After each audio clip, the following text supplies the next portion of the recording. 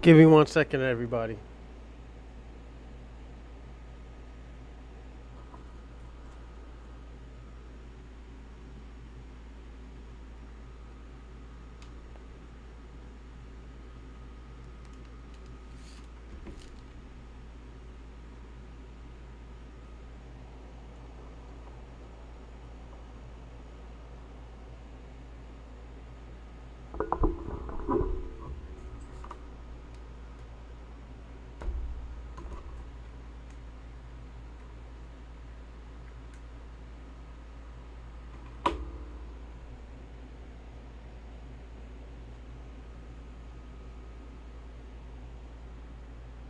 One second.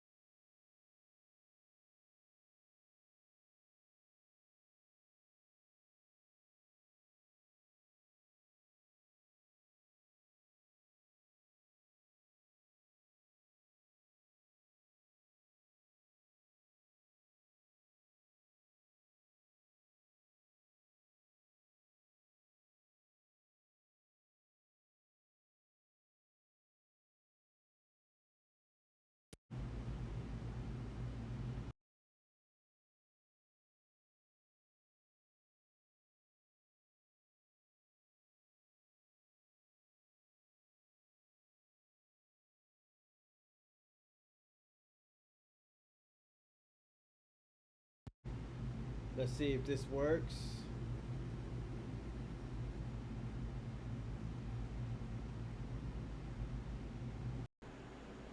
All right. Now, okay. Again, welcome to the Bronze Reaper podcast. I'm your host, Rosalind Perkins. I'm sorry that y'all couldn't hear me. I fixed it. Okay. That's better. So like I was saying, today we had a great show. Right now we have 492 for views. So thank you for everybody who was on that show, who was in the live chat, who hit that like button. There's 21 people who hit the like button. Thank you. I appreciate it. And shout out to the new subscribers and people who came in there. We had somebody from Germany there. So that was a super cool thing. So definitely it's a great feeling to understand. Well, to know how the show is growing, and it's because of y'all. I salute y'all for it. Thank you. I appreciate everything. Let me see how it is. Yeah, it sounds good. But like I was saying, I was listening to the Tariq Nasheed show, and I was gonna call in. Then after that, I was like, "Damn, I'm gonna have to wait." So because y'all are more important than that show right now, because this is what we do. We're building an audience. It would be good to see it, but I can wait definitely. Because I got my own audience. I got my own people that do watch me, and when I say I'm gonna do something, I should do it. So that's always good. Give me a second. I'm gonna use this. Uh, Give me a second. I'm trying to see if this.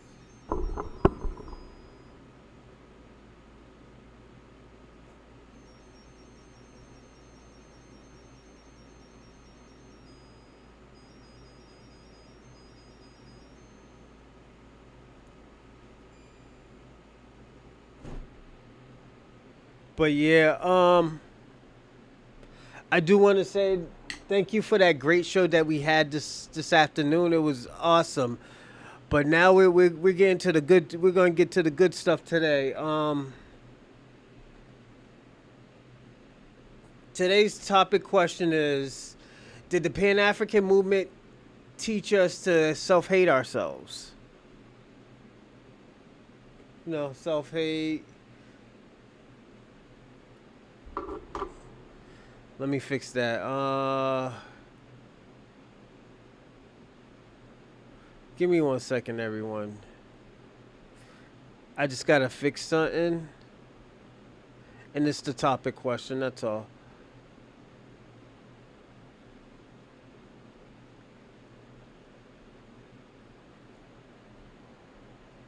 Ourself. All right, this is good. So yeah, that's the question that we're gonna focus on today. Did the Pan African movement teach Black Americans to hate ourselves? You know, it's a powerful question, and it's a good question because at the end of the day, we have so many people from different areas, movements, lineage. So definitely, it'll spark up a good debate. Other than that, how was everybody's day? I hope everybody's doing good. This show, it's gonna be a black show or a Pan African foundational American show. So if there's anybody from outside looking in of those two people, definitely jump into the situation and stories and stuff. We have a guy named Randall that definitely he's a white man, but at the end of the day, he's pro black. You know, he don't undermine us. He actually wants us to do better. So that's super dope. Give me a second.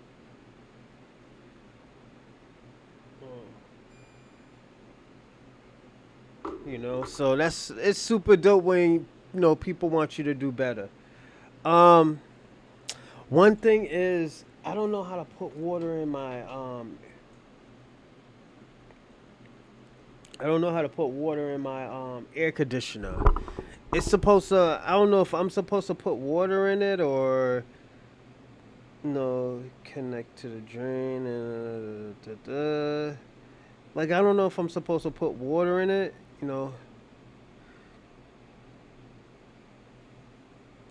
I was looking where am I supposed to put the water at. It's weird, man. You try to do it right, but I don't know. It's like the cold air isn't really like pushing like it's supposed to. So I'm debating like, damn, am I supposed to put water in it? You know? Give me a second.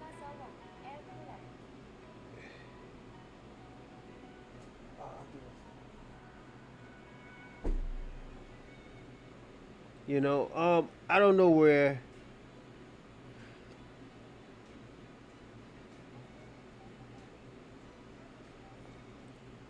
I'm just trying to figure it out, man. Cause it's not pushing the cold air, man. Hold on, is this the right one?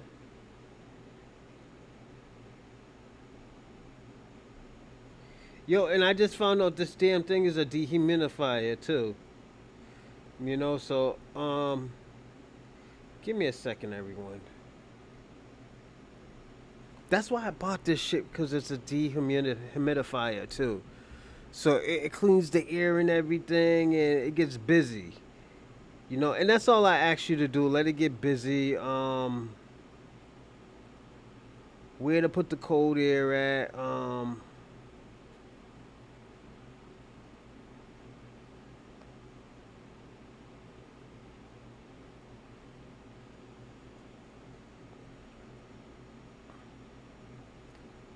Like I don't think I gotta put cold. I don't think I gotta put water in it, but I'm guessing I do. You know,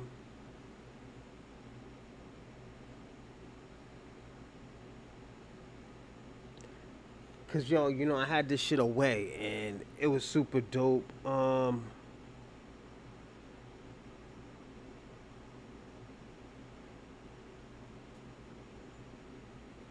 I just don't want to fuck it up or nothing. Do I have to put water in it? There is no water needed in this air conditioner. Do it because it needs to work. Oh, okay. So I don't gotta put water in it.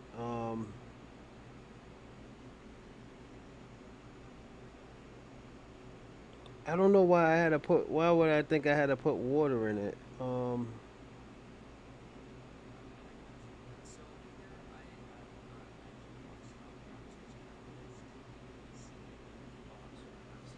But the thing about it, it got full on it. You know. So give me 1 second, everyone. I'm sorry.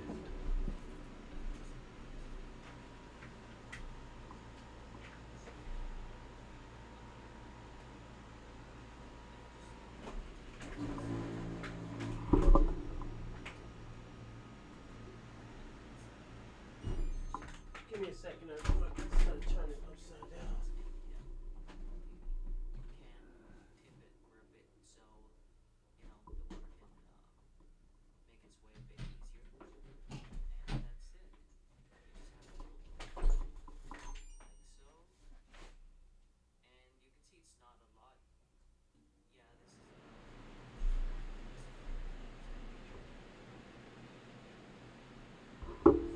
Nah, I don't think I gotta put water in it. I'm sorry, everyone.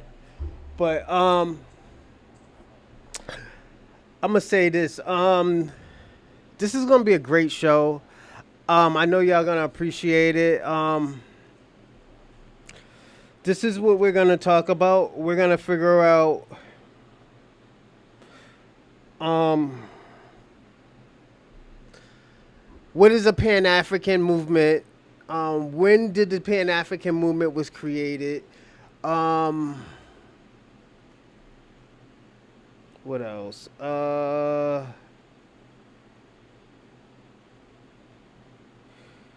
What else?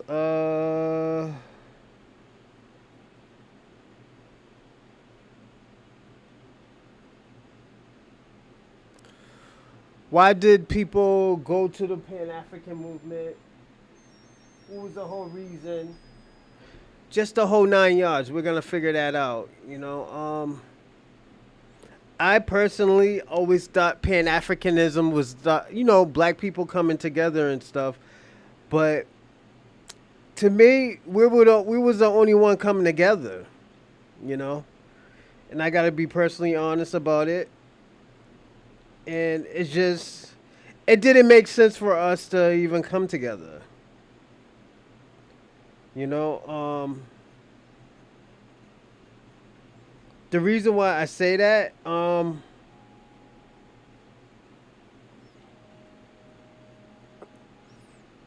cause why are we coming together? Why, like, what's the? And I don't want to sound like an asshole. What do we get out of becoming a Pan African? Give me a second.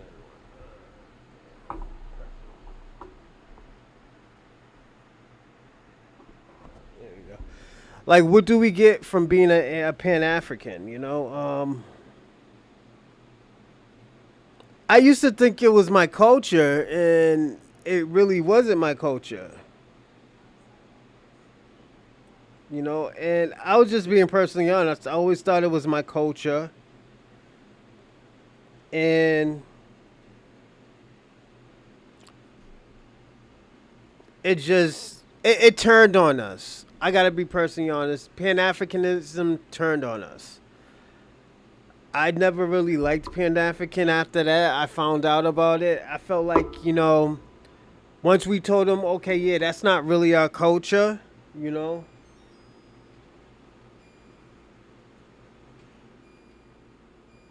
when we started saying, oh, yeah, that's not our culture, they were getting mad. They were calling us basically everything except a child of God.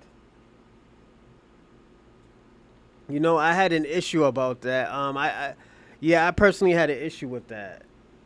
I felt like, what they were targeting us, you know, and I get this out of a lot of immigrants. When they know that they can't control us, they have an issue with us. We're the ones being difficult and anti-Semitic. It has always been like that. I think this delineation is actually a good thing. I personally thought that was a good thing to be, you know, delineating. Give me a second. It has always been like that. I think this delineation is actually a good thing. Yeah, I always thought it was a good thing to us. Um, People couldn't respect us, so definitely this is where we had to delineate. This is where we had to, get from around these type of people. It's not that we don't love them and we won't help them. It's like, yo, we're tired of being a big brother. We tired of doing all that extra shit for y'all, and y'all just full out just disrespect us. And like I said, I understand. Give me a second. I understand why we got the Tariq Nasheeds. Like I personally understand why. And like people can get mad at Tariq, but everything he said it wasn't wrong.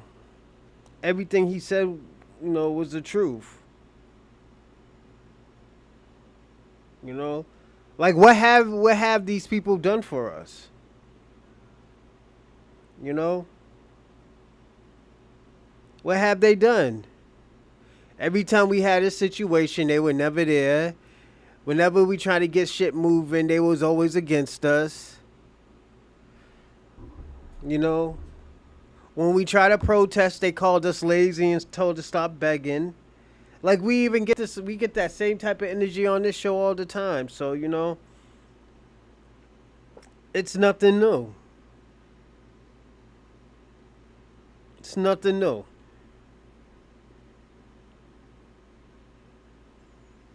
Give me 1 second.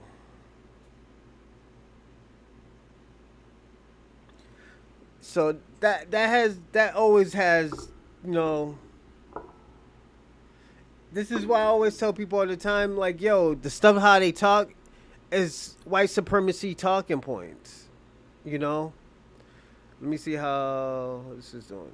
Okay, we only got one right now.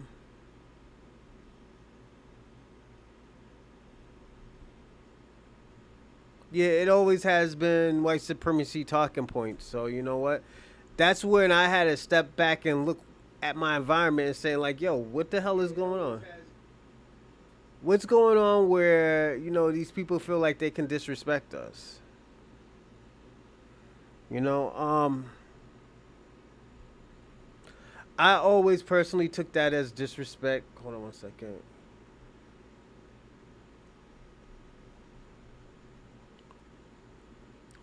I personally always took that as disrespect. The reason why I have took it as disrespect, because at the end of the day, when Black Americans is trying to do something, this is where we get the people coming out of the woodwork talking about, oh, they're being divisive, they're being lazy, they're begging, yada yada yada. Everything except, you know what, yo, these people are actually doing good. You know, You know, and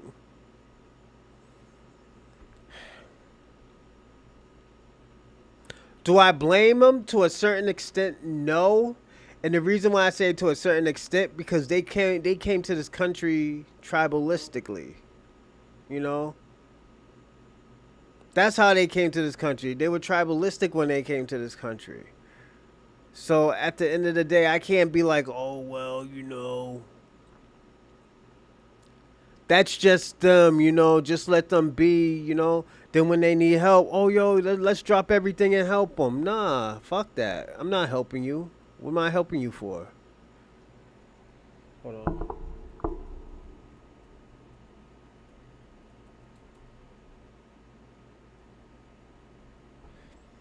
Yeah, it's like, yo, why the fuck am I helping you and you're turning your back on me? Like shit like that to me never made sense. It has never made sense. But as a black American, we're supposed to be the one that, don't feel pain, that can deal with a lot of stuff, and those days is fucking over. I'm gonna be personally honest. Those fucking days is over. Where people can just sit there and disrespect us. So this is why people are suffering. This is why people, can't do anything. They need help, but we're not gonna help. We definitely not gonna help. And I understand why they're not gonna help. And they know why we're not helping either. So they'll get over it and they'll figure out a way. Then they can say, oh yeah, you know what? See, we did it by ourselves. Fuck it. I'd rather y'all motherfuckers do it by yourself than ask us for help. Because there is no solidarity. There has never been solidarity, and y'all are the ones y'all was the ones who told us there was no solidarity.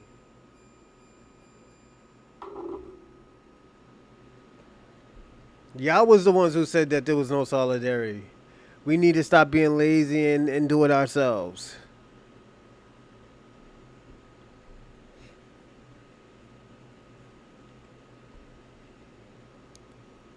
No, black Americans try to do this Pan-African movers, trying to reunite everybody, try to bring everybody's culture together. And you know what people said to us? It's crazy. They said, stop trying to steal our culture. Figure out what your culture is. I'm being personally honest. Slap in the face to us, and they didn't respect us.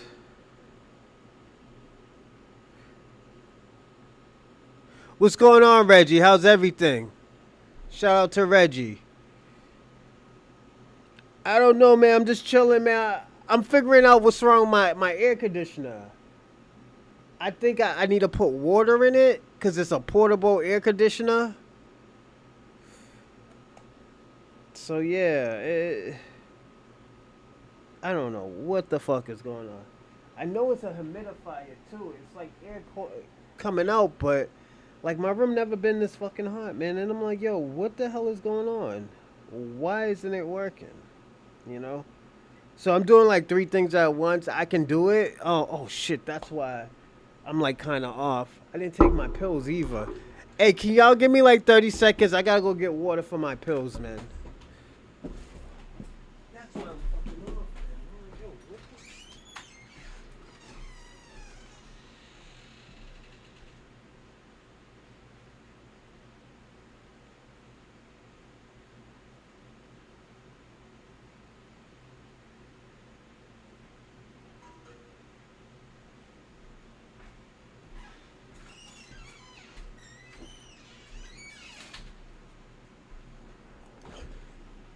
Yeah, so I'm like, yo, what the fuck is going on? I was like, yo, why is it so hot? Everything's good, my brother. I'm just keeping my ear to the street. Yeah, you have to, man. Cause yo, I be feeling like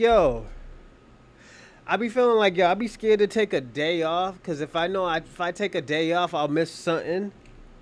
Then I have to build back that momentum. That's how I be feeling sometimes. I was like, damn, I can't even take a day off. You know. All right, I gotta find some type of content.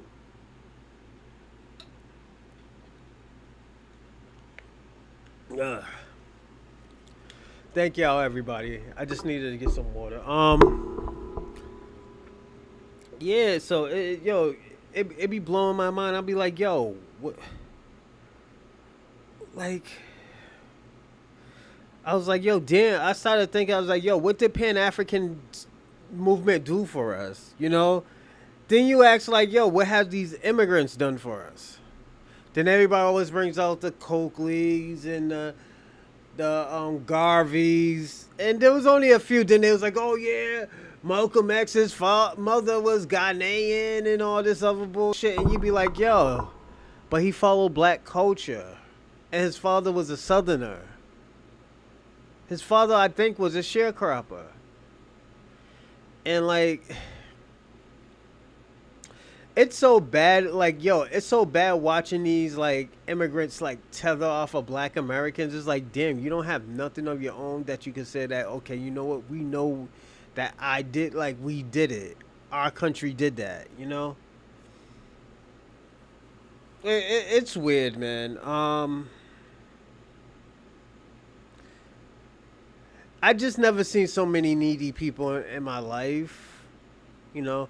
Because you got to look at it. It's like 1.5 billion Africans. And they still asking for our fucking help. But there's only a little bit over, there's more than 40 million of us. But you got 1.5 billion Africans. Like, why the fuck you don't ask them for help? You know, I got that one from Wani. She asked the guy, yo, how many Africans are in Africa? He was like 1.5 billion. And she was like, yo, Pan-African Movement has turned into a money grab and everybody cashing in, including us. So we everybody slave. Yeah. That's why, yo, black Americans cut that shit out. That we from Africa shit. Because them motherfuckers, even when we went back to Africa, let me tell you something. If I'm from Africa, why do I got to pay more money to go to Africa to see some, like, monkey shit? Like, let's personally be honest. All we gonna see is monkey, fucking lions, and giraffe shit everywhere. We're gonna see hyena. We're gonna see everything that smells like hyena piss. You know, we gotta eat bush meat. Like, come on, man. Like Africa should have been a prominent country. Like, Africa should have been a prominent country. It should have been the greatest country ever. But the thing about Africa is that they don't know how to work with each other. If they knew how to work with each other, they would not have this problem at all. I'm gonna be personally honest. I knew I was missing something. Yeah. But the thing about everything, you know, like, I don't even give a fuck if it was the wild. I would still go and support Africa. But why would you support something when motherfuckers is trying to con you to go to the country, talk about the country's beautiful? And the country is like, you know, it's fucking crazy. I'd rather live in the jungle of Africa than to live in the city of Africa. Like, it's so fucking dirty. At least those people in the country or those tribal people know how to clean themselves. You know, even though they don't have, like, hygiene, like American or Western hygiene products, they figure out how to clean themselves. They know they have to wash themselves. Well, most of them do. Hopefully. You know, then you look in the city, motherfuckers are sleeping in the street. You know? That's why I always ask people, why the fuck would you want to go to Africa anyways? It's fucking dirty, man. And that's why I say that. I don't be saying that to, like, piss on people. Why can't we focus on us? Yeah, that's the thing. We've been trying to focus on us forever, but it's just everybody always trying to manipulate or undermine or stop our system. This is why, yo, you look at all these people who say that they're black, like the Moore guy, who stopped that reparation bill. He was supposed to be a black man, but he was from Jamaica. We can't work with these type of people. I'm just being personally honest. I don't think we can work with these type of people. I think these people are detrimental to the progress that we're trying to make in this country. We have nowhere else to go, and this is what we have to understand. We have nowhere else to go. We can't go to fucking Africa like people think we could go. They go to Africa, oh, you're not from our tribe. You're an outsider. What are you doing here? Westmore is Jamaican. That motherfucker is not he's not a black American, Kwame. You know that. You know he's not a black American. He's a Jamaican. He's like a cousin to you, my man.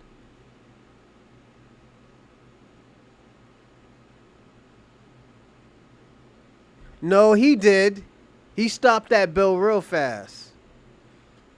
And you know he did, Kwame.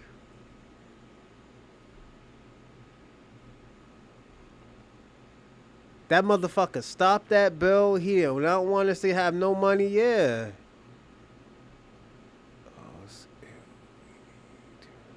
Thank you. We have nowhere else to go. Nowhere else to go, Reggie. So at the end of the day, let me ask you a question. The country that your ancestors built, that they died, bled, I'm talking blood, sweat, tears, fucking sometimes death. Would you leave this country to go start a new fucking country? No, absolutely not. That's insane. But these people can do that. You know why? Because they never had to build anything. An African doesn't have to build their own country. No, he stopped the reparations, Kwame. He stopped the reparations. You know he stopped it. But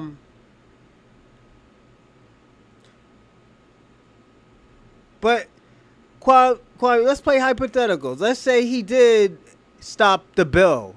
It's still stopping reparations.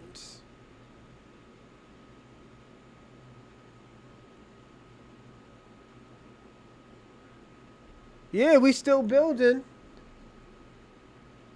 But I'm just talking about all the sacrifices.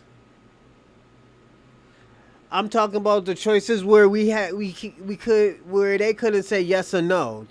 They just had to do. You know?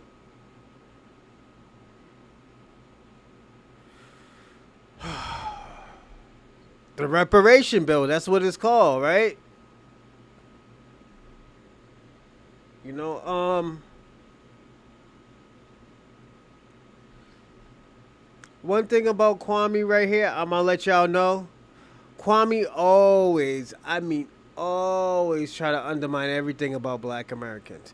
This is why, Kwame, black Americans will never ever, and I mean never ever, a smart guy would never be a Pan-African.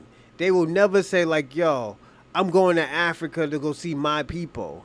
Because people like you, Kwame, and I have to be personally honest, the people like you, yo, you don't give a fuck about us. You don't give a fuck about black Americans. You give a fuck about what you can do for yourself. You know?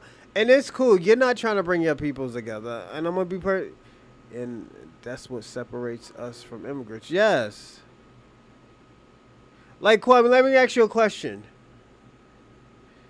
Do you understand that you can leave your country because your country wasn't worth anything anyways? You probably have rich resources, but other than that, y'all have nothing. You might have some nice blue waters and you could go fish, but you gotta understand, y'all have nothing. Y'all, like, you and Shabaka always say, like, what do black people have in America? Let me ask y'all a question. What do y'all have in y'all country? Y'all don't even have y'all own beaches. They segregate y'all from everything. They segregate y'all from the Indian. They segregate y'all from the whites. They segregate y'all from the Chinese, man. Like, they segregate y'all from everything. Everything. Only thing that is available for you is big fat European women that just want to get dick down. That's it. You are a fun boy. And sometimes your body boys come down there. And y'all do anything for strange thing for a little piece of change.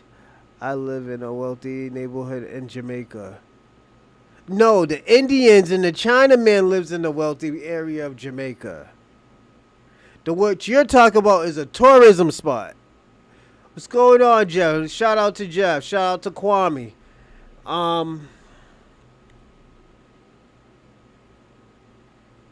But let's play this game. Okay, say you live in a wealthy area in Jamaica. What about your people? You're living nice. You're living wealthy, Kwame. But your people aren't. Your people are struggling. You got your wealth probably in America. Thank you, Jeff.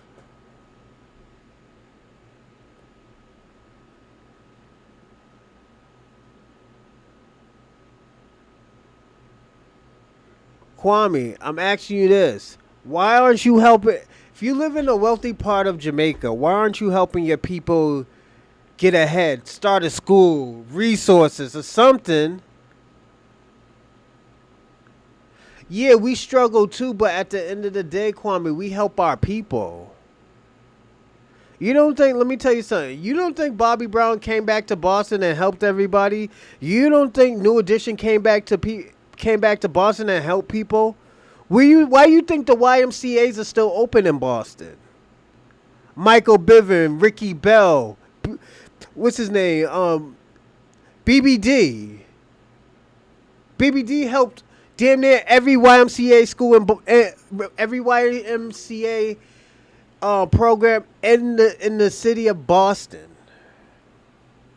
And we're talking about kids. Kids who didn't have no money, they paid for those T-shirts. When people needed sneakers, Michael Bivin was always there. Ricky Bell was over there. DeVoe, what's his name? I forgot DeVoe's first name. Like, they were always there. You know? Now I'm asking you a question, Kwame. I send money to Jamaica every 6 months and send clothes. No, Kwame, I'm talking about resourceful. Like, what type of programs are you starting to open up there? You know, those are the things I'm talking about. I'm just giving you something to think about. I'm not trying to, kicking your back in yet.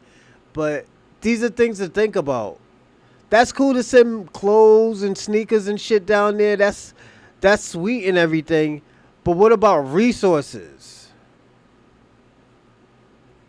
Where are you from, brother?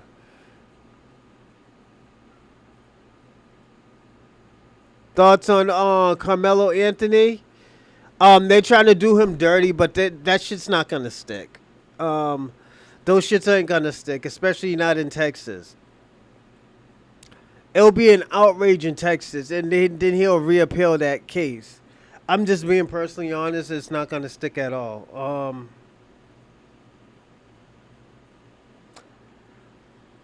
I would tell him be a little bit nervous, but I wouldn't tell him be fully nervous. And the reason why, I think he could beat the case. It's a beatable case, you know. I'm just being personally honest. I think it's a beatable case.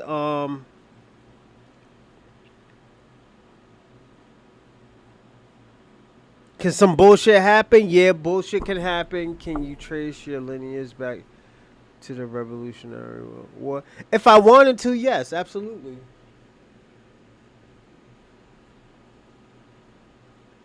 I can. I don't own it. Or you don't gotta owe anything, but Kwame, you got money. You got a little bit of money where you could get something popping.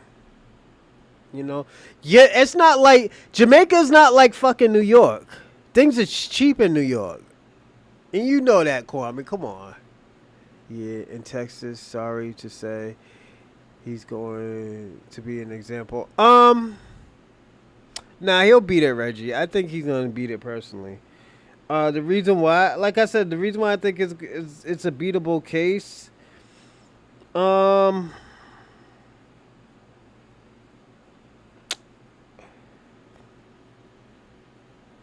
Cause the kid was the aggressor. The white kid was the aggressor. You can't tell nobody how to act, and you just gave a motherfucker the stand your ground law. He didn't shoot him, or no, he didn't stab him like 3 or 4 times. He stabbed him once. It's a stand your ground law, where and I know where you're getting at, Reggie. They want to make him an example where they're telling black people they can't defend themselves. You're not in Texas, brother. Yeah, I understand, but at the end of the day, the law is the law. That you know how the biggest outrage it would be if if they gave that kid life. I think the minimum, if he ever gets charged, the minimum they're gonna give him is probably 5 years. You know, and I'm just being personally honest. I think they're just trying to scare people and trying to satisfy the white Americans that's going crazy already in America. Um, I don't even think they're even going crazy personally. I'm gonna even say that he might get something, but he's for sure not getting first degree murder. Yeah, me too. I will shout out to E. Will. I believe the same thing too, man. I don't think they're just trying to scare him, man. They're trying to scare black Americans. You know, 5 years for manslaughter. Like if they want to be an asshole, yeah, they'll do that. Other than that, I don't think they're giving him no time. That's just what I think.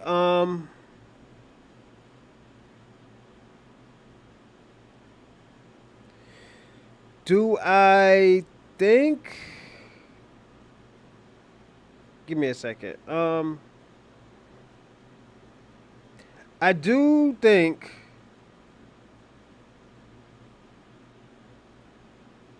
Give me a second. I do think this though. They're gonna try to juice that family. That family is it's not a rich family, but the family got a little bit of money. First degree murder means that Anthony left the house with the intention to kill. Okay, it's easy to see that it's not. Yeah, facts. I believe that.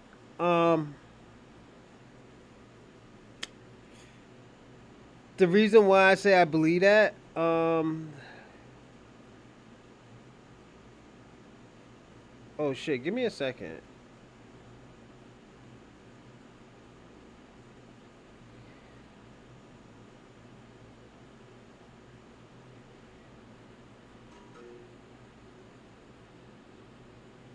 They didn't get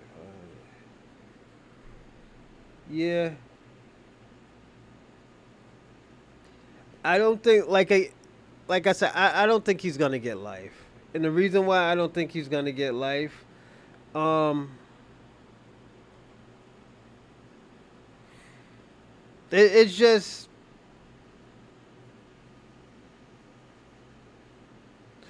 it's you already know. So that should help him have a nice defense. Yeah, and it depends on his lawyers too. You know, I'll say that it does depend on his lawyers. The reason why I say it does depend on his lawyers, um,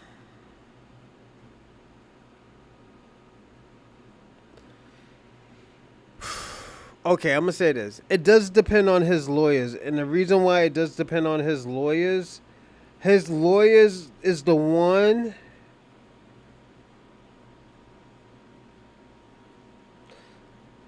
that can, cause yo, also too, we gotta understand, we still haven't seen the tape. That's the biggest evidence right there is the tape.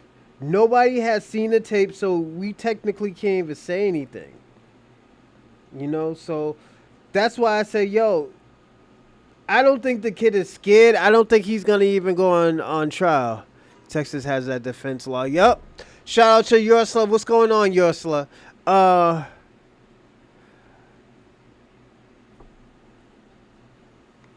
yeah, I don't think. Yeah, I don't think he will get charged.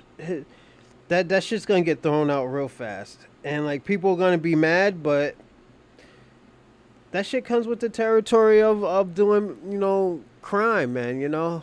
Also, it depends on what type of knife it is. Yeah, I will agree with that to a certain extent. Where all right, so bust it. I agree with it. Yeah, absolutely. FBA all day. Um, and the reason why I say it depends, it might depend on that knife.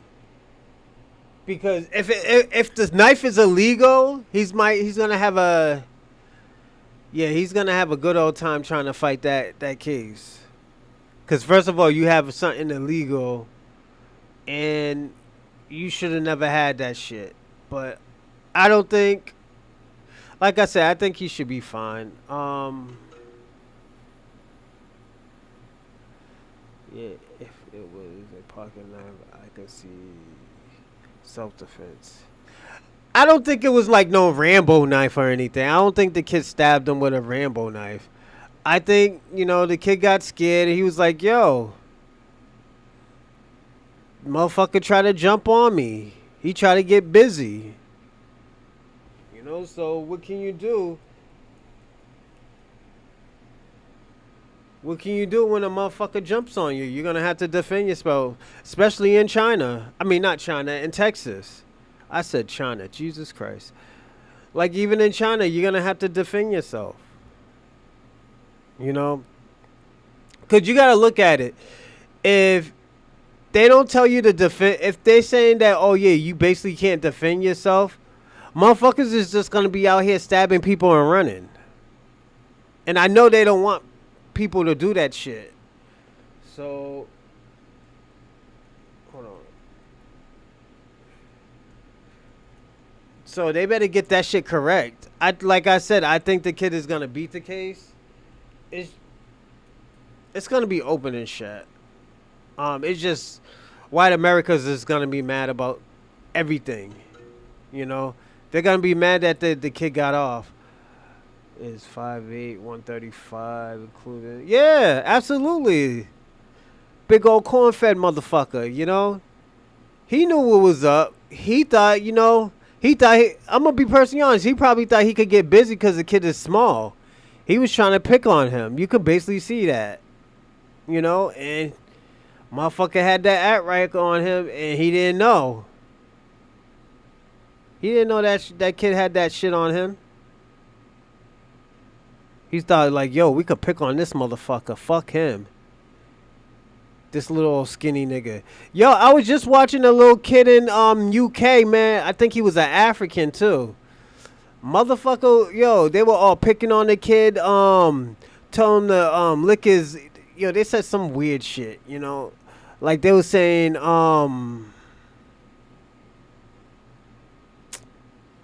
what's that weird shit? They were Indian too. Indian people don't like black people. I would tell you that. I'm telling you that. Indians don't like black people. So all those Nigerians, I'm gonna tell y'all, if y'all go to India, you're gonna have a bad time. The motherfuckers don't like y'all. You know, it always been like that though.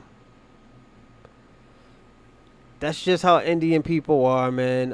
Indian people always been like, oh, yo, we don't like black people. That's why, yo, why you think it was a surprise when you seen Kamala's father and her mother? That's why people was like, yeah, I don't think she's black. Because Indians don't really marry or fuck with black people. So it's, what's it,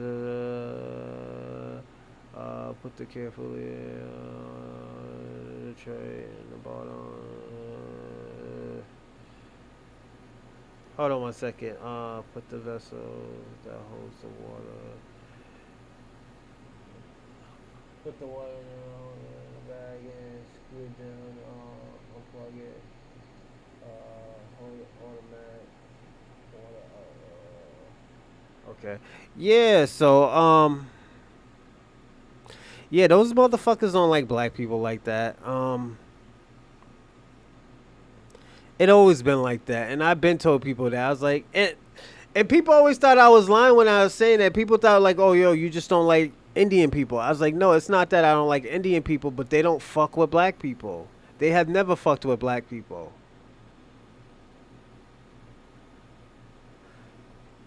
Yeah, they overpopulate Africa, but they don't do shit. India is mad fucking dirty. It's like a big ass Bangladesh. You know, Bangladesh is the dirtiest country ever. You know, Mexicans are black too. Yeah, but you know what? Mexicans identify as white. So they identify as white, and the first one, yo, I fuck with Mexicans, but they got a nasty history. The first black Mexican who became the president, they killed. The people killed him. Yeah, yeah, they had segregation. Yeah, like yo, but you gotta also understand too, they got a culture of the conquistadors, the Spaniards. You know.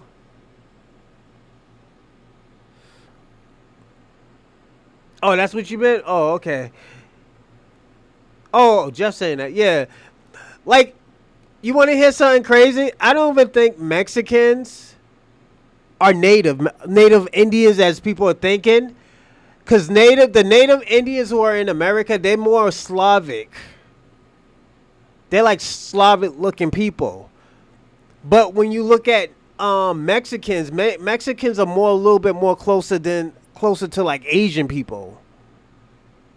They're small. They got the like the facial structure of an Asian.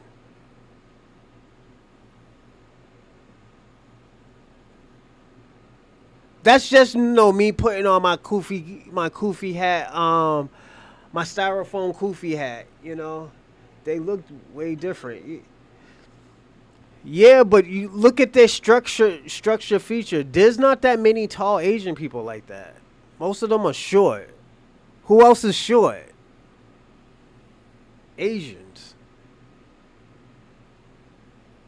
They got a similar like built. Yeah.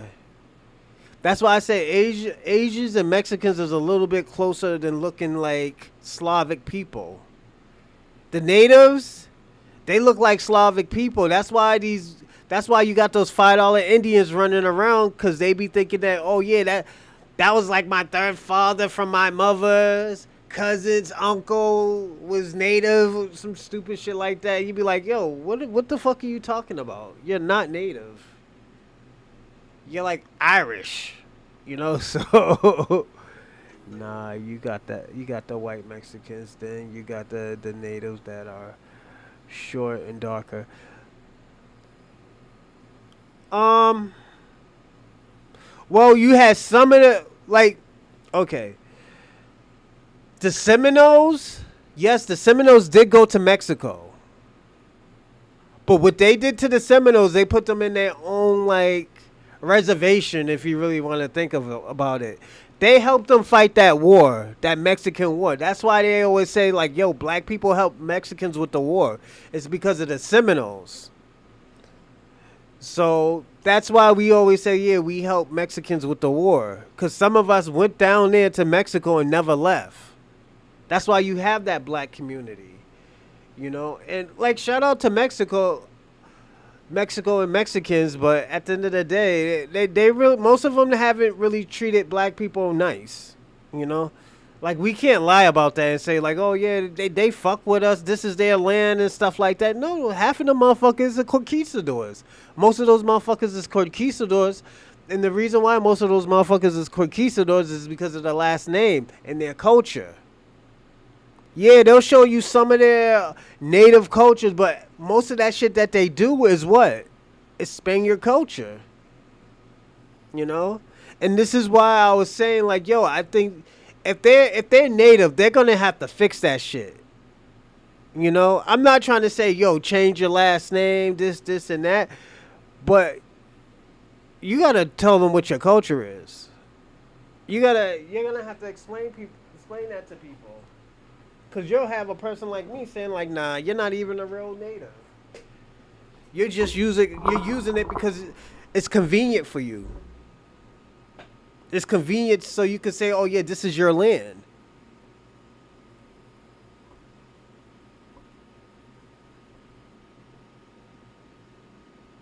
Because first, they're going to have to figure out what tribe they're from. Second of all, they're going to have to rebuild. Let me tell you something. Nah, Spaniards are white. Spaniards are European. The conquistadors, yeah, that's why we got them the fuck out of here. Yeah, they were European. They was the ones who enslaved the Mexicans. And Mexicans were slaves too. Yeah, the Spaniards. Then you gotta look at it. They were bringing Africans here. Yes, they was. I will admit that, because there was this fucking African that they brought over. This motherfucker was out here killing Spaniards by the dozen. He was getting busy. I forgot the man's name. Did I watch a documentary on him? Yo, I don't know what his name is, but he was getting busy. That motherfucker was a warrior class. I don't know what these fleeing motherfuckers is, but he was a warrior class. Its reparation is way the subject has resistance in a place in the line. Yeah. Facts. I agree with that. No, they weren't. Who were the kings and queens of Spain? No, they were. That was the old kings and queens, the Moors that you was talking about, because the Moors built Spain. But at those times, it was the Spaniards. Because you got to look at it. The English, the French, and some other people were at war. And the reason why was over slaves. It wasn't over like, oh, yeah, land. Like land. It was over slaves and colony. You know, these were Europeans fighting. And that's why everything is broken up. That's why some people speak Spanish. Some people speak French. Some people speak English. It's because the land was broken up. They just worked together and say, okay, yo, these are the people we're going to take and build these countries, these colonies. You know, so it's like, I used to believe that too, but I know, yeah, Spain was built by the Moors because the Europeans used to sell their daughters to the Moors because they would consider royalty. But yeah, that shit didn't last. They were not natives. They're Mexicans. One day they are natives. The next day they are immigrants. Spain took over the land of now South America and Mexico. Oh, that is kind of. I agree with that. I could agree with that. But that's okay. Reggie, when you say that, it was very little black people that own black people, and sometimes when they own black people, it was be so they can get out of slavery, or they don't get tortured. There was one black guy that was torturing his own people, yes. But it was rare that black people were slaves. That's like saying like, oh, yo, if I shit, it's going to bleed out my ass. You know? It's like, it's really going to happen. It might happen. It might happen one day, but it's really that you're going to see that. And black Jews, remember this? Yeah, Jews, yeah. The Hebrews were black. Yeah, I do agree with that too. And yes, Spaniards were black at one time. But at those times, they weren't black.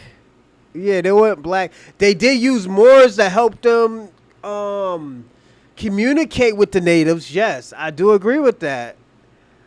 But enslaving Mexicans and natives, nah, that's too much. That's a stretch. The reason why I say it's a stretch, because then after that, that's like saying, yo, slaves own natives in Mexico, and it wasn't them. It was Europeans. You know, Like the name Europe came from an African queen, Europia. I do agree when you say that. Yeah, Europe was black at one time, but that's why they call it the Dark Ages, because everybody was black. Everybody who was black and dark, they had money. Everybody was successful, but was it Mexicans wasn't Mexico until 1800. Ooh, I didn't know that. See, you just taught me something, Ursa. Um, so Mexico's kind of new. It's plainly new. Where are you getting your info? Documentaries, research, um, just all over the place, man. Everything I tell you, I probably read or I seen a documentary on it. You know, like you want to hear something crazy? Um, in Virginia, and this is why black people say that they were native, because they were reclassified in Virginia to not be native, but to be Negroes or black or niggas. That's why we don't have the Negro. That's why we don't say that we're Native American, and that's why people always say that we're African. But it's not true. It's just we were just reclassified as Negroes instead of Native blacks. So now you gotta understand. Now you gotta think now, and also most of this stuff came from thinking too. Where do most black people come from in the United States? From the South. So wasn't South mostly the South native territory? Seminoles, the Chowats, all of that. This is the crazy part where we gotta think, where have these people came from? Not all of these people came from Africa. Mexico became independent in 1821. Ooh, damn. Go on, Mexico. 1821. Thank you for the information. Yep. Then colored like other. Yeah. So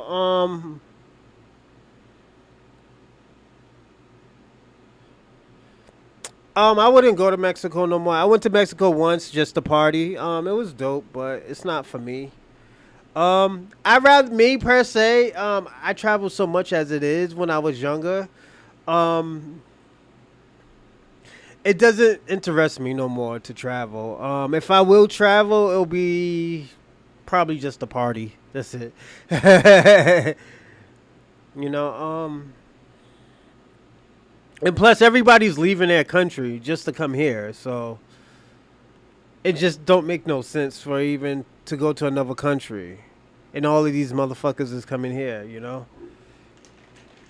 Yeah.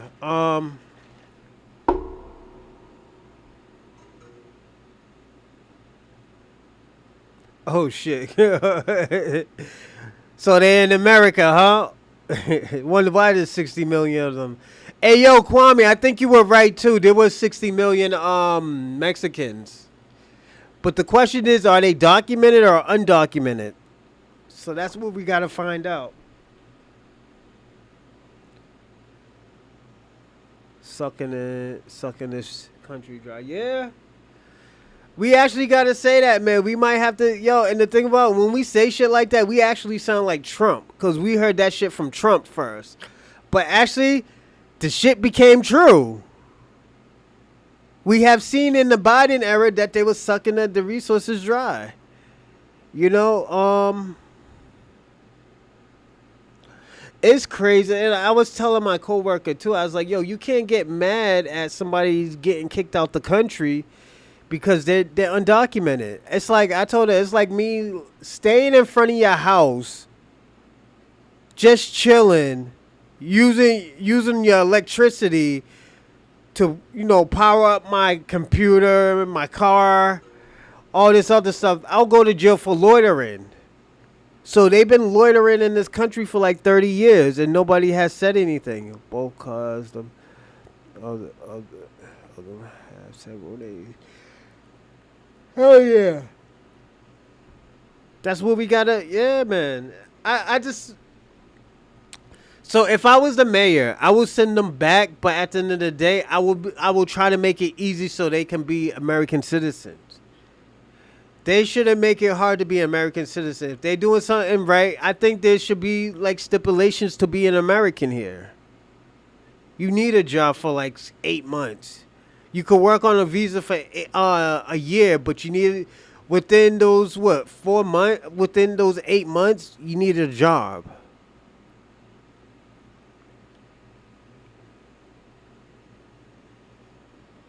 You need to live somewhere. You get a little bit of resources until a certain time. Then after that, you got to get off those resources and have to pay some. You got to pay rent.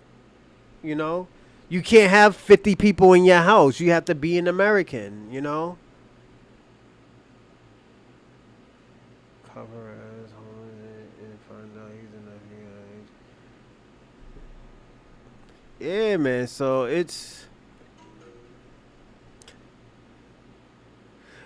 like what I mean is like, yo, have them work on a work visa. Have them work on a work visa. Um, have them be here in America for a year, with at least for 8 months.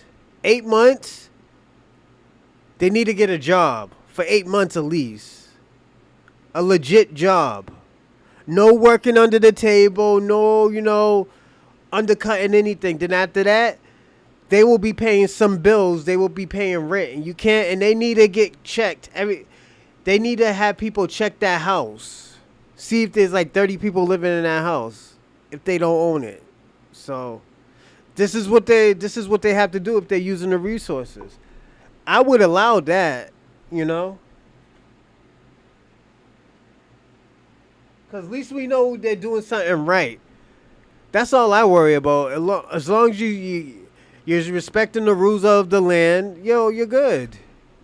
You come in here illegally, not all this other extra shit. Nah, we got a problem. We are brothers going to work. No, we could get work. And the thing about it, they were working under the table. They wasn't bringing home no pay stubs. This is why those people were mad, because at the end of the day, they couldn't put them on the books because they were working under the table. So that means they were paying less taxes. Picking fruit and cleaning farmers. But black people ain't going to do that. Black people are too. Let me tell you something. Kwame, I already told you, black people are the most successful out of the black diaspora. We're the most successful out of the black diaspora. You could talk about all the construction, all the doctor, all that extra shit. Black people are more successful. You know?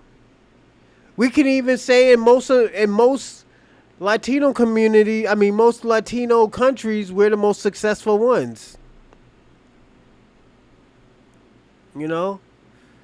So we don't have to do those jobs. If those people want to come here and do those jobs, they can do those jobs, but they have to have papers.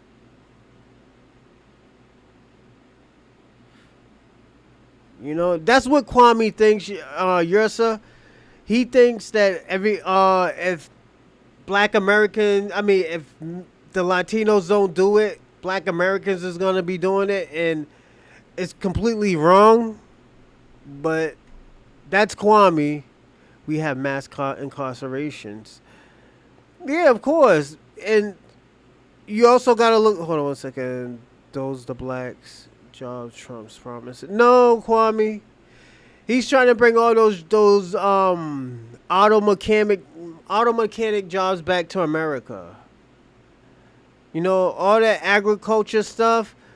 We already have. Yo, you know how many black agriculture farmers that we have in America, and we just don't know. We have a lot, Kwame.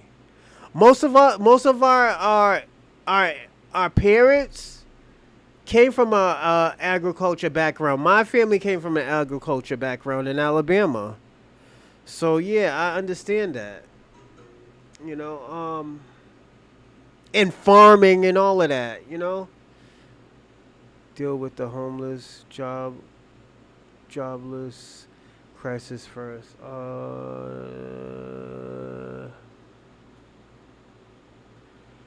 Facts.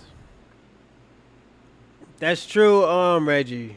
I didn't even think about that. Um,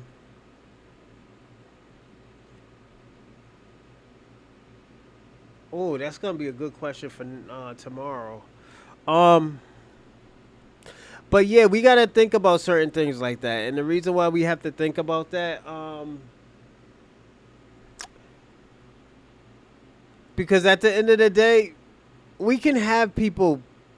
Like I said, America don't mind people coming into the country, but coming here document it. We don't know who we're bringing into this country.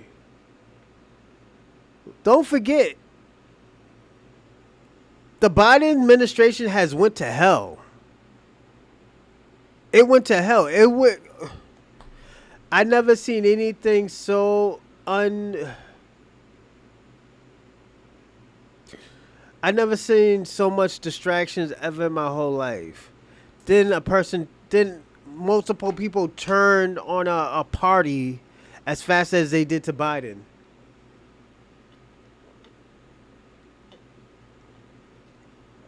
Those people turned on Biden, especially the Haitian woman girl, the lesbian Haitian girl.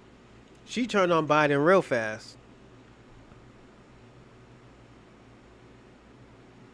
Oh yeah, he got paid. Got paid by Ukraine. Why you think his son got caught up in all that money laundering and stuff?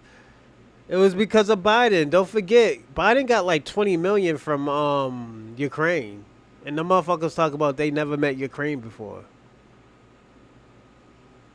You know,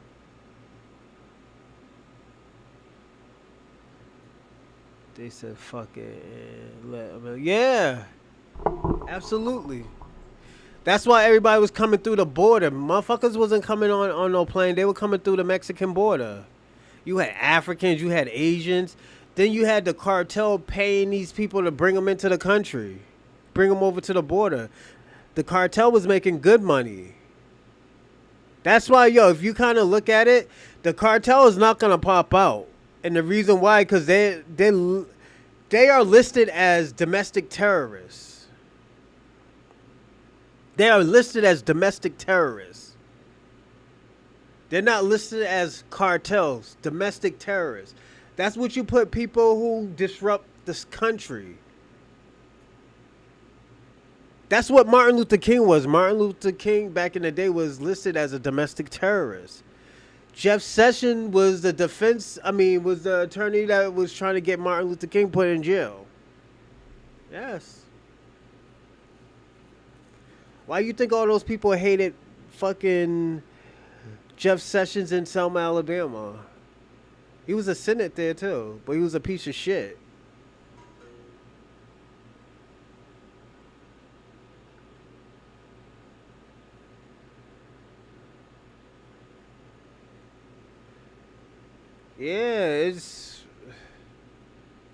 Yeah, Ukraine, man, they got all that money for nothing, just to stall a war.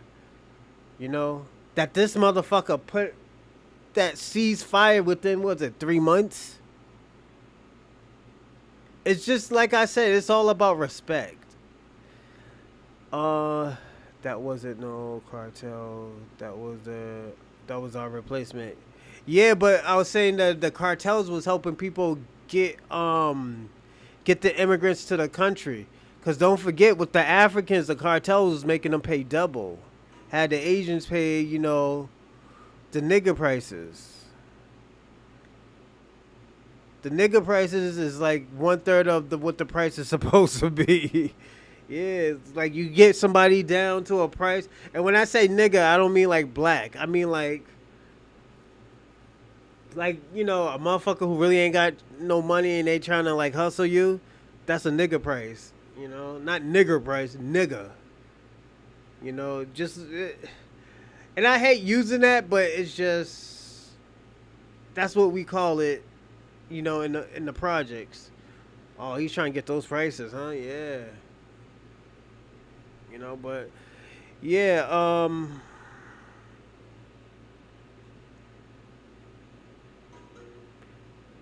Oh yeah, they were. Some of them were brought on planes. Them Ukrainians were brought on planes. Who else? There was a few that was brought on planes. You know, cause I'm in Boston, and them motherfuckers, yo, they got out of pocket in Boston. I had a pistol whip one of them. You know, cause they tried to rob me, and they didn't know I had a firearm in me. Cause I'm a licensed to carry, and he didn't know, and he tried to rob me, and I pistol whipped him. I could have called the police on him, but I didn't. I just took his wallet, you know. And I came from the gambling house. That's why I didn't call either. They would ask me what was I doing in the projects. So that's what would happen. In our government, most likely. No, dear and well, the dope is coming too. Yeah, all those overdoses and shit. Yeah, I wouldn't be surprised. You know.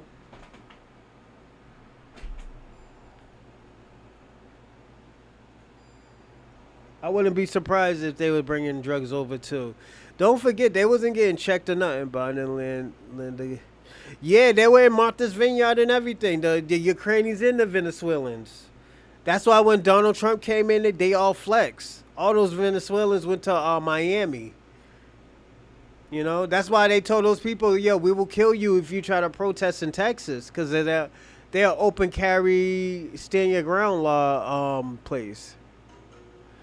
Those sisters in Chicago's were the only ones that complained. Yeah, there was more, but they were the big pieces. Those were the prime example pieces, because you know what? They put on for their city. They had to. Those were OG women. Those were older women. Those weren't young people. Those are people who probably been in that city for probably like 30, 40 years. All their life, that's all they know is Chicago. Like, yeah, Chicago is a shit show right now, but at the end of the day, bringing Venezuelans didn't make it better. And Brandon Johnson knew that shit. Brandon Johnson technically should be in jail, if you ask me. And I know it's a sanctuary state, but you're giving resources to... You're not fixing the problems that you have now. You just added more problems to the problem that you have now. Just like what Michelle Wu did. She brought more problems. She brought more robberies and sexual assaults to Boston. Yes. They were getting like $5,000 in food stamps a month. So, yeah. And they were selling them. So, yeah.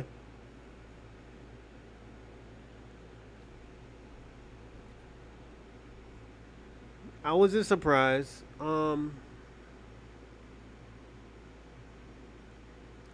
I will say that it's just you can't be too surprised of the government.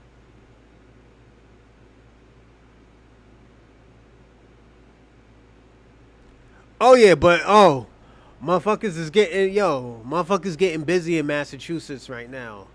Those ice raids. I thought California was worse. Nah, they laying motherfuckers down. Africans, Europeans, Latinos, Asians. They don't give a fuck. They're getting everybody. They get everybody out this motherfucker. And yeah, there's casualties to everything. And that's what people have to understand. Like, if you don't got no documents and you get caught, that's on you. You should have been policing your people. This is why I always tell people you need to police your people. If you don't police your people, this is the type of bullshit that happens. You know? But, let's get into the topic. Let's get into the topic. Did the Pan-African Movement teach Black Americans to hate themselves? You know, the first one we're gonna watch is what is Pan-Africanism? It's 25 minutes long, so I'll break it down. Conceding that it has meant different things to different people at different times. I'll be presenting just some of their many differing views of what Pan-Africanism is, what it should be. So draw your own conclusions. That being said, let me try to with the definition anyway. Pan-Africanism is grounded in the belief that all African-descended peoples are one nation. not in the sense of nation I'll states, be right back. but in the sense of all African descended peoples, both on continent and diaspora, sharing an interconnected history, purpose, and destiny. That destiny being a united and independent Africa as the basis for liberation. As an ideology and movement, Pan-Africanism encourages solidarity and unity for economic, social, cultural, and political progress and emancipation, and ultimately, the uplifting of all peoples of African descent. Pan-Africanists have worked to resist the exploitation and oppression of all those of African heritage, oppose and refute the ideologies of anti-African racism, and celebrate African achievement, history, and the very notion of being African. Most Pan-Africanists throughout history have also been various flavors of socialist, seeing capitalism as the enemy of liberation, and seeing communal relations, as were present in pre-colonial African societies, as a necessity. Pan-Africanism is heavily tied to black nationalism, which arose out of the social, political, and economic empowerment of black communities. The nation here is defined not by borders, but rather by people who are bound together by common experience, especially to resist Western domination and maintain black cultures and identities. It is wholly separate from white nationalism, which took the name decades later and is inextricably tied to white supremacy. So who are some of these thinkers, leaders, politicians who have added to the body of Pan-Africanism? Let's see. There's Toussaint Louverture, Julius Nyerere, Kwame Nkrumah, Thomas Sankara, Marcus Garvey, C.L.R. James, Kwame Ture, Malcolm X, W.E.B. Du Bois, Frantz Fanon, Aimé Césaire. I could go on.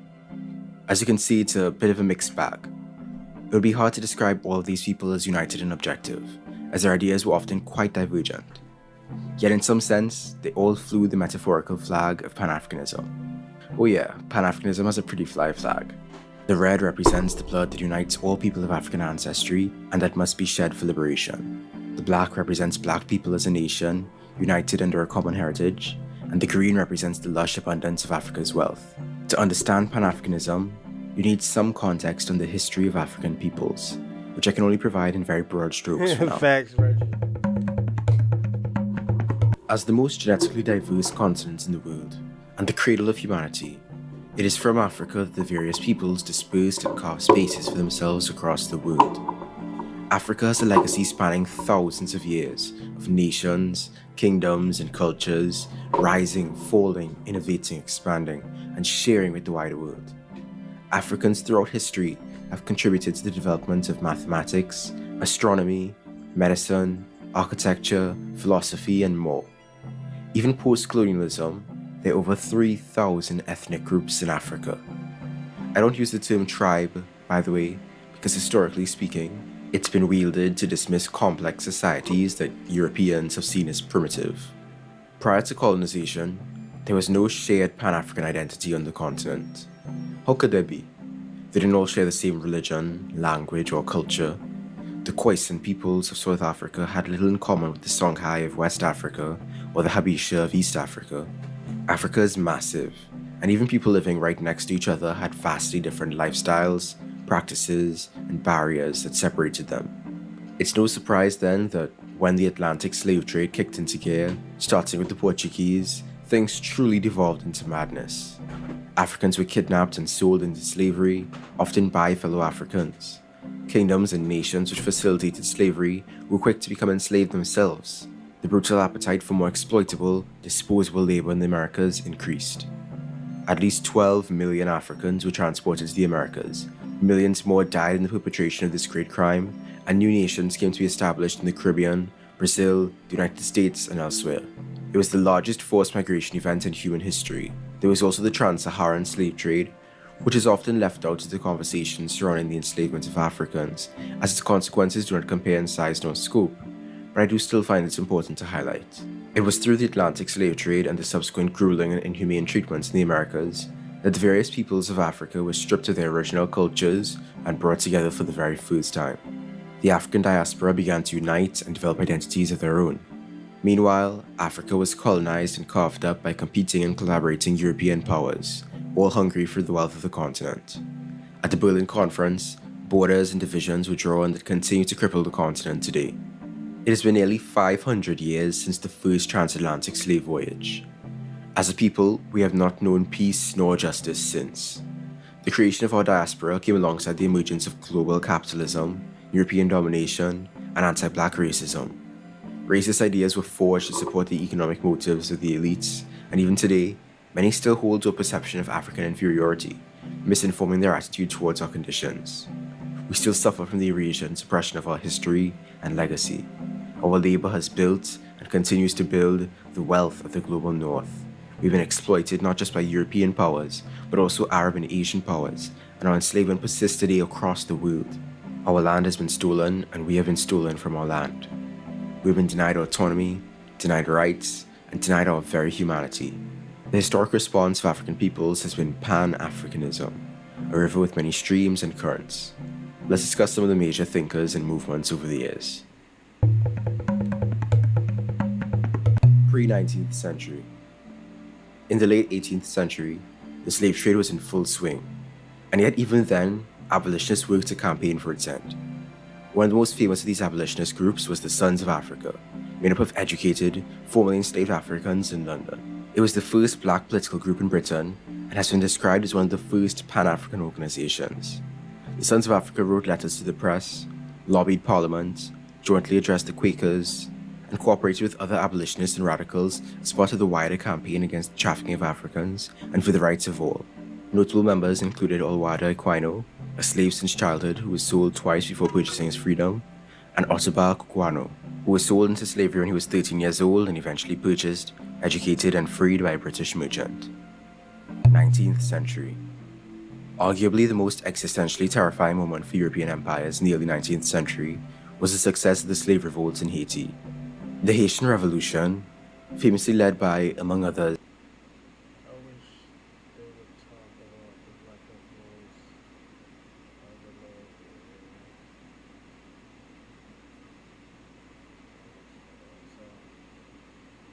Southern countries. Like South America, or like the South, like down south?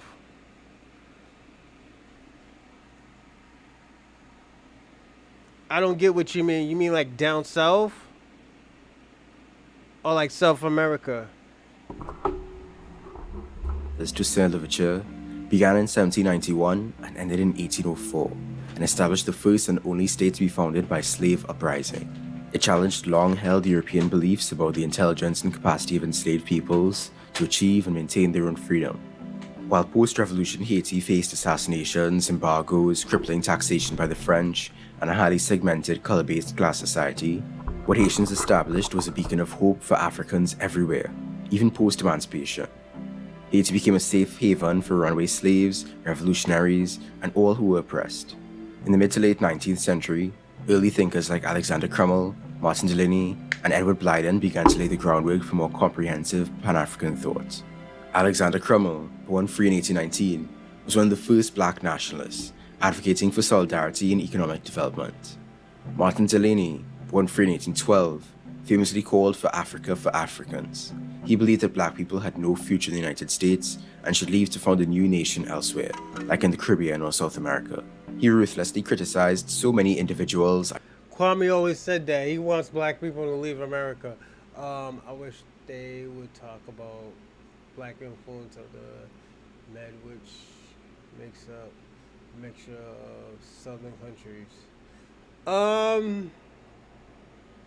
I don't think they would talk about that, and that's just I never seen this, so I'm not.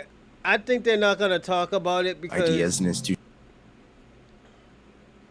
Let's see where it go. That he alienated moderate abolitionists. Because I don't think they're gonna talk about it, but I got others. Of course, and was well known for his deep-seated pride in his own people. Lastly, Edward Blyden, born free in 1832, advocated for a return to Africa to help rebuild the continent. He was one of the first to articulate a notion of African personality. A lot of their ideas and actions would be considered outdated or plain wrong today, like Crummell's colonization efforts in Liberia and Blyden's support of Zionism. Nonetheless, the works and ideas of all three of these men would still go on to inspire countless future Pan-Africanists.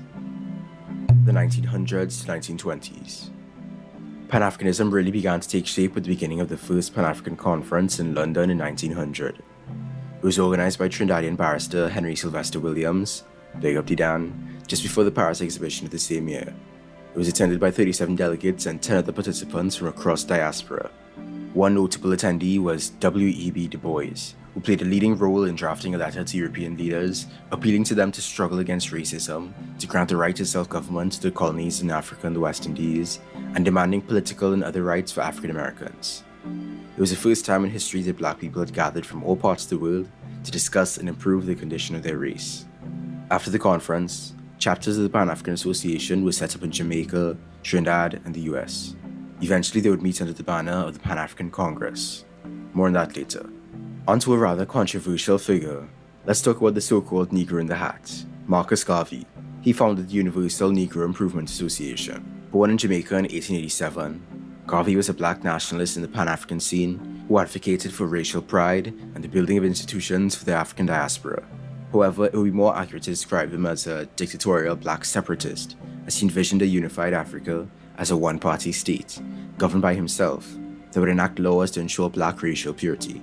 He believed America was a white man's country, and he described himself as the first fascist and black capitalist. Although he was staggeringly ignorant about the diversity present in Africa, considered it backwards, and never visited the continent himself, he was big in the Back to Africa movement and ran the Black Star Line shipping and passenger company to help transport Americans to Liberia. He glorified many Western ideas, and even gave prominent supporters British titles like lords and knights. He was convicted of mail fraud and blamed Jewish people for conspiring against him because, and buckle up for this one, he collaborated with the KKK. He was deeply anti-socialist, anti-miscegenation, and anti-racial integration. His organization did design the Pan-African flag, which is cool, but he naturally alienated a lot of fellow Pan-African thinkers as his ideas were so utterly divergent from the rest of them. One thinker in particular that he frequently butt heads with was William Edward Burghardt Du Bois, born in 1868, who described Garvey as a demagogue that he tried his best to ignore.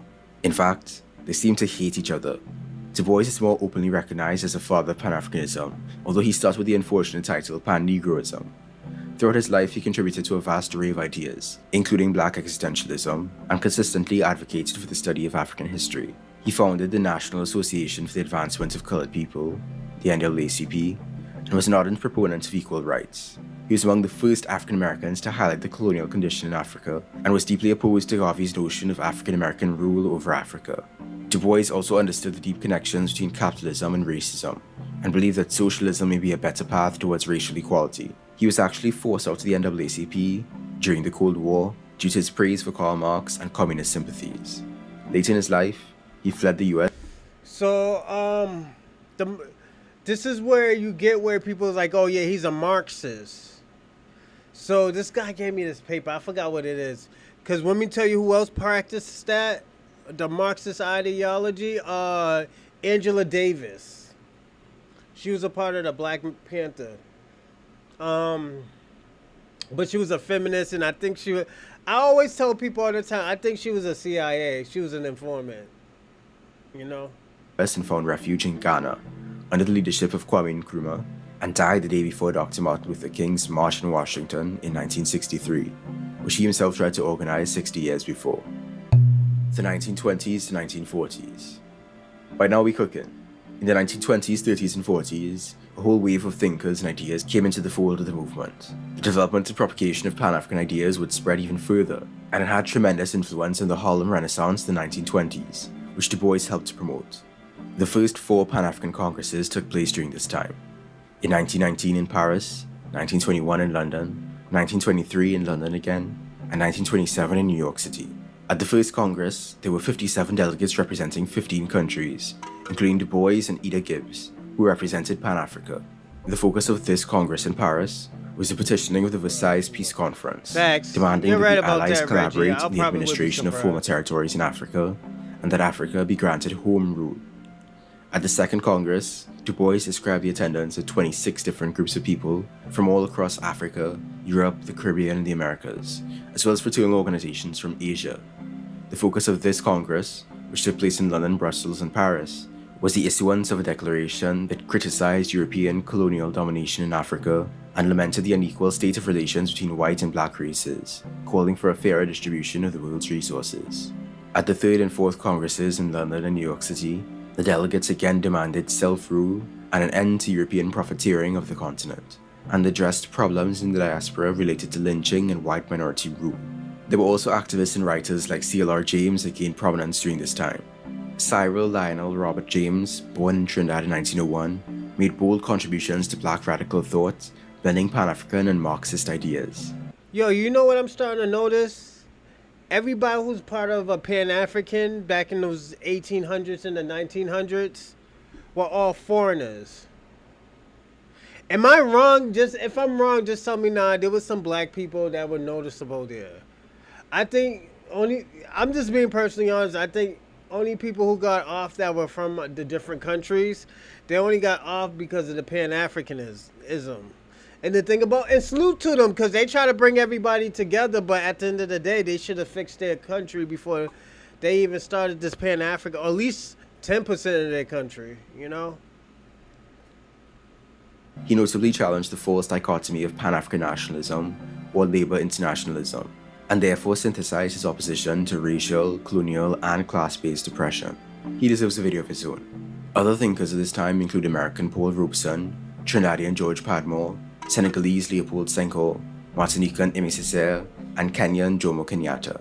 You could call it a Pan-African Black Atlantic intellectual community, as ideas traded freely across the diaspora. The 1940s to 1960s.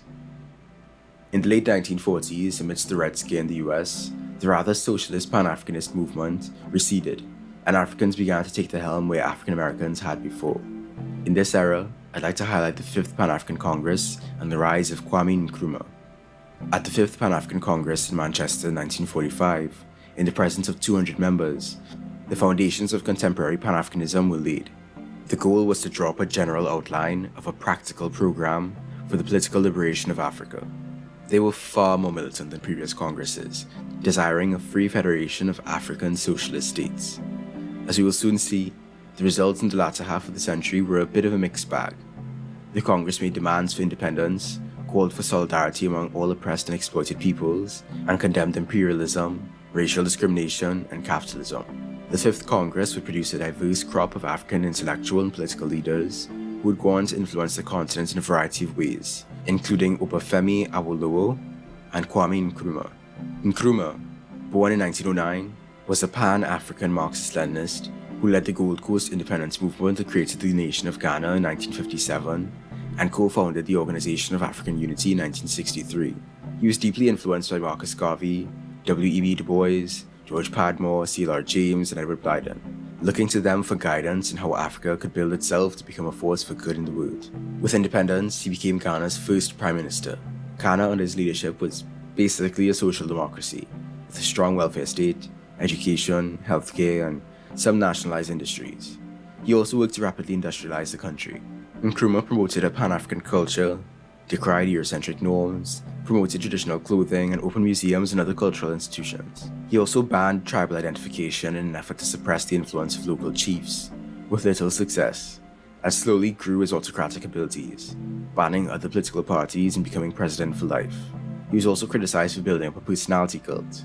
Eventually, he was overthrown in 1966 via Western-backed coup, and the National Liberation Council that took control privatized national industries under the supervision of multinational corporations. Nkrumah never returned to Ghana again, and spent the rest of his days in Guinea as honorary co-president of Ahmed Sékou Touré, a fellow president for life. The 1960s to 1980s. By now, Pan-Africanism was beginning to decline outside of Africa. In the US, the Black Panther Party became active between 1966 and 1982, militantly advocating for Black power and organizing community social programs and cop watches. So this is where I said this. I told Kwame, and I said it on like a few episodes ago, I told him, Stokely Carmichael, I think, used the black community to go with the Pan-African Movement. Watch. The FBI considered the Black Panther Party the greatest threat to the internal security of the country, and worked to infiltrate the structure of the party, assassinate and jail members and leaders, and drain resources. More than any previous black political organization, the party emphasized class struggle, even over Pan-Africanism, leading to an eventual split with Kwame Touré and other more black nationalist members. The organization was far from perfect, with many internal divisions and tensions, due to the leadership's hostility towards dissenting perspectives and alternative ideologies. Meanwhile, in Africa, The 6th Pan-African Congress commenced in 1974 in Dar es Salaam, Tanzania.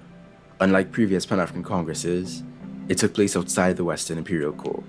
It was at this stage that Pan-Africanists identified the threat of neo-colonialism, considering the overthrow of various African governments and the use of Africans to assist in their downfall. Thus, there was more emphasis among Pan-Africanists on class struggle against Western, Eastern, and African capitalists.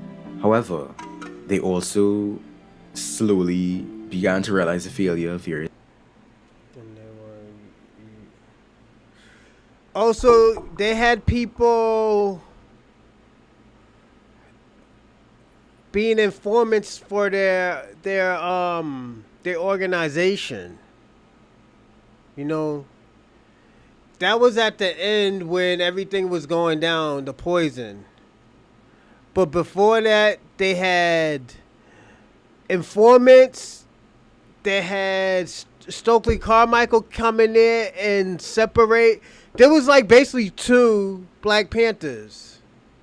There was Black Panthers that was actually putting in the work in the streets, and there were political Black Panthers like the Stokely Carmichaels, where he tried to bring everybody together instead of just worked on the Black community. This is why I always tell people all the time, again, Stokely Carmichael used the Black community. Because after he left the Black Panther, he basically didn't come back to America only if it was about money.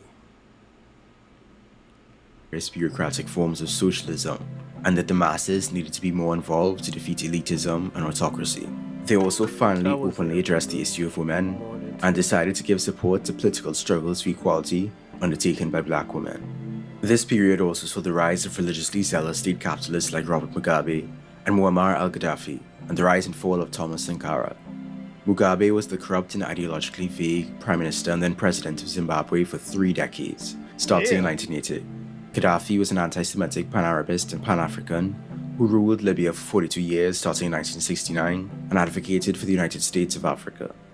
Thomas Sankara was the so-called Che Guevara of Africa, who launched mostly positive radical programs for social, ecological, and economic change in Burkina Faso beginning in 1983. Of course, he also oppressed striking workers, banned unions, and restricted media freedom, so I have mixed feelings about him personally. He was assassinated and his government was seized in 1987. The 1980s onward. The last decades of the 20th century dealt with the question of what Pan-Africanism should look like as the new millennium approached. Scholars began to develop the body of Afrocentrism, which emphasized African modes of thought, culture, and historical perspective as a corrective to the long tradition of European cultural and intellectual domination. With the end of the Cold War, a new era of globalization began, yet Africa remained vulnerable to external intervention and neo-colonialism. However, this period also saw some wins against settler colonialism, such as in South Africa with the end of apartheid. The question of reparations for the impact of slavery and colonialism was reinvigorated at the first Pan-African Conference on Reparations in Abuja, Nigeria in 1993. The 7th Pan-African Congress was held in Kampala, Uganda in 1994, and the Organization for African Thanks Unity for that was replaced information, with the African Reggie. Union in 2002, which declared that it would encompass the entire African diaspora. The relevance of socialism and Pan-Africanism was now being questioned by post-Cold War. Because I kind of look at it, since you said that, they sprouted out to like multiple different subgroups. You got the Crips and Bloods out of the Black Panther Party, mostly the Crips. You got the Guerrilla Black Family out of the Crips. You have the liberation groups out of the Black Panthers. It's just when they went down, people went other places. Other people had to protect the community, you know? So, yeah, you are right about that. There was more than 2 groups. Era capitalist African leaders. Pan-Africanists and Black Africans also began to question who counts as an African in order to best create the conditions for African liberation and unity, as the enslavement of Black Africans by Arabs continues even to this day, especially in Libya and Mauritania. So what's happening now? There's so much more I could have gone into concerning the past century of Pan-Africanism. What is clear is that while there may be agreement on the need for change, there are many differing views as to the nature of this change and how it might be brought about. Pan-Africanism isn't discussed as often these days, even in radical diasporic circles, despite ongoing issues of corruption and oppression on the continent and all over the world. Racism, Eurocentrism, the consequences of enslavement, colonialism and its legacies, a capital-centered world, and imperialism are all still relevant. Yet celebrities, opportunists, liberals, and memes have seized popular consciousness. A lot of people seem to have forgotten about international solidarity. But things might start changing soon. Black Lives Matter Global Network might be considered by some to be a Pan-African movement, but is it? The network states that its intention from the very beginning was to connect black people from all. Let me ask Reggie this question. You know more about this than I do. Would you consider Black Lives Matter a Pan-African group? Of the world who have a shared desire for justice to act together in their communities. And why Can it not? truly be considered Pan-African without a central concern with Africa?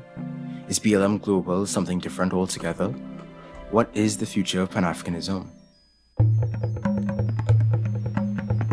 I'm not a seance, but through this journey exploring Pan-Africanism, certain lessons have been made abundantly clear.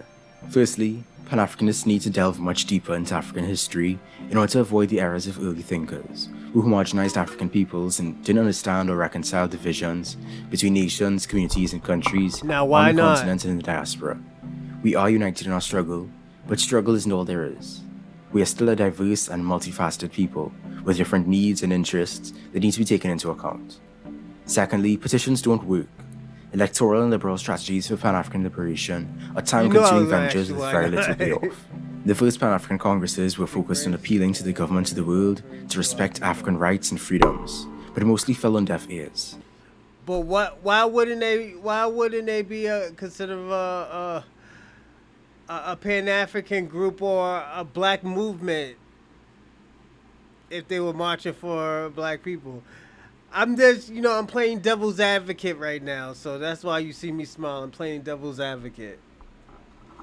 At the time the civil rights movement was happening in America, we were looking for identities. Black Lives Matter isn't a Pan-African movement. Where did that come from? Always tell this. You're sir.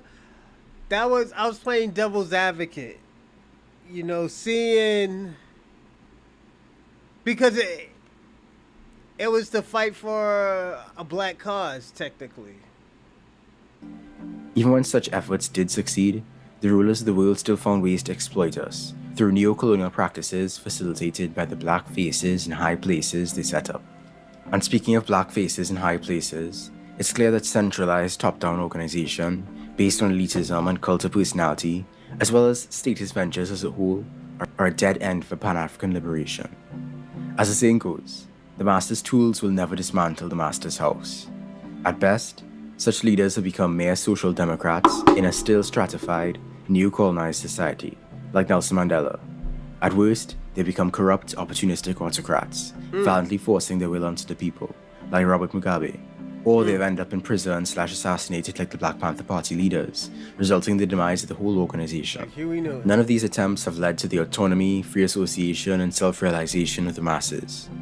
None of them have prefigured anything close to the freedom of African peoples, the Pan-Africanism.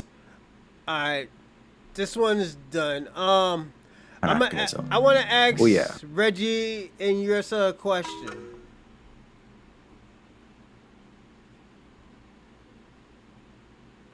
What did the Pan-African movement do wrong? The reason why I asked what did they do wrong, because at the end of the day, a lot of people don't push the Pan-African movement as they used to do in the 90s and the early 2000s. Back in those days, everybody had a this Pan-African flag right here. This one. Everybody had this flag that was a black American. Everybody had the red, black, and green kufi. So what did they do wrong? What did they do right in those eras, and what did they do wrong in this era?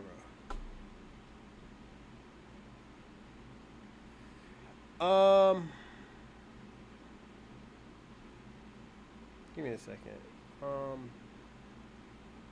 This was only 4 minutes, but I want to talk a little bit. The reason why I want to talk a little bit, I was gonna get a Tariq Nasheed. I might still do it. It depends, but I want to get into this 19 Keys show that I talk about. This one, no, we're not gonna do this one. To divide and never show any substance, politically or economically towards us.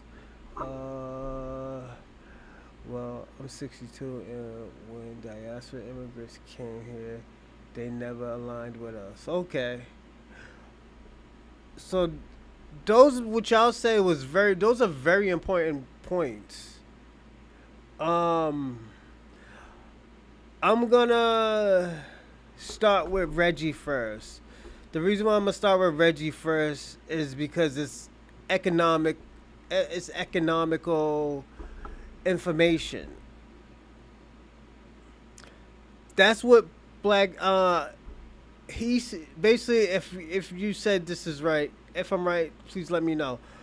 Reggie was saying that um Black Panther never showed us economics or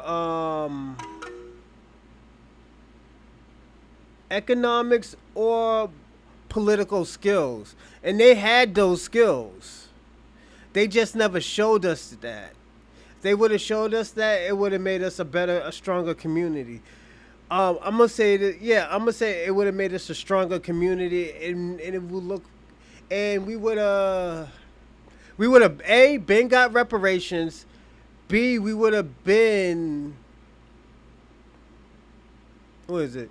We would have been had our we would have had more communities. We would have started our own community if they would have taught us economics and political resources. You said Pan African. Yes.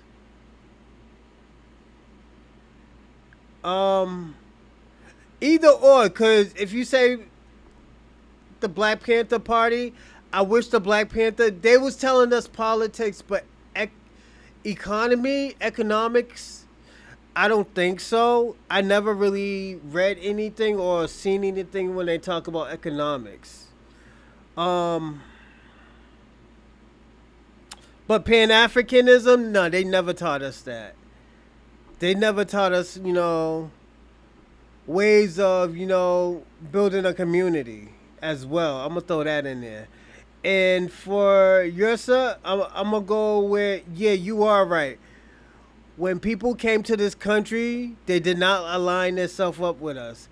And you could tell because at the end of the day, when people talked about us, they talked about the worst about us. Were you alive? I was born in '85. So they already probably been here like 15 years, 10 years, depending. Some came in the 70s, others came in the 60s, and I'm from Boston, so yeah. It was the Dominicans and the Puerto Ricans and stuff. Talking politics and creating our own politician and different things. Yeah, I agree with that one too. Did I hit that point properly? Cause yeah, politically, if they would have made us politically aware, cause Pan Africans didn't do that. They would, I don't know what they were trying to do. Just thinking about it now, I don't even know what the fuck they were doing. I don't know what they were trying to do. I got the ideology of it, to bring all of us together. But I don't know how. And you got the nerve to say we're divisive. Yeah, that's the crazy part. I get the ideology of it, but it's just, I don't know how they were gonna bring us together when they didn't want to align themselves with us. And you are right, yeah. And they got the audacity to call us divisive. They had the audacity to call us that. And watch this. I'm glad y'all said something, because this lady right here, This is why I named this video did they teach us to self-hate ourselves? Because I want you to hear what this lady says. Like, she doesn't say anything's bad, but just listen and you'll understand what I'm trying to get at. Back the entire black world after my last video about black identity and why some Africans don't want to identify as black. This email came from someone who identifies as a foundational black American and who explained to me why they feel abandoned by other black and immigrant communities and why they believe that FBA's divisiveness is justified. So today I want to break it down piece by piece why the victim mentality in FBA's rhetoric is dangerous and self-defeating, how FBA exceptionalism ignores the contribution by Africans to the black liberation. And before we start, I'm gonna say she's already I seen some of this, but she's not qualified to tell us what we are and what we're not, you know, and how to feel and how not to feel. I think it's very disingenuous when people say that where we get victimized. We have a victimized mindset. I think it's very disingenuous when people say that shit. And the reason why I say it's very disingenuous because now we're seeing all these people go crazy over here talking about we need help and y'all are racist and all this other crazy shit, and that's victimizing mindset right there, where they think they can't do it by themselves and they think that we need to help them all the time. That's why the last episode we did, and it was a reaction video, I said that people need to get out of a state of mind of being entitled that black Americans always need to help them.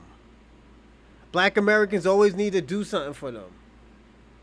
That's their narrative, victimizing. Yeah, and we don't. All we doing is telling them what's going on, what's happening. Because these motherfuckers is acting like they don't know what's going on. So when we telling you something, your mind go, you just going all over the place except to the situation. You know, and I think this is what irks black Americans, and this is why black Americans don't want to help. This is why black Americans is just having a good old time and watching these people crumble. I'm talking about white Americans too. Even white supremacy. Every time white supremacy get into something, oh yeah, we all American. That's the first thing we said. 9/11 happened. These motherfuckers who was in the Ku Klux Klan mask talking about we all American and we need to stick together. After everything gets situated and everything goes back, we back to, yeah, you a nigger. So now we're letting these people hold their own nuts and handle everything that they doing, that they need to do. And all of these people are failing. They're failing. From the immigrants trying to, you know, protest, knowing that they don't need to be protesting with no tribal flags, nor not having any papers. They don't need to be protesting because they're gonna go right to the ICE department. So it just doesn't make sense. Now we got this lady trying to tell us how we should feel and what our culture is, and who helped us. We're gonna listen. Struggle, how US imperialism destroyed African nations, setting back the entire black world, and last but not least, the ridiculous claim that foundational black Americans are indigenous to America and have no ties to Africa. I want to approach this topic with honesty, clarity, and facts, because conversations like these are so important. But we also need to unpack the problems with this mindset and how it contradicts historical and modern in the Black realities. Caucus Mountain. They were all immigrants. All those immigrants in the Black Caucus. Welcome to Plan B Back to Africa. My name is Wayne. If you're new to this channel, welcome, Karibu, and Salam Salam. On this channel, Plan Back to Africa, I share my journey of leaving behind Germany and settling in Nairobi, Kenya. And I also share my journey through the African continent, the beautiful motherland, together with my 2 children, and what I have learned along the journey. I have studied cultural anthropology and African studies with a focus on the construction of identities, and I always love to share my knowledge with my audience about the socio-political realities on the ground. Now, before I break down this email point by point, I want to read it for you. Wayne Tesfaye, much of your perspective is correct. However, what you are missing is what exists at ground level. The divisiveness of the FBA labeling and description came about out of necessity in order to survive, exist.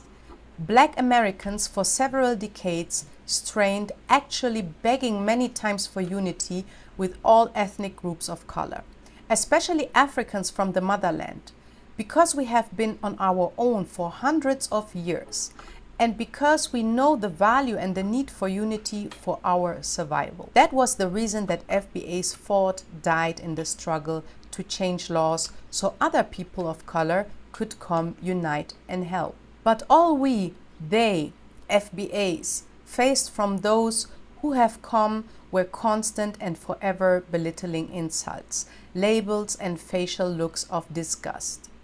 Treating, speaking, looking down upon them, us, as though Black Americans are inferior. FBAs experienced this from all groups that have fled to America.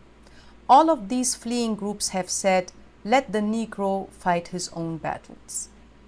We do not want to align with them. These groups that flee from their lands. That wasn't Africa. That was, what's his name? Felix. Was it Tahita or something like that? He was the president of the Lilac. Come and say to the FBA, we do not care about your fight or your history. We have not come to fight. We have only come to make money and take care of our own. In essence, we do not care about this country or anything in it except for what we can drain and take from it for our own purposes. The displaying of their various country flags show this. I have personally been told this to my face, even recently before President Donald Trump's mass deportations. This causes and has caused great immense pain and humiliation within our community. We have given so much that they may come, and they turn their noses up at us. As Black Americans, we have developed a collective instinctive reaction response.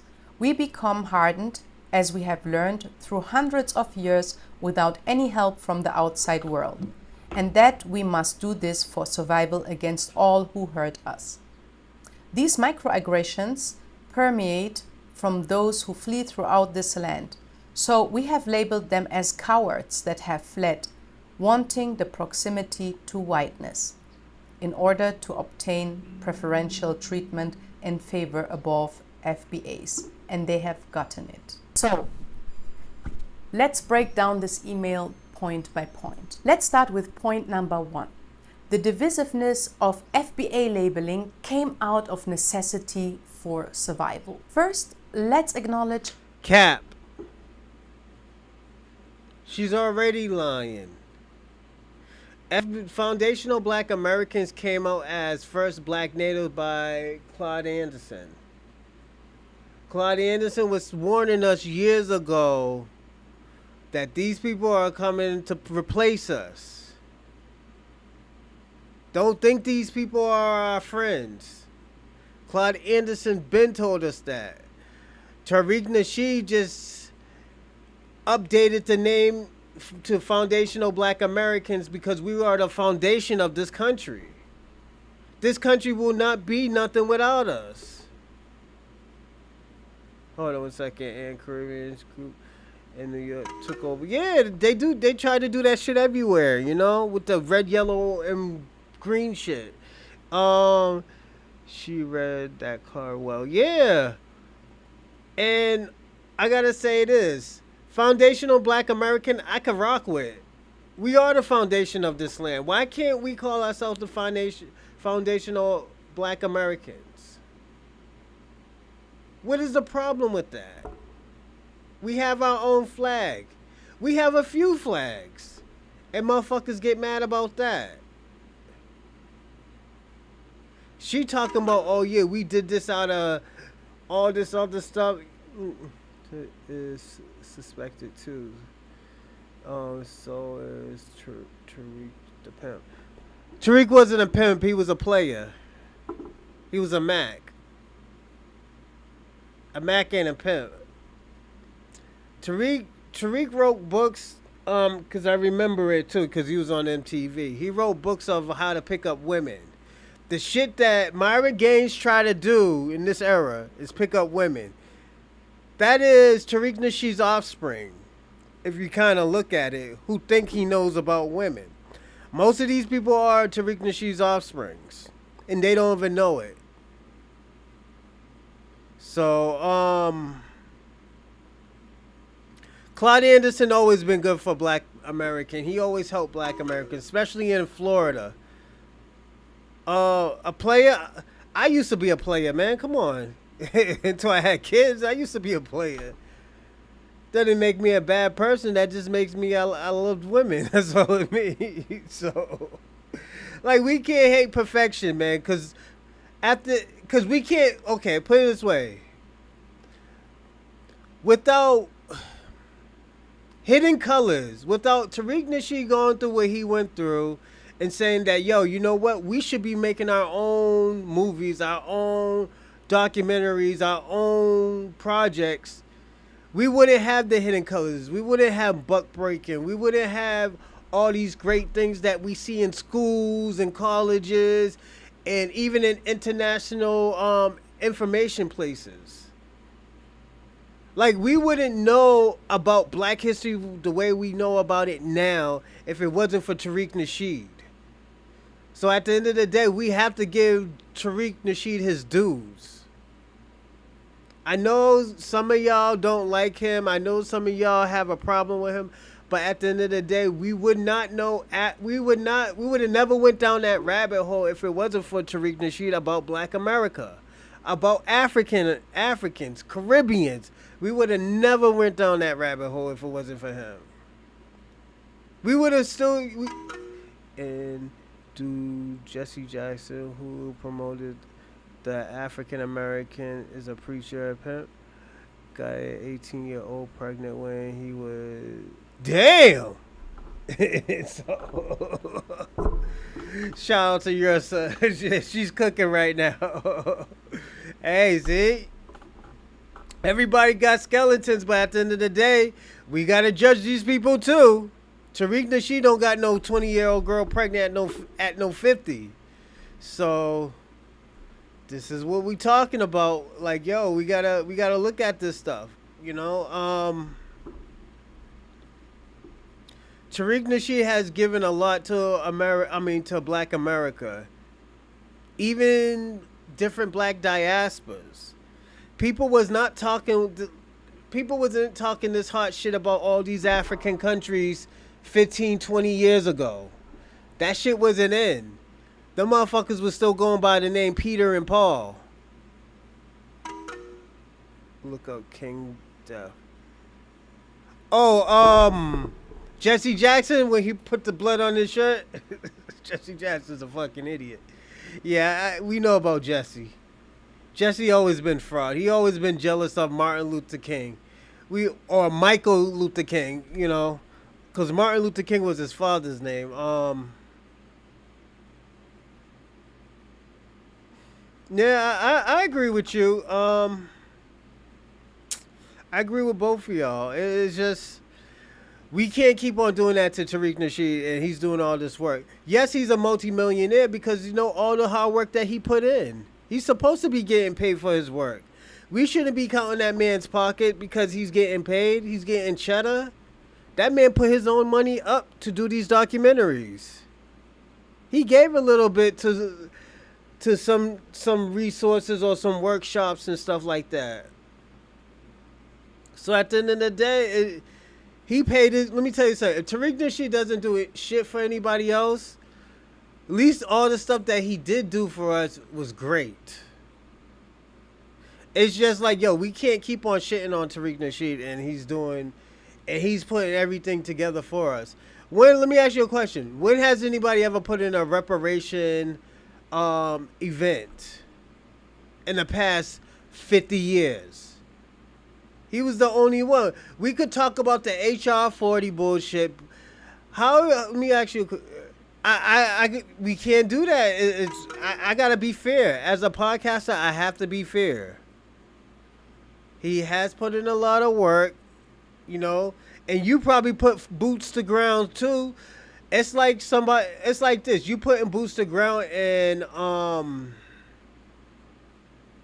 somebody said, "Oh, well, you know what? Reggie don't deserve Reggie. He's a scammer, or he's a scumbag because he took the money from the books that he wrote." It's like, motherfucker, I wrote the books. I can't have my money. I can't enjoy my money. Tariq Nasheed deserved that Bentley. That's just an excuse. Yeah, this is a capitalist society. It is a capitalist society. This is America. America's not a country. It's a company. It's a corporation. Niggas like him is, well, you don't move forward. No, this is what we gotta understand. The reason why we are moving forward, because at the end of the day, we're figuring out who are these people stopping us from having policies, stopping us from having bills and tangibles and reparations. This is what we have to look at. You can hate him for the other shit, the player and the pimp shit, but the shit that he's doing right now, yo, it's historical. Ain't nobody, let me tell you something, in the past 40, 50 years, nobody was not talking about reparations. People thought they got off on us, not giving us anything. No. Mia and I on a struggle. Yeah, everything's a struggle. Everything is a beautiful struggle. Let me tell you something, if it was easy, everybody would do it. But yeah, OG, you put it. It's just like, yo, we gotta keep on. Let me tell you something. Once Tariq Nasheed is gone, there's gonna be another person to take his spot. Who's gonna take that spot? Who's trying to take that spot? That's what I'm gonna ask you. Who's gonna take that spot to help Black America? This man paid for people's funerals when nobody didn't pay for their funerals. Blacks and Caribbeans and Africans. When people turned on, what's her name? Professor Francis, he spoke up for her. Mrs. Welsh, I'm sorry, Francis Welsh. She spoke out for her. You scare me, brother.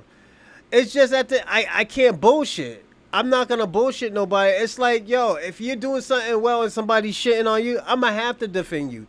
And the reason why, because the facts is out there that you're doing stuff.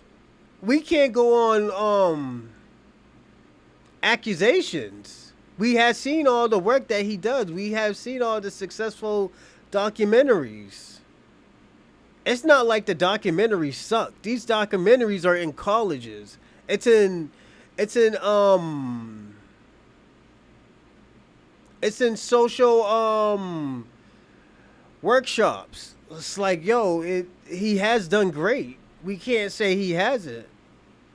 If he did some shit fucked up, please let me know what he did fucked up, because all this, the FBI and stuff, I seen the FBI go into this man's house. Doing stuff for what? Doing stuff for the community. Making these documentaries with his own money. He might, let me tell you something, let me tell y'all something. If he did not get the donations, he will still use his own money for his own people. He wants his people to succeed. He wants us to succeed. He wants us to get reparations. He was the only ones telling us, was it within a few years, him and a few others, that like, yo, we're gonna get reparations. Instead of all these immigrants telling us we're not getting reparations. They laughed at us. They joked about us. They clowned us. He was the only one that said, like, yo, how you talking about black Americans and your country is full with degeneracy? When people were shitting on us, he was the only one that defended us. He was the only one to say, hold on, you can't talk about our country. You're not even qualified to talk about us. Where are you from? He was the first one to say that. We gotta salute him for that. He's a historian. We gotta say he's a historian. Even if I don't, put it this way, even if I didn't like him, I have to say he's a historian. He has done some historical things. The Hidden Colors was a masterpiece. You know, and I didn't even, put it this way, I seen like 2 or 3 Hidden Colors, and those shits was on point. We wouldn't even know who Dr. Umar was if it wasn't for Tariq Nasheed. We remember Dr. Umar from Hidden Colors. So, we gotta say that. And Joe Biden wrote the crime bill cause mass incarceration. Facts. I ain't saluting him, but I'm not arguing. No, I'm just giving you his credentials. It's just his credentials is out there. I have to say that, you know. This is because don't forget, we've been following Pan-Africanism for how long? Yeah, but you got to look at it. Dr. Umar is the face of Pan-Africanism.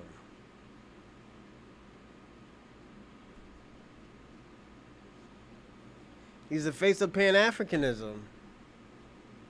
And people been following Pan-Africanism for like what? Almost 80 years, 80, 90 years. And there's people still following it. There's people you've been following. I wasn't going back to Africa. I was like, when I was into the Pan-Africanism, I was like, yeah, man, I'm going to build a house in Benin. Because at least they fight, you know, at least they fight for their country. All these other people usually run. Benin has fought, the kingdom of Benin fought for their country. And Nigerians set them up with the Europeans to take their country and destroy it. That's why you see a lot of Benin artifacts in the UK museums. It's because of Nigerians. Let's get back to what she was saying. I'm sorry to go on a rant. An undeniable fact. Black Americans have been fighting for their survival for centuries, often alone. The trauma of slavery, Jim Crow, police brutality, and mass incarceration have forced African Americans to develop self-reliance and resilience. And you see how she talks about us?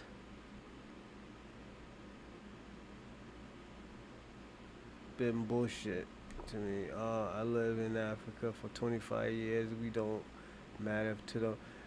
Facts. That's some real shit, Reggie.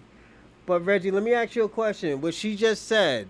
Listen to what she just said about us. Do you think this is true? Let's acknowledge an undeniable fact. It's often alone. The trauma of slavery, Jim Crow, police, often alone. The trauma of slavery, Jim Crow, police brutality, and mass incarceration have forced African Americans to develop self-reliance and resilience in a way that is unique. She's saying basically the reason why that, you know, we don't like Africans, we don't, we think, I mean, we never try to help Africans is because of all the trauma that we went through. Not knowing that the reason why they're even over here is because of us. But wait until you see the excuse that she makes about that and look at who she gives the credit to. No one is dismissing that. But here's the issue. Divisiveness is not survival. It's a reaction to pain and betrayal, but it's not a strategy for long-term power. If unity didn't work before, it's not because black people across the diaspora weren't trying. It's because white supremacy has always deliberately kept us apart. The FBA response, instead of healing that division, is deepening it by turning on the very people who should be allies. So I challenge you, instead of saying we had to be divisive for survival, ask yourself, who benefits from that division? Because it surely isn't black people. Let's get to the next point, number 2. So what she just said right there is that instead of doing the same thing that they did to us and not fucking with them, try to reunite together again, like we didn't try already. Like the reason why they're not in America is because we wanted them to, and gave up half of our resources to them, knowing that it was going to hurt us, so they can reunite with us. This is what she's saying. This shit doesn't make no type of sense. Instead of blaming her own people, she's blaming us. After they sold us. Yes, after they sold us. She has the audacity to say that shit. She wants me to battle this with love. You can't go to war as a peace king. I mean, you can't go in here, you can't go to war as a peace lord. FBAs fought and died so other people of color could come, unite, and now watch this shit. Watch this fucked up, disrespectful, ungrateful bitch. And let me tell you something. I'm going to say this, Reggie. Tariq Nasheed had warned us and said this about them. Now watch this. and help, but they never did. This statement assumes that You heard what she said, what's it? but they Ace fought and died so other people of color could come, unite, and help, but they never did. This statement assumes that black immigrants have contributed nothing to the black struggle in America, which is historically false. Caribbean immigrants, for instance, played a very important role in the civil rights movement. Take Kwame Ture, for instance, who is from Trinidad and who has played an important role in the civil rights movement. So she gives all the credit to Stokely Carmichael, even though he was influenced by black American culture. So she's already given him a whole bunch of credit. That's one. Movement and the global Pan-African movement. Or Marcus Garvey, one of the most Hold on. After he fled from helping the black community with voting to fleeing to the civil rights, then fleeing again to the Black Panthers, then fleeing again to Pan-Africanism, then left the country and left us over here to defend for ourselves. That's Stokely Carmichael that she's giving all that credit to. Now let's get to Marcus Garvey. Influential black leaders and who happened to come from Jamaica. Or let's take Malcolm X, whose mother was from the Caribbean island group. That both of them got what? Black culture, was influenced by black culture. She's acting like, yes, he did get deported and he did not go back to Jamaica. He went to the UK and died. He never went to Africa. He told all us black Americans to go to Africa and rebuild over there. And he didn't even go to Africa himself. Yeah, shout out to Kush King. What's going on, player? But yeah, this is the shit that we got to deal with these people. Tariq Nasheed, Reggie, you know that Tariq Nasheed always said that about them. Whenever we get something good, oh yeah, it was the African spirits. Oh yeah, that's our African culture. We know nothing about Africa. We know nothing about Africa, but oh yeah, hip hop came from Africa. The fuck? We dress fly. Oh yeah, that came from Africa. Oh yeah, the Nigerians. Even though Nigerians was created what, 1914?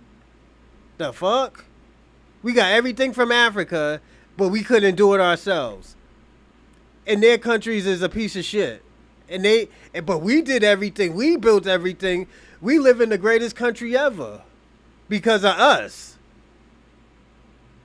But we talk about Nigeria. Oh yeah, Nigeria got all the doctors, the great doctors. Oh yeah, Nigeria got the most richest man, the richest black man. Okay, if he's the richest black man, why is this country's a piece of shit? Why do I have to come out that hard and say this?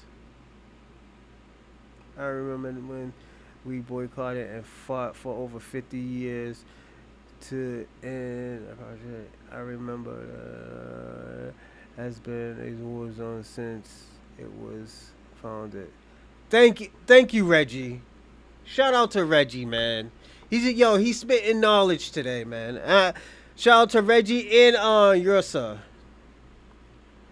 They putting us on some game today. Even though like there's certain things I don't agree with Reggie. Reggie's hipping us to some game that, you know what, we need to know. He experienced this. So salute to him and definitely give him a shout out if you want to in the live chat. He's doing his thing. You know, but these are the type of and Malcolm X and black influence. Oh, his mother's Grenadian. That shit ain't got nothing to do with his motherfucking mother. And shout out to his mother. I'm not trying to disrespect her. Sorry, Miss Little, but Mrs. Little, sorry. But at the end of the day, we're talking about black culture, black influence. And every time we talk about Monk, oh, he helped start the Pan-Africanism in the 60s. That shit don't mean anything. That means like, yo, he used black influence to start the Pan-African movement. Without those people in Harlem, what's his name? Marcus Garvey wouldn't even pop off. Oh, is it? I'll look that up. Thanks for letting me know. But yeah, I'm not going to Nigeria, man. We live in the greatest country right now, man. I gotta be personally honest. You know, and like, this is what I don't get. And I tell them all the time, y'all need to do what the Japanese did. Japanese got blown up to smithereens. They sent all their people to these colleges to get all these skills. They taught everybody in Japan them skills. And they rebuilt their country. Now they don't need to leave their country to go to America or England because their country is probably 3 times high sophisticated. What, Nigeria? No, I'm not going to Nigeria. This is my country. America's my country. I'm not going to no Nigeria. Oh, no. I'm sorry, man. I'm staying in America, brother. Big brother. I'm gonna call you Big brother. I'm staying in America. I can't go to no Nigeria. I'm not laughing at you, but yeah. Somebody told me to do that same shit. Like, yo, come to Africa. I was like, I ain't going to Africa. I'm staying right here. Why not? All of y'all here in America as it is. If I want the experience, I'll get it from y'all. Fuck that. But yeah, man, she's taking all the credit from black American influence, you know? The United States rebuilt you think so? Oh yeah, they have reparations too.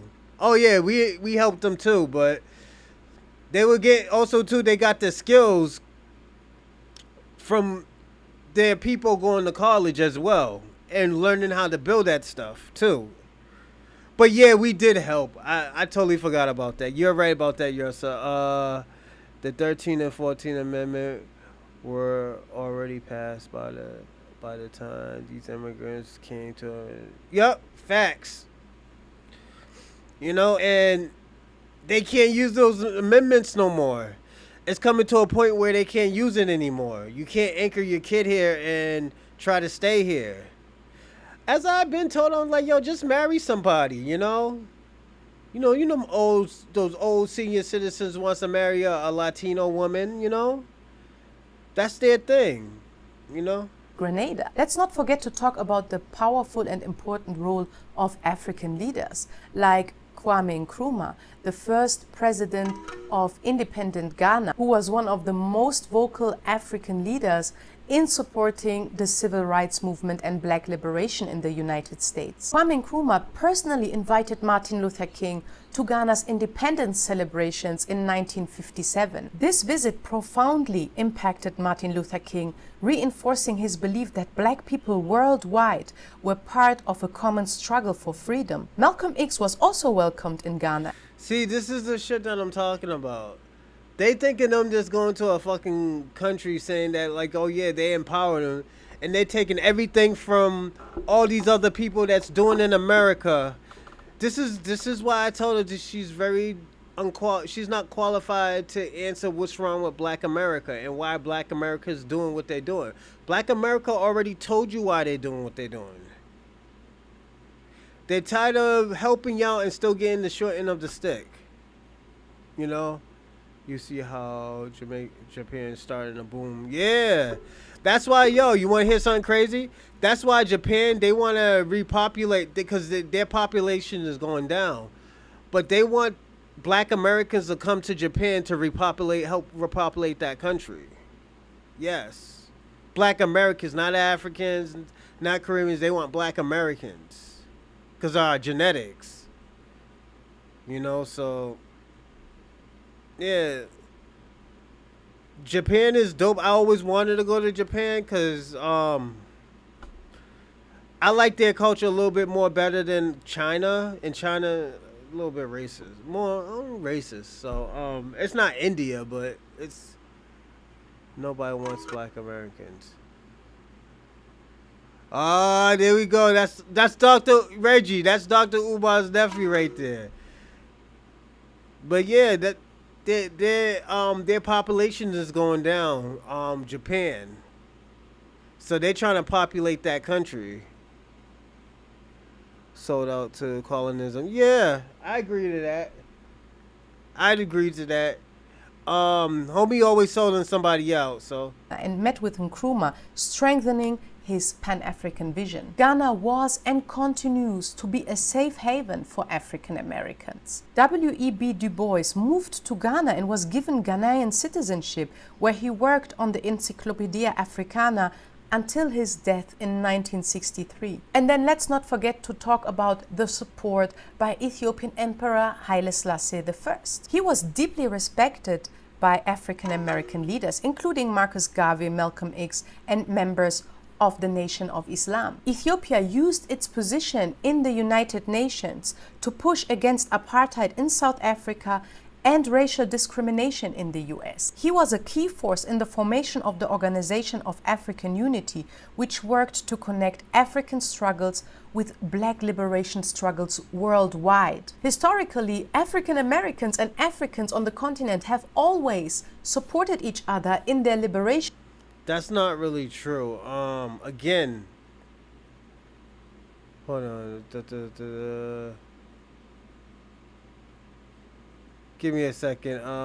Show up the sources about Japanese wanted Black Americans to populate the world. I'll email it to you, definitely.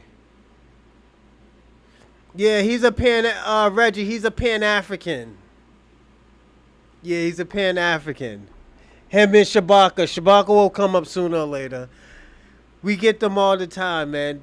Shout out to Kwame. Yeah. Kwame, I'm glad you're here, Kwame, because after this video, I got a surprise for you. Struggle. When Italy invaded Ethiopia during the Second World War, so many African Americans signed up to volunteer to fight on the side of the Ethiopians against the invading colonial Italian army. However, eventually they were blocked from the US government. They were ready to die and fight for Ethiopia. Imagine that. However, one brother made it, Colonel John Robinson, the Brown Condor of Harlem. You should definitely research his mind-blowing, inspiring history. He was one of the very few African-American Black aviators of his time, and he so let me tell you about this guy. This guy taught Ethiopians how to fly planes. He taught them about guerrilla warfare and stuff. But the thing about it, after they won the war, Ethiopia wanted to give black Americans land in Ethiopia. But guess who took it? Guess who took that land? The musty ass Jamaicans. The musty ass Rastafari Jamaicans went up into Ethiopia and just took all the land.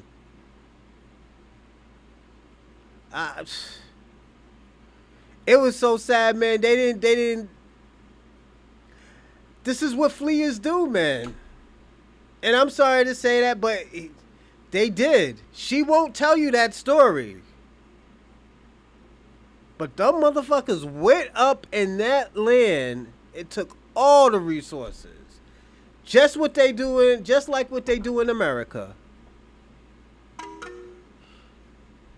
Showed solidarity with Ethiopia. Oh, no. He went. He was there. He taught them how to fly. He taught them about guerrilla warfare. I think he was the only one. I believe he was the only one that actually fought for them. By volunteering as a fighter pilot and military advisor during Italy's invasion of Ethiopia in 1935, defying racial barriers and US neutrality policies. He helped train Ethiopian pilots, fought against Mussolini's forces, and symbolized African American support for anti-colonial struggles in Africa. Not just historically, African people continue to support the black liberation struggle in the USA and are actively involved in racial justice movements. Many activists that fight against racism and oppression in America are of Caribbean and African descent. In cities like Minneapolis, where George Floyd was murdered, Ethiopian and Somali. They did that. Let me tell you something. Somalians did all of that shit just to get free stuff. That's why let me tell you something. Whenever there's a protest, it's not just, oh yeah, because he was black and we care about black people. No, so they can get free shit. What you think the California Watch riot was about? The Mexicans wasn't in there just because, oh yeah, you know what, we fuck with black Americans. No, they were like, yo, we're about to get some free shit. We're about to get some free shit and we don't gotta pay for it. And all they're gonna say, it was the blacks anyways. Communities were on the front lines of the protests. And even in Ethiopia, I was in Addis Ababa at that time, Ethiopians came together to mourn the murder and the death of George Floyd and came together in solidarity with their black brothers and sisters in America. The idea that FBAs were left to fight alone ignores centuries of African and Caribbean solidarity in black liberation movements and is simply not supported by history. African nations provided sanctuary. She's lying. She stay lying. This is Africa's representatives. They lie. Instead of saying like, yo, our people need to come together and actually, cut the tribalism shit up. And we need to come together as Africans. But you know what? They can't do that. You know why? Because there's like, oh, I'm from Yoruba. I'm Igbo. I don't fuck with them. The fuck? We being played from all sides. Yes, absolutely. Absolutely. You think this girl's gonna tell the fucking truth about her own people? Absolutely not. Then don't forget, she's a fleer. She just came from Germany. Why would I listen to her? She fled her musty ass out of Africa and went right to Europe. So we're not gonna sit here and act like, yo, she been in her country all for her whole life. Funding and diplomatic pressure to assist black struggles in the US. Pan-African leaders recognized the shared fight for black liberation, understanding that oppression in the US was linked to colonialism and apartheid in Africa. Without Africa's contributions, the civil rights movement and Black Power movements would have been much weaker. Could there be more unity? Of course. But erasing contributions because of a few bad experiences? That's not historical accuracy. That's emotional reasoning. So the question to those who push the FBA ideology is this: if African people and African leaders have fought for and supported Black liberation movements in the US, why continue pushing division instead of solidarity? Let's get to the next point. Point number 3. Black immigrants look down on FBAs and want proximity to whiteness. This argument is rooted in personal experience, not systemic reality. Yes, some immigrants have internalized anti-blackness. Unfortunately, that's a colonial legacy that exists in most places in the world, in Africa, in the Caribbean, in Latin America. But so have many African Americans and people identifying as foundational Black Americans. There is a reason why colorism, classism, and internalized racism exists within all Black communities, including the US. Yes, it's true, some immigrants distance themselves from African. Some, let's say most. The reason why they want to come close to us, because when we say, yo, we want to delineate from them, that means they can't eat off our plates no more. That means they can't get those Black resources. That means they can't, be Black when it's convenient. You can't be Black when it's convenient. When they do degeneracy and do crime, they would have, what they think who did it? Black Americans. Who's committing all these crimes? Black Americans. Who's committing all the crimes in New York? Black Americans. Even though there's a big Caribbean culture, Caribbean community in New York, a Latino community in New York, they still say it's Black Americans that's doing all the crime in New York. Massachusetts. There's a Caribbean culture in Massachusetts. There's a Latinos culture in Massachusetts. But for some reason, they still say it's all Black Americans. Will you find some Black Americans that do it? Yeah, absolutely. There's some Black Americans that just got caught in a nigga moment or just doing some nigga shit. Stick together, accept us. No, that's not necessarily true. You know what, Reggie? And that's what they want us to think. That's what they really want us to think. But actually, at the end of the day, most of us do stick together. It's just, you got to understand, we're starting to see that those people who wasn't sticking together, they were from Caribbean or African backgrounds. Joy Reid used to talk crazy about Black people. Nigerian. Candace Owens, Caribbean. Who else? The girl from who played Harriet Tubman, Nigerian. The girl who played the Wicked Witch, Caribbean. The guy who did that badass job on Martin Luther King, the Selma movie, Nigerian. The person who said, "Oh yo, the something." What's the dude's name? Something Hughes talk about we don't need reparation, and we find out his name is Cruz. Last name is Cruz, a fucking Puerto Rican. Like, come on. We always stuck together. It's just the thing about it, when other people bring their tribalistic mannerisms with us, it affects us because they're in our circles. Yes, psychological warfare. This is why these people are over here, to disrupt.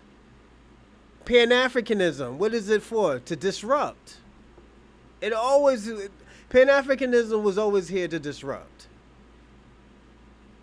They wanted us to be African so bad where, you know what? They make us look like we're the immigrants. Look around, what do we own? But you gotta understand too, they don't own shit in Africa either. They probably own a mud hut, but other than that, they don't own no resources. The English own that. They don't own no good properties. The English own that. Yes. Thank you, Yursa.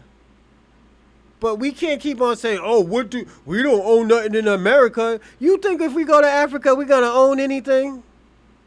The motherfuckers is gonna scam the shit out of us, and the government ain't gonna do shit. That's why we have to come over here with a bag. Come over there with a bag, and they could come here with some dirty jeans and some dirty flip flops with $2 in their pocket. We can't do that shit. We don't have the luxury to doing that.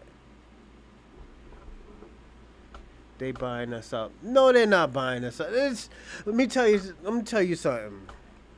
There's too much of us. There's too much of us in America for them to buy us up. I'm just being personally honest. How are they buying us out? They're worried about getting sent back. We don't know our resources were being stolen. No, we didn't know that. We thought we was helping them. We thought let's give them the same life that these other people are giving. Yeah, tell me. Yeah. They hoodwinked us. We're fighting for civil rights for everybody, and everybody's turning on us. Everybody's not helping us. The only reason why the person was helping us because they were probably benefiting off of it. Other than that, they didn't give two shits about us and our great-grandparents or our ancestors. They don't give a fuck about our trauma. As long as they could benefit off of it, that's all they give a fuck about. What do the Mexicans always say? Oh, they just drop y'all off early. Oh, we the same person. But when they get mad at us, oh, you niggers, you Cocolos, you Morenos, the blacks. That's when you see the disrespect. We see the true colors. We know what's popping off. We know what's happening. Are there some that's gonna be on us? Absolutely. There's gonna be some of them that will be on our side. Absolutely. Good night, my man. But we can't keep doing that. We can't keep on, being kind to people, and this is the shit that happens. This is the stuff that happens. We gotta actually defend ourselves now. We gotta defend our resources. You haven't been hearing what's been happening in California back in the days? They were burning down innocent black people's houses, like people who's not even gang related, burning their houses down so they could take over the neighborhood. That's what's been happening.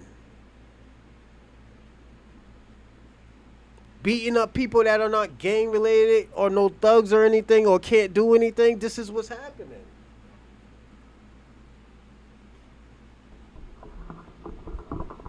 But we're the divisive ones. This is where we have to understand. We're the divisive ones because we defend ourselves. We delineate so we can see who's actually committing all these crimes. Who's all doing all this disgusting things. We need to gatekeep totally. Yes, absolutely. I do agree with that one too. And we know what? We just did something on that yesterday about gatekeeping too. Absolutely, we need to gatekeep. Because the gatekeepers that we have, they're not even black Americans. They're not even black Americans. They're some Caribbean or African descent. The Divine Nine, the Boulets. Yes. Americans. But let's be real, many FBAs do the same thing. If we are keeping it honest, many FBAs hold negative stereotypes about Africans, calling them jungle people, booty scratchers, mocking their accents. We don't call them booty scratchers. Maybe somebody when they were like 5 years old called you a booty scratcher. But if you're still holding that shit inside when you were younger, you need to grow the fuck up. I'm gonna say that. You know why? Because if you're in your 20s and 30s and somebody call you a booty scratcher when you was like 5 or 6, you need to grow the fuck up. First of all, black people don't even say that. That's a fucking movie.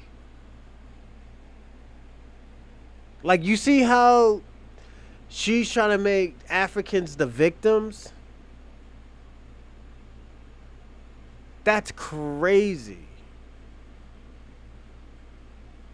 Like, let me tell you something. Black Americans are so, this is why black Americans have to be strong. We always have to be strong.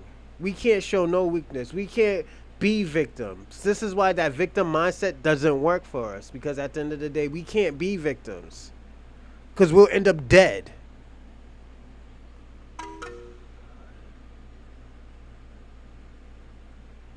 Because we're trying to delineate from them.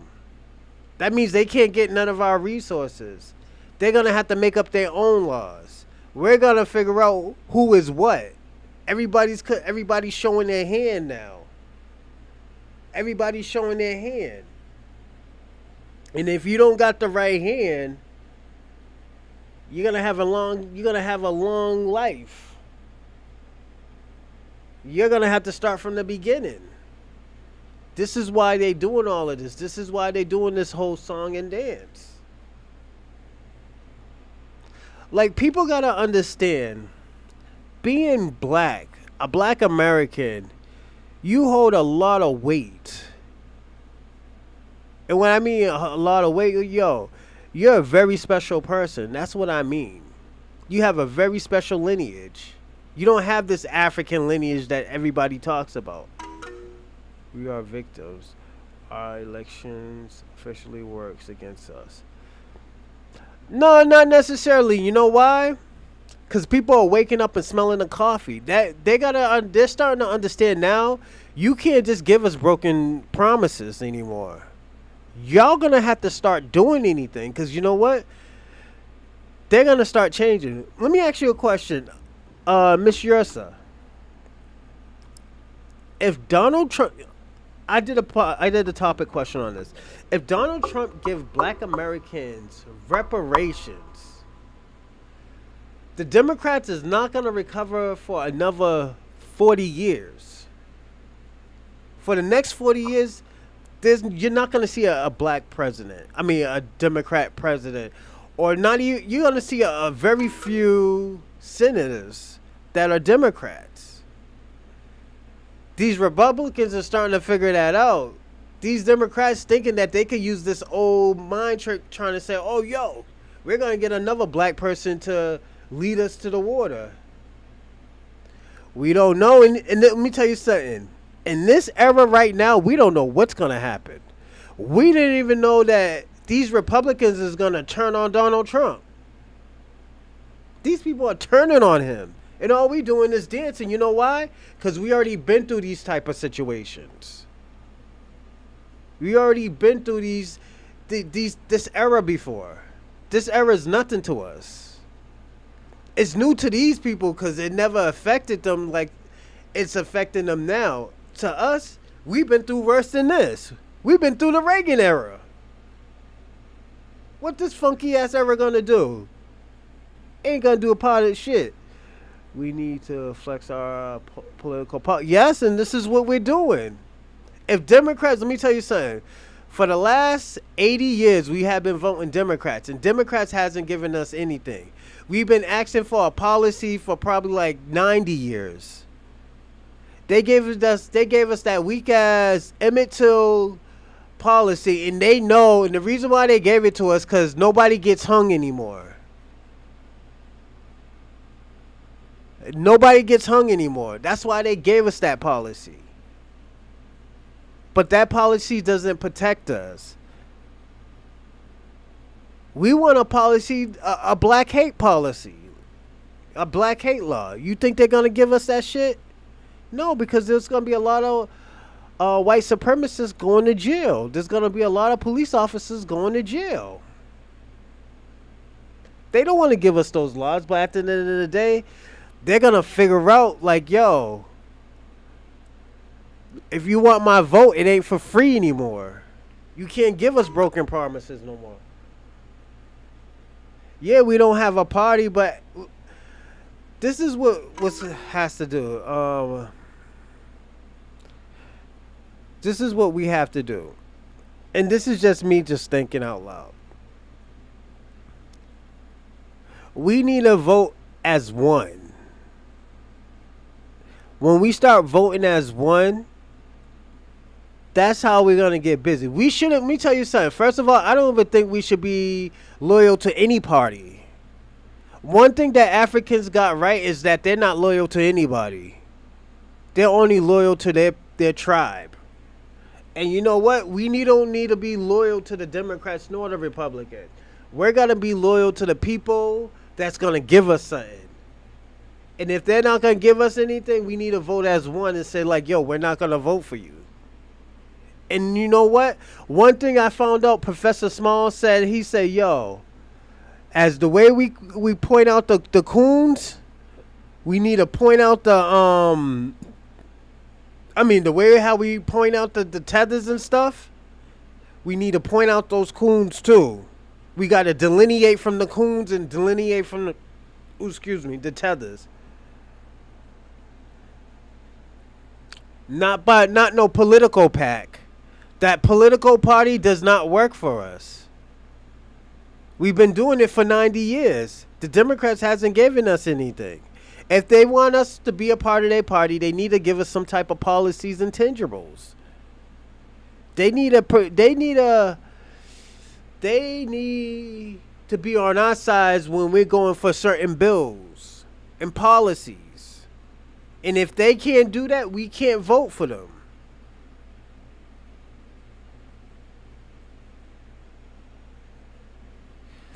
Let me tell you what Kwame does, all right?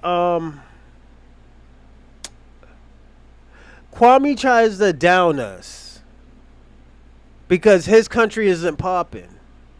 Jamaica's not popping.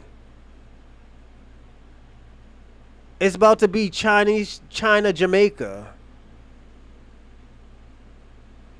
It's about to be Chinese Jamaica, and they're both racist, Shabaka. Both of those parties racist. I'm just being personally honest. Both of those parties are racist. What the liberal does, and it is so sneaky because at the end of the liberals, we like, oh, yo, the Republicans is racist. They're doing this to you. They're doing that to you. But guess what? Guess who passes those laws? The Democrats. At least the Republicans will tell you they ain't gonna do shit. At least the Republicans are gonna say like, yo, we hate those niggas. We're gonna try to get them out this country. And I can react and say, okay, you know what? This is what I'm gonna do to these people. You know? Donald Trump is a white supremacist. You think Trump? Yeah.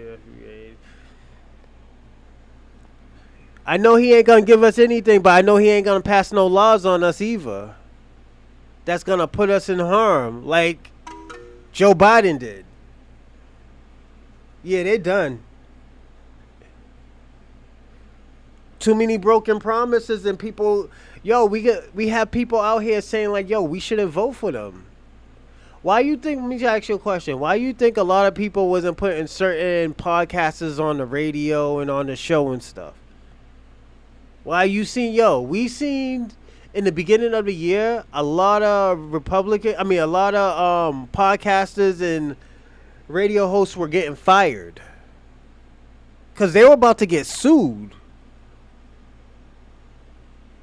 It has turned, you know.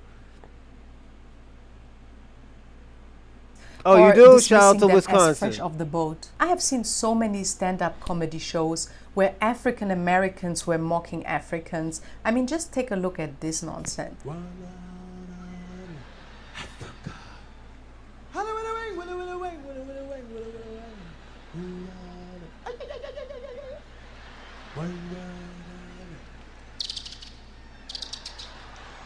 Now, how long ago was this? I could tell you this is like a 20 or 30-year-old video. I mean, movie. Jamie Foxx don't even have hair anymore. The fuck? This is the shit that we're talking about.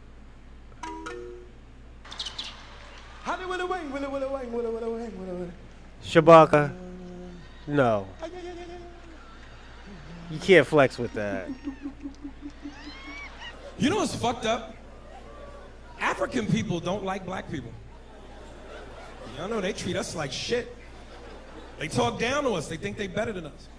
And I don't understand because we from the same tribe, kind of. That's the Lion King. Yeah. But they like white people, though. They treat y'all like family. As soon as y'all come around, they get excited. Excuse me, Mr. White Man. Thank you for bringing us here. We love you. Yeah, the white man. If we want to fix this, the solution And that was bad. I thought he was gonna do some like derogatory shit. They didn't do no type of derogatory stuff. She's looking. She's reaching. Your homegirl's reaching, Kwame.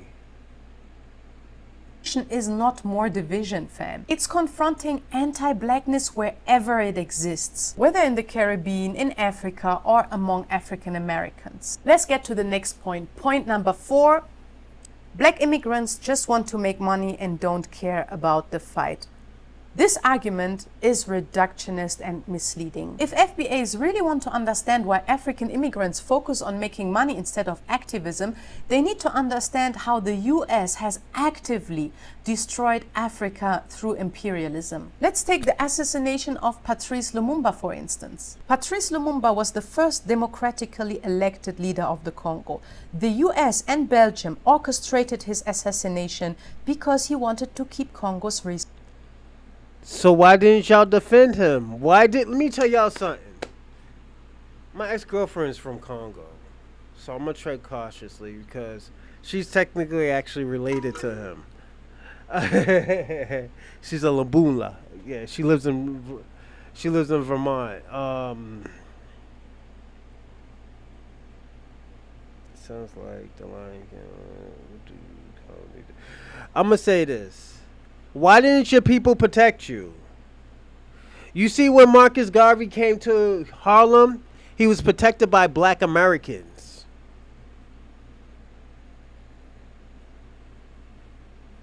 This is a problem with Africa. And this is why I always tell people all the time, that dude, Abraham, he's gonna fucking die because of Africans. And Africans ain't gonna do a motherfucking thing. And I'm gonna be personally honest. Y'all motherfuckers ain't gonna do shit. Y'all bigging him up now, but y'all gonna let him die just like Gaddafi did. Y'all ain't gonna do anything. Y'all ain't gonna fight back. Y'all ain't gonna do no revolutions or nothing. Y'all gonna die and go to England. I'm just being personally honest. We must organize No, you could go to Africa and organize all you want. You go organize the motherfucking mud huts. I'm not doing that shit. I'm staying in America, Shabaka. You could say the United States of America, but at the end of the day, you gotta understand, we built it. We ain't running. I'm sorry, Shabaka. We don't run. If you wanna flee, you could flee. We don't flee, and that's we don't flee, Shabaka. We're the most organized people. We are talking. What are you talking about? Shabaka's a Pan-African, so shout out to Shabaka, man. He's a Pan-African. Slaves don't build. Slaves don't run either. We fight. The fuck? Y'all run from everything. Africans ran from their shadow. You know? Kwame's. You know, a lot of us fought too, right? It wasn't just like all of us was enslaved. There was wars that they had with us.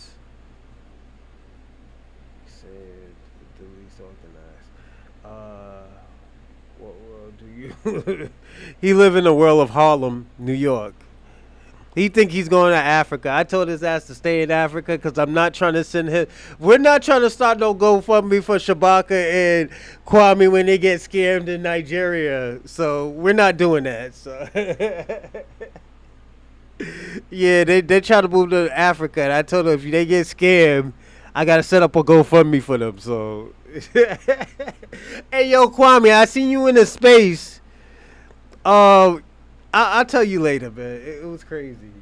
You didn't say anything. You was nooked. Western hands. His death led to decades of dictatorship and resource exploitation. And this pattern repeated itself across the African continent. The US supported apartheid South Africa, keeping Nelson Mandela in prison, and the CIA helped overthrow Ghana's Kwame Nkrumah. African economies were crippled by IMF and World Bank policies designed to keep them dependent. So when African immigrants come to the US to work hard and build wealth, it's often because their home countries were robbed by the same American system that oppresses African Americans. I mean, let's be real. Why should African immigrants feel guilty for simply wanting a better life when the US played a...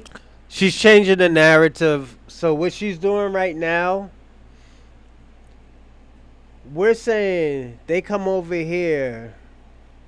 Hold on a second. That's a low blow talking about enslavement. That's not funny.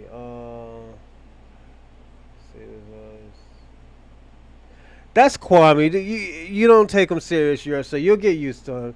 Kwame, he's from Jamaica. Them motherfuckers don't even got sneakers in Jamaica. So they don't got sneakers in Jamaica. You know, the Chinese be beating their ass and taking their their oxtails and stuff. They don't even use real oxtails no more. They use ostrich meat. So that's just a deflection of why my country is a piece of shit. You know, so don't get too mad about that. It's just that's how Kwame is. He's just mad at me, so he takes it out on everybody. You know, tell him why you're mad, Kwame. Tell him why you're mad. Because my country looks like Babylon. Yeah, you gotta be like me and just laugh that shit off, man. Oh, man. And you also, let me tell you something. I was in a whole room with a whole bunch of white supremacists. That's the problem. We let folks do. No, you gotta learn. You gotta be like me. You gotta talk shit back. You gotta talk shit back.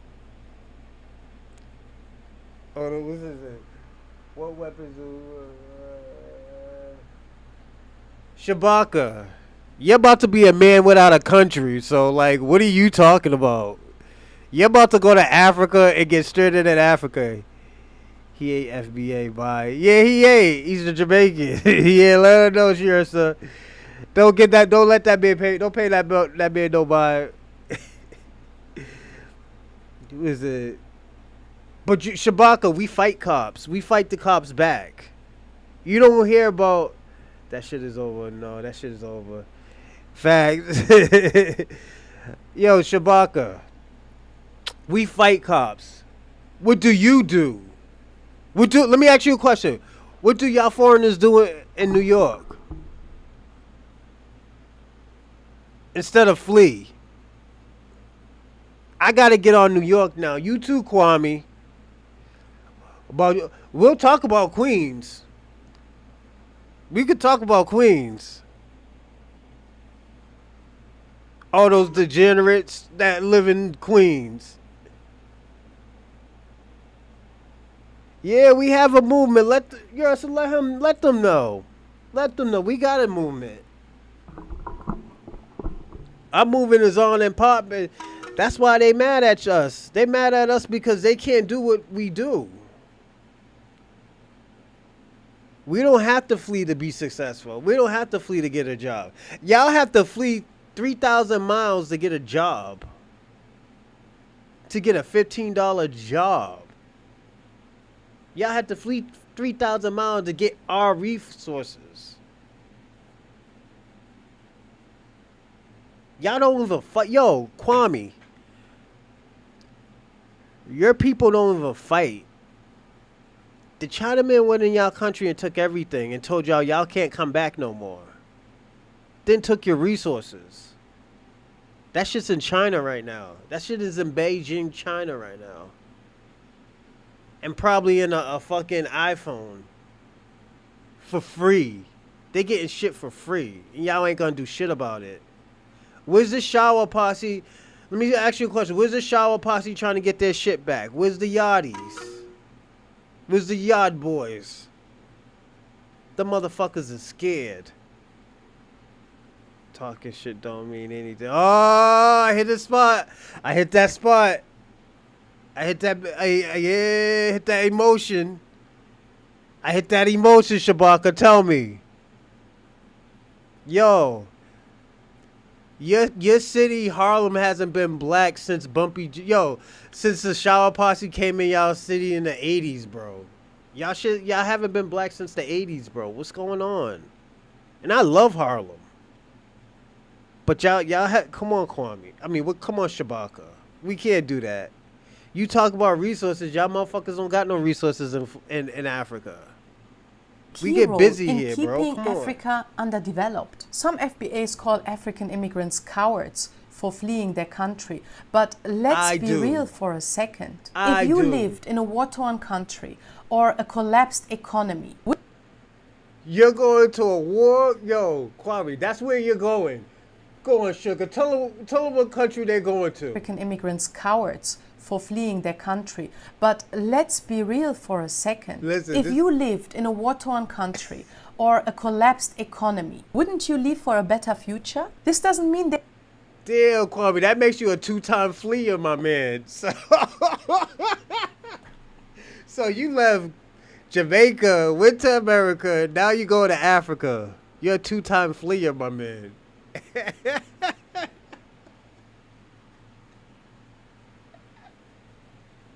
Yo, Kwame, you're wildin' right now. Two-time fleer Kwame over here, man. Nigga, you didn't even get deported, bro. And you still fleeing. I don't get it, Kwame. Just stay in America. You got all the resources in the world. This girl's a two-time fleer, too. She left her country, went to Germany, and now she's in Nairobi. Yo. Brother, you just don't get it.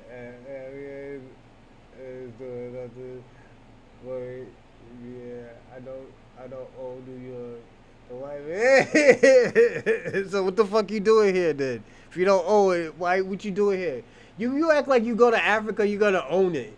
Get the fuck out of here with that shit. They hate FBAs. It means they are survivors. Just like the enslaved Africans who survived the Middle Passage. You know, when Africans come to America, their first instinct is survival. Not because they don't care about... She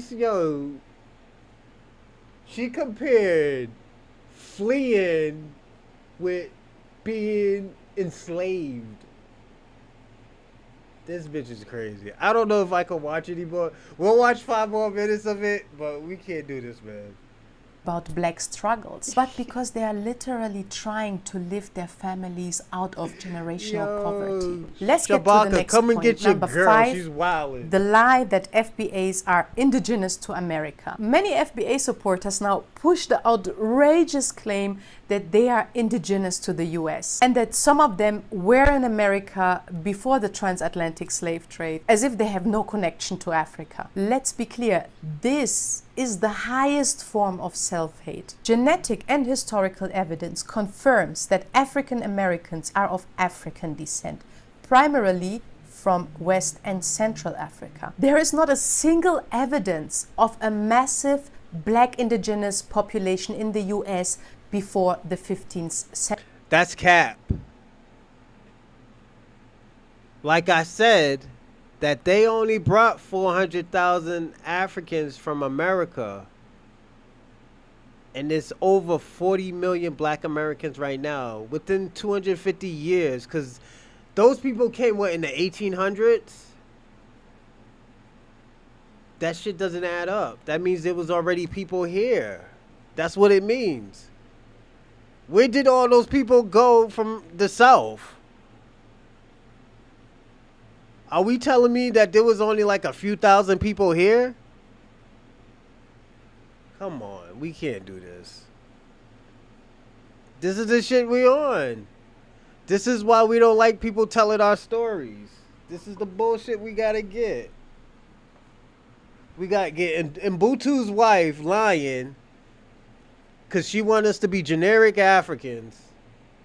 She want us to be some secondhand Africans because they wanna leech off of us. You ever hear of owning land? You're not gonna own no land in Africa, Shabaka. You're about to get scammed, all right? Century. And the evidence that some of the FBAs bring are ridiculous, hilarious. Like recently, I saw this post.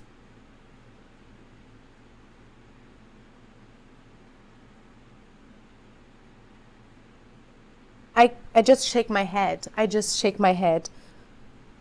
Let's just leave it there, okay? The truth is, the transatlantic slave trade forcibly brought millions of Africans to the Americas. No, This they is didn't. not up for debate. See? She's lying again. Give me a second.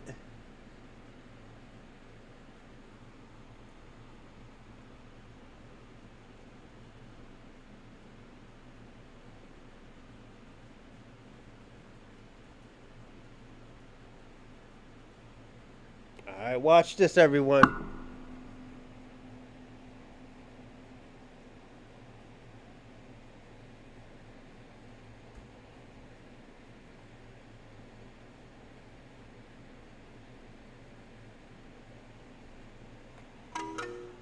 Approximately 388 enslaved Africans was brought directly to the United States during the transatlantic slave trade. Now let's listen to what she said again. Millions of Truth is, the transatlantic slave trade forcibly brought millions of Africans to the Americas. This is not up for debate, fam, and it's nothing to be ashamed of. In my home, She said millions came to America.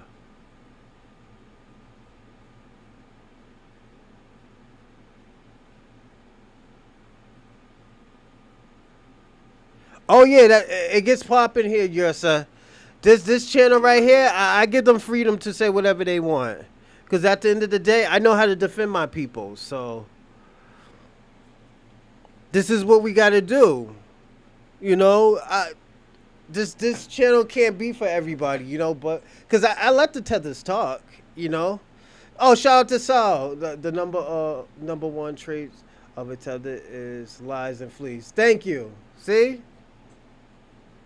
FBA's coming here heavy metal, hard body, everything. It's just like if they know that they could get to you, they'll keep on fucking with you. But there's not that many. There wasn't millions that came to North America though. There was less than 400,000. I've been told them there was less than 400,000. I just gave them the reasonable adult of saying 400,000. You know, like people have family that were already in America. Does everybody have African DNA? Absolutely, I do agree with that. But people went through an ethnogenesis. You know, that's why I told Kwame all the time. I was like, yo, you're more African than I am. Because your whole country damn near came from Africa, from that enslaved ship. You know? I was brutally honest about that. He did. You know? Wake up, wake the fuck up. I have friends who own beautiful land in Africa. So why aren't you there?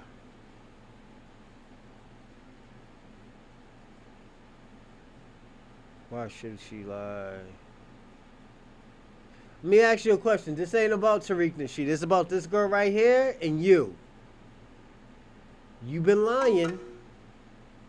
You've been lying, Shabaka.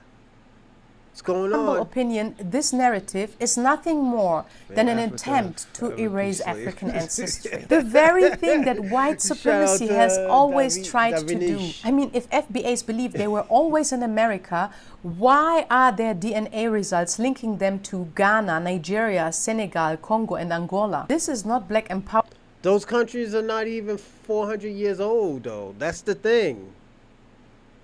Those countries are not even 400 years old. So how the fuck can we be linked to that? Like even Nigeria. Nigeria, like I said, was created in the 1900s. How the fuck we got Nigerian DNA and they were just created in the 1900s? That whole country. I understand if they was doing tribes. Then I said, oh yeah, that's an ethnogenesis. We haven't been in them tribes for a very long time. So our DNA is going to be different. They're not even saying that. They're just saying we're African. That's like me saying like, oh, you're from Canada. And I say, oh yeah, you're American. How the fuck am I American? You're in North America. You're like, no, I'm Canadian. No, you're American. These are... No, those aren't my peoples, man. I'm going to tell you, them Africans aren't my people. I'm sorry to say, but this is black and African erasure. Did Africans arrive in the Americas before the arrival of Columbus? Definitely. If you want to learn more about that, study the massive expedition of King Abu Bakr II of Mali, who arrived in America approximately 200 years before Columbus. And I've visited the island of St. Vincent it was in 2018, where I met the chief of the Garifuna people, who are believed to be descendants of this expedition out of Mali to the Americas, and who have intermarried and mixed with the indigenous Carib population. You know what? That's it for this, man. This lady's lying too much. But I got a good one. Kwame, you're going to love this. Shabaka, you're going to love this. Today, we're going to be going over hidden history they don't want you to know. Now, I must warn you, this is going to be one of those videos that make you think. And it might offend you a little bit. This is all educational for you to learn, for you to challenge perceptions about the world and what you think you know and why you think you know what you know in the first place. And who wants you to think the way you think about yourself in the world. It's going to be really good. We're going to get into some hidden history. Whether you black or white, this is going to be something that's immaculate that I think is going to change your perspective. And by the end of the video, I want you all to let me know if you learned something, if it changed the way you see the world ultimately. Now, I debated on when I wanted to put this video out, right? Just because some of these thoughts are, I would say, raw on my head, and I'm letting them stir still, right? And so as I'm going through this with you, it's almost a learning experience. We're learning together, right? And the thing that I want you all to do is challenge me as well. The whole goal every time is to have a high-level conversation. Well, if we're going to have a high-level conversation, then we must challenge each other. That means that you must do your research, I must do my research, and we must see who's right. And the beauty of it is, as long as you're thinking, we both win it. You know what I'm talking about? So while you got some time, I want you to get yourself together. Shabaka. You know what I'm saying? Relax, breathe in, feel good, get a little peaceful for a moment. You feel me? Get your meditations, your zens, whatever you need to. And strap in for this thought-provoking session that we about to launch this picture. Breathe in. All right. In the meantime, where's everybody coming from? And let me know how you feel. Very happy, right? How many of you all have heard of the American Society of African Culture? Anybody heard of AS of African American Culture? I'm gonna share my screen so you know what I'm sharing from, right? And we'll go directly here. This is interesting. All right, so let me share my screen. Boom. So anybody can follow along, and you can look this up for yourself. Okay. I'm clicking on it now. I'll get started.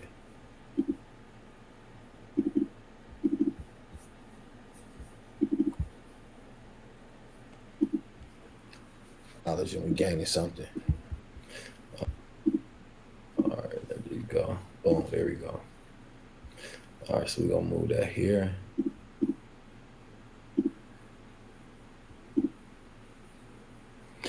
All right, so if we look right here, it says the American Society of African Culture. It was an organization of African American writers, artists, and scholars, right? The society was founded as a result of the Congress of the Negro Writers and the Artists in 1956, based on the idea of the French Society of Africaine de Culture. In June 1957, the African Society of African Culture was officially founded by 5 African American intellectuals: the political scientist and civil rights John A. Davis, historian and social scientist Horace Mann, which is very interesting because I think he was named after Horace Mann, the white dude, the one who had such a profound effect on the education system. Some call him the modern father. The professor of French and future American ambassador Will Mercer Cook, the philosopher William T. Fontaine, and James Ivey, the editor of the NAACP. Right, Thurgood Marshall and Duke Ellington were also founding fathers. Pay attention. During its heyday in the 1960s, the ASMAC had around 400 members. One of the main goals of the organization was to expose African Americans to African heritage. The aim was to pursue through organizing exhibitions, lectures. What did he just say? Members. One of the main goals of the organization was to expose African Americans to African heritage. The aim was to pursue through organizing exhibitions, lectures, music performances, and conferences in the United States, primarily New York and Africa occasionally. They published volumes of... Kwame, Shabaka, is this where y'all get y'all Pan-Africanists from? From America, was it African American Society and African Culture?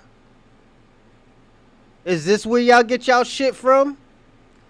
Now, where did this stuff come from? African Americanism, which is reconsidered in Southern Africa in transition, edited versions, etc., etc. And without going into everything, we get down right here. They had an office in Lagos, Nigeria, 1961. They had an office in Africa. They celebrated a 2-day festival of music performance, dancing, and paddles. Why not and America? This is where we get to the eerie part of this piece of information. They had CIA funding. Oh, whoa, what? Yo, Shabaka, Kwame, are y'all part of the CIA? Y'all get funding from them. Y'all motherfucking Pan-Africans get funding by the CIA? I thought y'all was for black people. That's why you trying to flee that's why y'all trying to flee out of America? Hold up. Let's listen to what he said again. We get to the eerie part of this piece of information. They had CIA funding. Oh shit. CIA funded. Why did they sneaky have motherfuckers? CIA funding? The A. I knew not to trust y'all motherfucking tethers.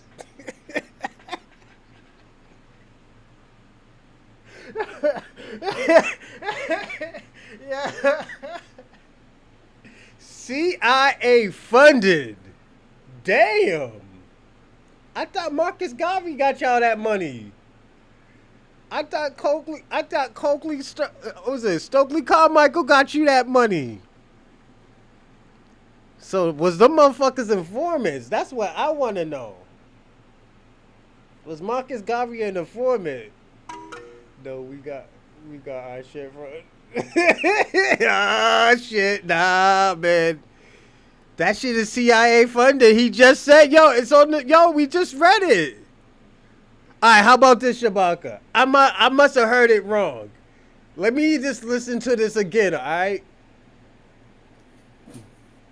They had CIA Hold funding. on. Let me listen Performance, to it. I dancing, think and I heard it panels. wrong. Now, this is where we get to the eerie part of this piece of information. They had CIA funding. Woo! Hold up. I didn't fuck up. I didn't fuck up. I didn't. Why did they have CIA funding? Why? The Shabaka. AM. Shabaka, Kwame, why did y'all have CIA funding? Why did y'all have CIA funding?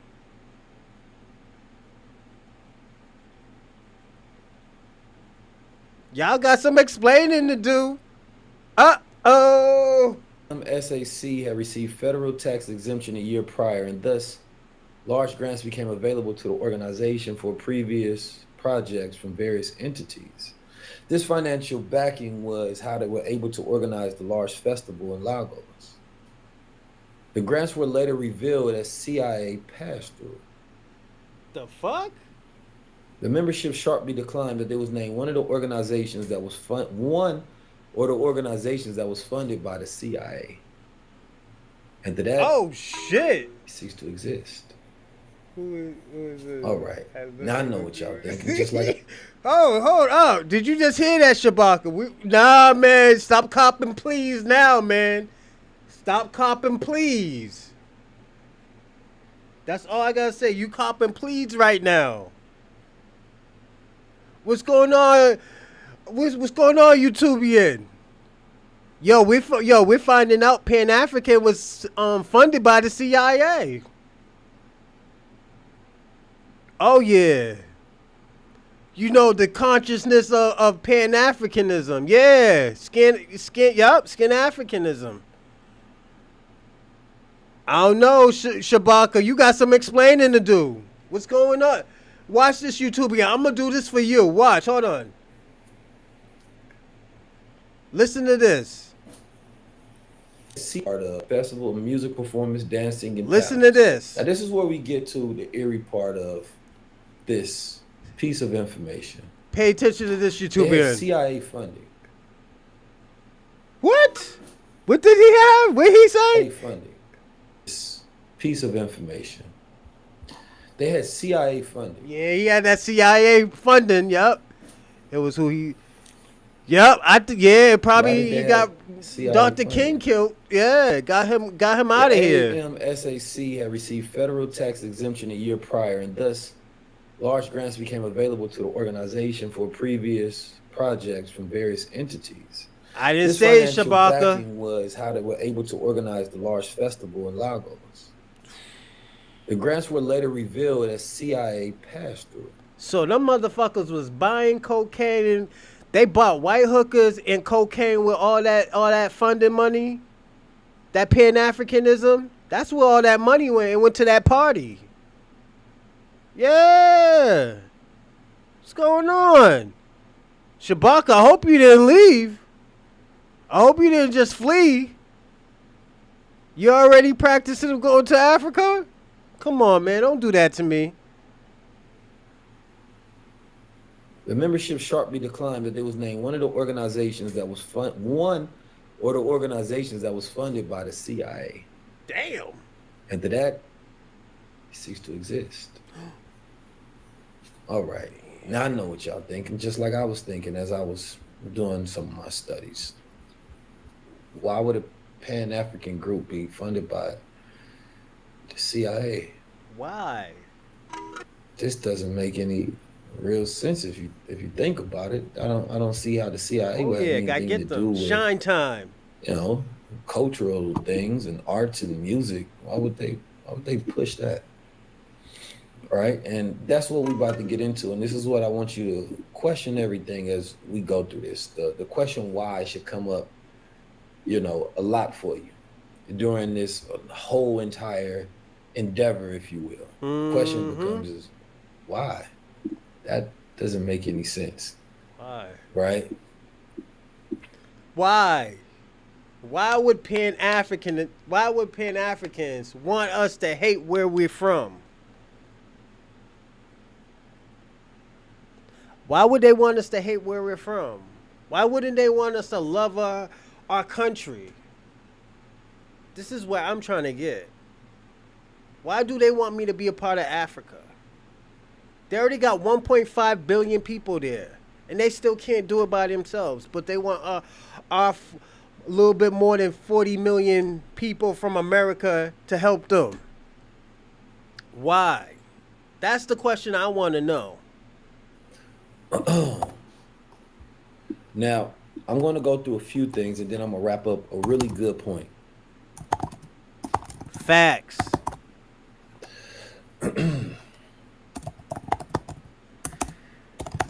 His name is 19 Keys, Shabaka. You've been asking, don't put that green light on him. Don't have them liberals come over it. Yo, don't do it, Shabaka. It said it on you.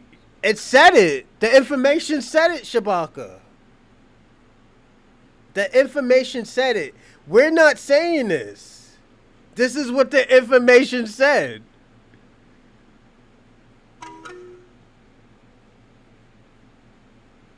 For me, you as a...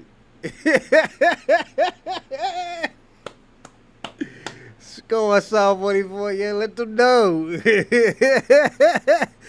Same thing I asked. 3 billion Africans, and yet they need more. They need my help. Yeah, shout out to MC Lotto. Shout out to South 44. Yo, why do they need our help? Why are they trying to brainwash us saying that we're all from Africa? Yes, we all have DNA from Africa. Even the white man and the Chinaman and the Indian man have African genetics. We just have lots more than they do. Who did they give this money? Hey, that's your movement. We don't know, Shabaka. That's your movement. That's your movement. You think they gave it to Dr. Umar? Now, I'm typing in something, and as I'm typing, I want you all to think.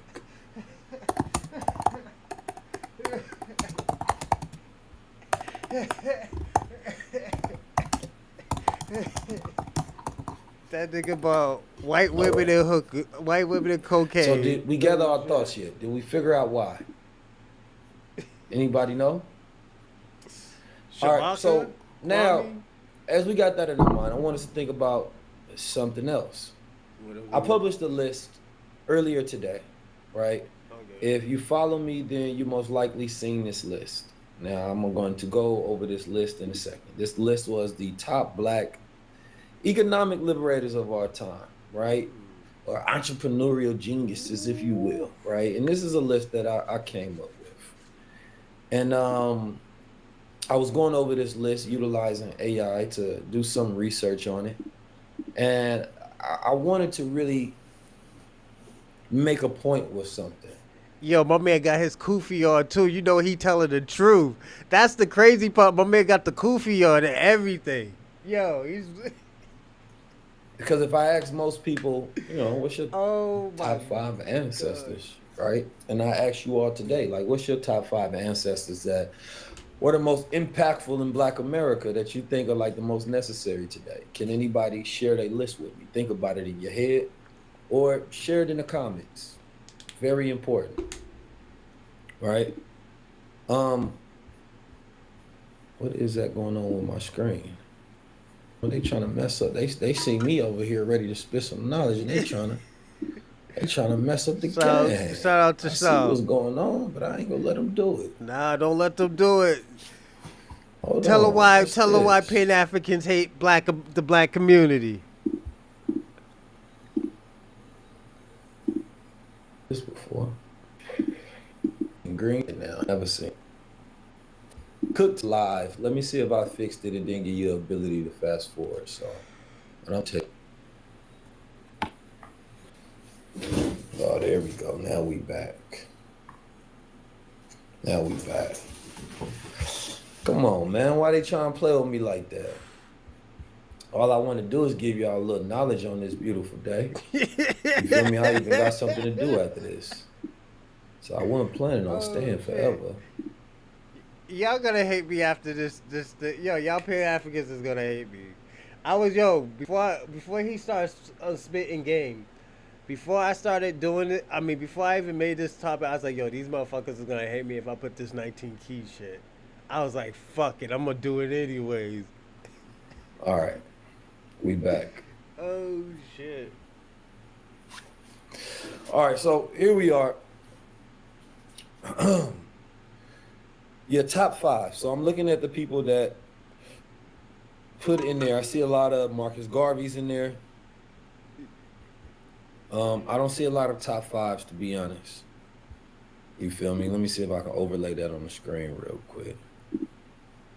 No, I don't see a lot of top 5s. All right, well, my top 5s, if you follow me on Twitter, was the Honorable Marcus Garvey, the Honorable Elijah Muhammad, right? O.W. Gurley, Booker. Yo, Shabaka. When you was trolling Miss what's her name? Miss Ursa. Y'all motherfuckers y'all was having a good old time. Now we're about to go down the rabbit hole. You're panicking. Now, before we start, why are you panicking? Why is this a problem? His name is 19 Keys. What is the problem? We're going down the rabbit hole and we're figuring out what's the Pan-African Movement and why they hate Black America. This is what we're about to find out. What's the problem?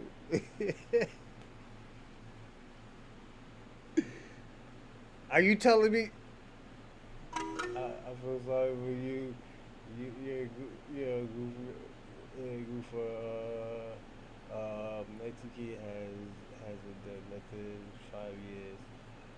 So now being in jail. Oh shit, we're going down the rabbit hole. Washington, fuck that. We're going down the rabbit hole. I was gonna speak. Madam C.J. Walker. Fuck that. Now, the question is why these particular ones? It was about economics, right? And if we talking economics, they had the biggest economic impact. So specifically economics, because you got to think about what we're dealing with today. Most people, if we go into mainstream society, they saying Malcolm, they saying Martin, right? They gonna say W.E.B. Du Bois, right? Maybe Huey P. Newton or somebody, Fred Hampton, right? There's a lot of different people that we go by. But this is where I want us to take emotion out of it. We have to be able to think about what should we resurrect during this time, right? And we have a responsibility to resurrect our ancestors. We have a responsibility to not let them die. So now if we go into who had the most economic impact, right? Let's start with Marcus Garvey. Marcus Garvey, in today's adjusted time, will most likely be almost close to a billionaire, right? Based on his economic empire. He had the ability to get people to crowdfund, right? Before there was social media, he had 4+ million followers. How did he do that? He had a movement that was infectious and he organized chapters all throughout the globe. He created the Pan-Africanist movement that allowed them to have the Black Star in the Ghana flag in the first place because he wanted to create the Black Star line in competition with the White Star line. Great man, right? He had factories, he had stock certificates. He was the first person teaching Black people about stocks. Legendary, right? Yo, Shabaka, we just started, bro. What's going on, yo? You're spazzing out, man. Shabaka, why you spazzing out like that? Yo, this shit hasn't even gone on for an hour. You're already spazzing out on the 16-minute mark, man. Come on, what's going on, man?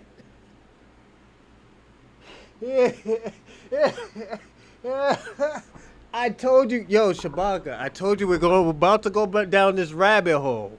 I warned you. You was talking crazy about black Americans. You just found out your movement was funded by the CIA.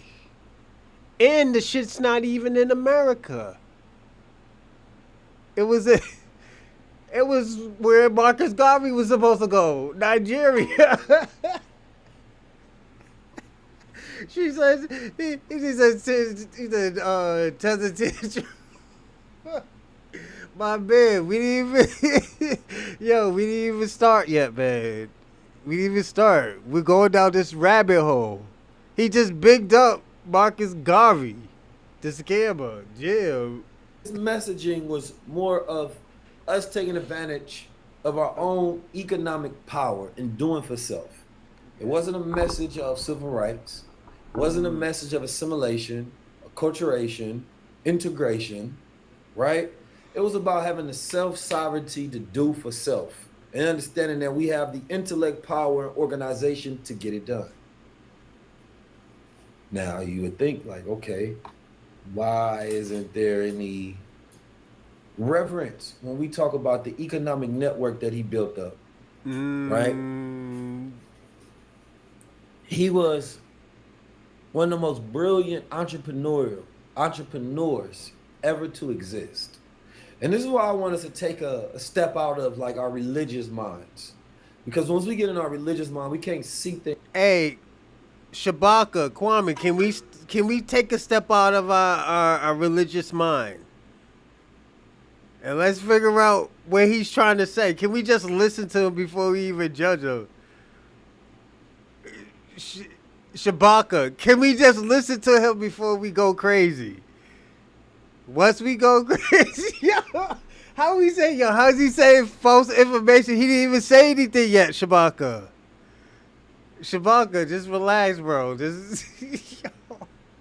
Oh, shit. Things for what they are. Oh, was they Christian? Was they Pan-African? Was they Muslim? Was they Moor? Let's talk economics. Because when we get our economics right, then we can go debate all damn day. You feel me? He had it done. He had the brothers in uniforms and suits. He had them organized on another level. Ooh. And he inspired all men that existed at that time. Then we go. Honorable Elijah Muhammad. Honorable Elijah Muhammad, powerful man. Let me pull up a picture of some of these soldiers real quick for y'all. Let me see. I got them on the phone, but I want y'all to see them when I talk about some of these brothers. You feel me? Because I don't think we really resurrect our ancestors enough. I don't. I think I think that we operate off the story that America gives us the most. And then we have to ask ourselves, who benefits from us knowing this story and not our own story? So I know everybody else has their ancestors, but I'm going to challenge you to think about these ancestors a little bit more, right? Really think about these ancestors. And it's really these two particular men. These two particular men, I want you to think about a lot. And I want you to have the ability to take your feelings out of it. Because here's the thing about white America. They have the ability to take their feelings out when it comes to them evaluating their ancestors' contribution to their history, their legacy, and their lineage. And then they have the ability to learn from them, take pride from them, and then conquer from them. Shabaka, relax. He didn't say nothing crazy yet. He did not say anything crazy yet. Shabaka, okay, put it this way. When he starts saying something crazy, I'll pause it. I promise. I'll promise. I'll pause this. I'll pause this. You know, it's admirable, to be honest. And unfortunately, we think we need to pick this one, that one, this one, that one. I don't think that's the reality. I think that each one has something that we need to learn from. And particularly, some of them had different blueprints at different times. And for this one, I'm talking about just the American history. We can talk about Mansa Musa going all the way back to Mali and all of that. We don't even need to go that far. The beauty of it is we have close enough examples. So if we go into the Honorable Elijah Muhammad, what do we find, right? We find a man who had a third grade education. Was he a genius? I want you all to think about this in today's time. If somebody was reporting a story on a man, this man has a third grade education and he built a nation within a nation, and he built up an empire of today's equivalence to the time of his passing. In today's time, be worth somewhere around $500 million. A third grade education. This doesn't make any sense, first of all. And then the question becomes, why weren't we taught about this?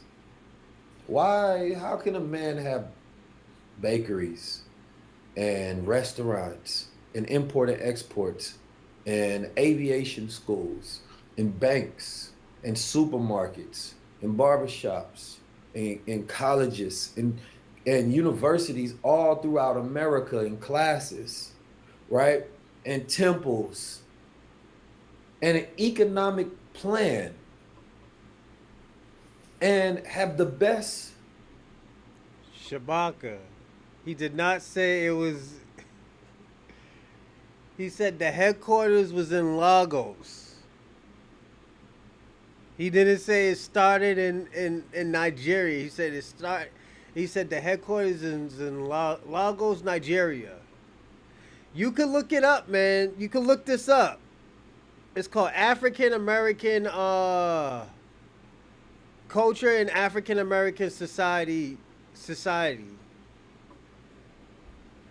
Redeeming and reforming program ever to be produced, written down and documented as a framework how to clean up a man from being dirty to clean.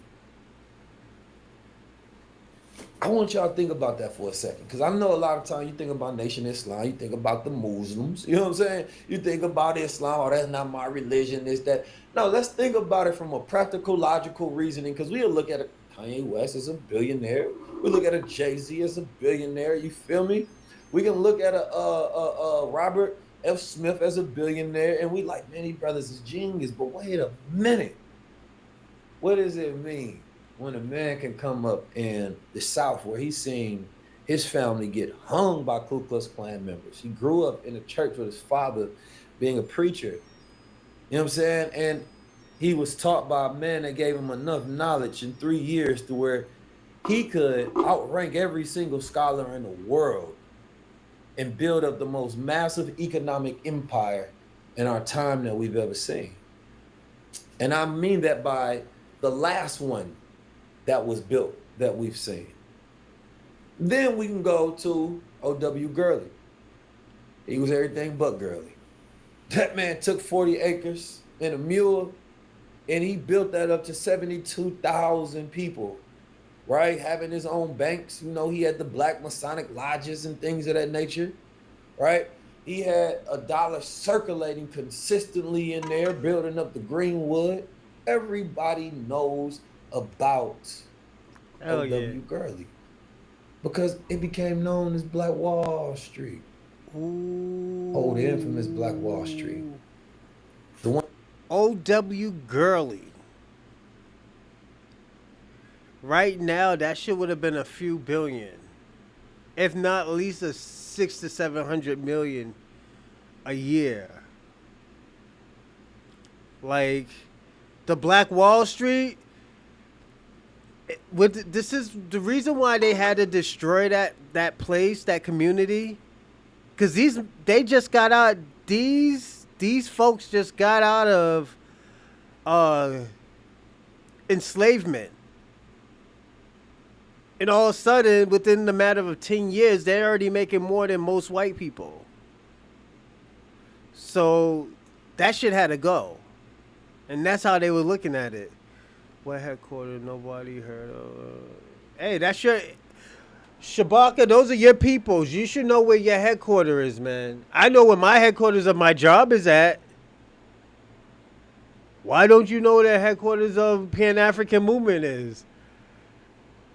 One that we talk about the most. Black Wall Street is the most talked about of all. Yeah. Black Wall Street. Oh, we love us some Black Wall Street. Well, what do we really even know about Black Wall Street? And when you look it up and they have it in flames and things of that nature, right? But I don't want to remember Black Wall Street like that. That's not how I want to remember Black Wall Street. I want to remember Black Wall Street from a time when we believed. Because that's what it represented. These men grew up in a time where they seen the worst of worst. But they had a belief about life that was powerful because it was the belief that we can be and do anything because we free now. And that belief you can't beat. That belief is so powerful that it had them believing we can create our own cities, we can imagine our own world. Man, that's powerful. But today, that belief for a lot of people is lost. They're afraid of believing in it anymore because they say, if we do it, won't they just burn it down? Hold up, wait a minute. Kwame, where's the headquarters, the Pan-African headquarters at? The continent of Africa?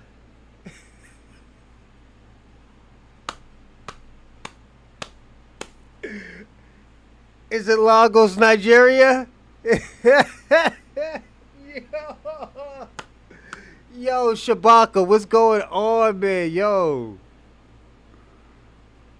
Shabaka. Your buddy Kwame just told you the shit's in Africa. You got mad at us and you said he lied and said that it's not. But Kwame just told you the shit's in Africa, in the continent of Africa.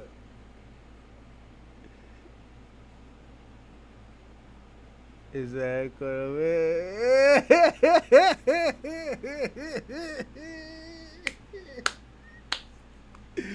That shit's in Nigeria, my man. That shit is cheap, bro.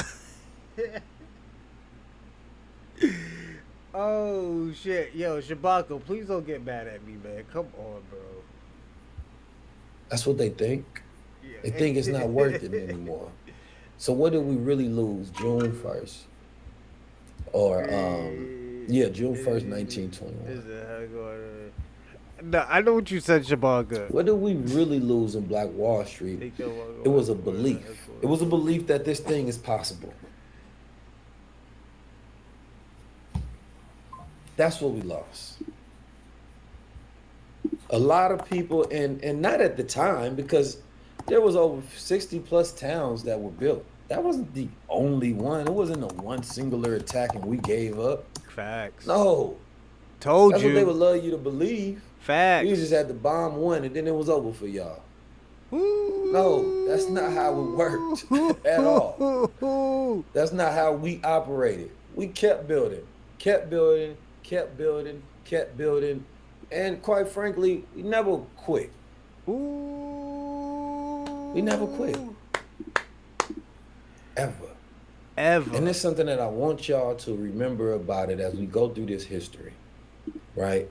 And more importantly, especially as I go through a few more things real quick, that we never quit.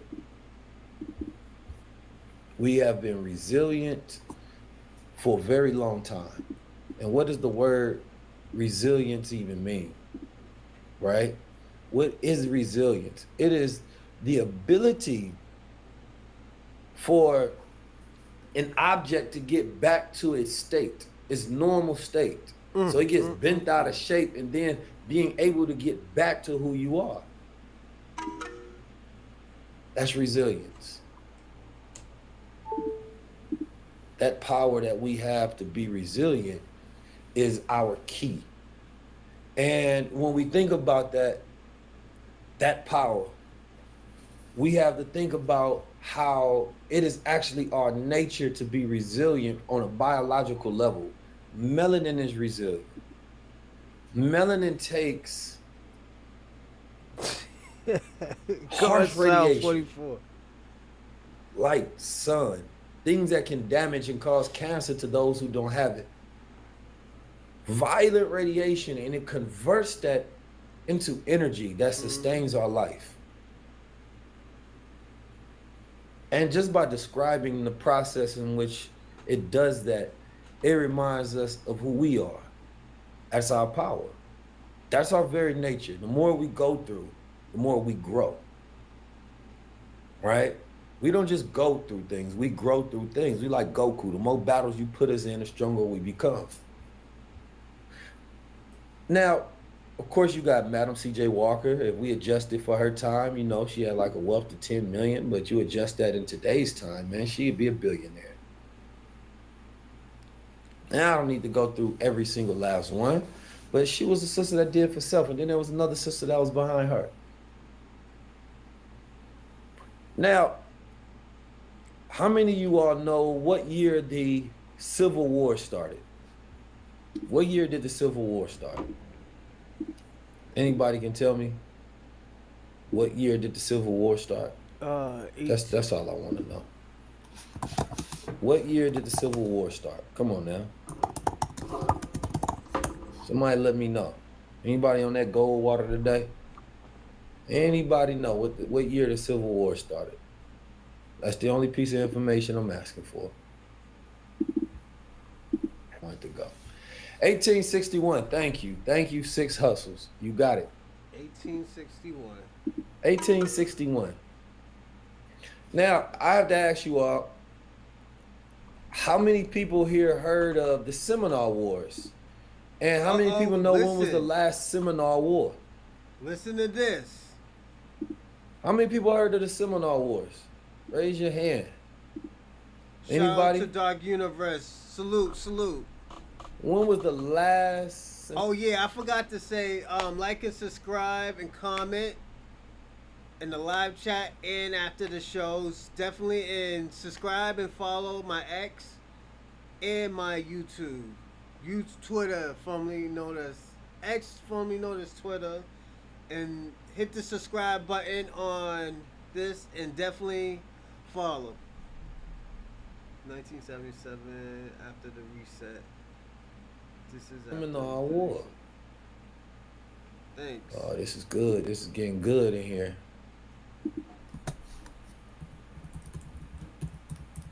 When was the last Seminole War? Somebody let me know. I think it was like 15. Seminole War was like 15 something. When was the last Seminole War? They look black. They look black, don't they, huh? I don't see it yet. Ain't nothing but quick look up. Go ahead and pull up your phone. Go ahead and pull up your Chat GPT. I mean Universe, sorry. You know what I'm saying? Go ahead and pull it on up. Okay, there we go. We getting somewhere. I thought it was in the 1500s. Getting somewhere. I said the last. You said 1877. I said in the 1500s. I see an 1858 in there. There we go. Hey, so how many years yo, you was close. Yo, Universe, you was close. The Seminole War. Think about this for a second. It was only a 4-year difference. Wait a minute. First of all, let me take a step back. The Seminole Wars was a series of wars between the Seminoles, the Native Indians, right? And then what was considered, right, some enslaved Africans, or they call them freedmen or maroons. Hold up. A lot of these African Maroons. Didn't somebody said the Maroons were only in Jamaica?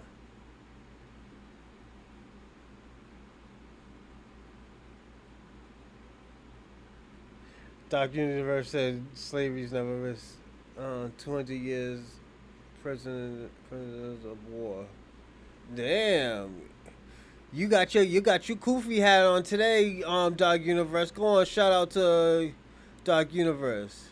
The Seminoles were African and Native. Where are they today? Uh-oh. Hey, Shabaka, you the one who said it. Now the question is... No, let him finish. Based on his story, would of course go where the Seminoles was, because they like, man, we about to fight with y'all in the war. It spread over, collectively these wars lasted for 40 years. There was time in between the first war, the second war, and the third. Right? And I want us to just I think he's going to talk about John Horse. And the central character that we're focusing on right now is John Horse. The depiction of this man right here. So imagine the average black man. I said it. But a warrior. I said it. A warrior. Right? Not your average black man, actually. Not the same. John Horse. One of the coldest to ever do it, will do it, that got to it. Now, who was he? He was a warrior. Hell yeah. He was somebody that was known as a master strategist. John Horse fought multiple wars.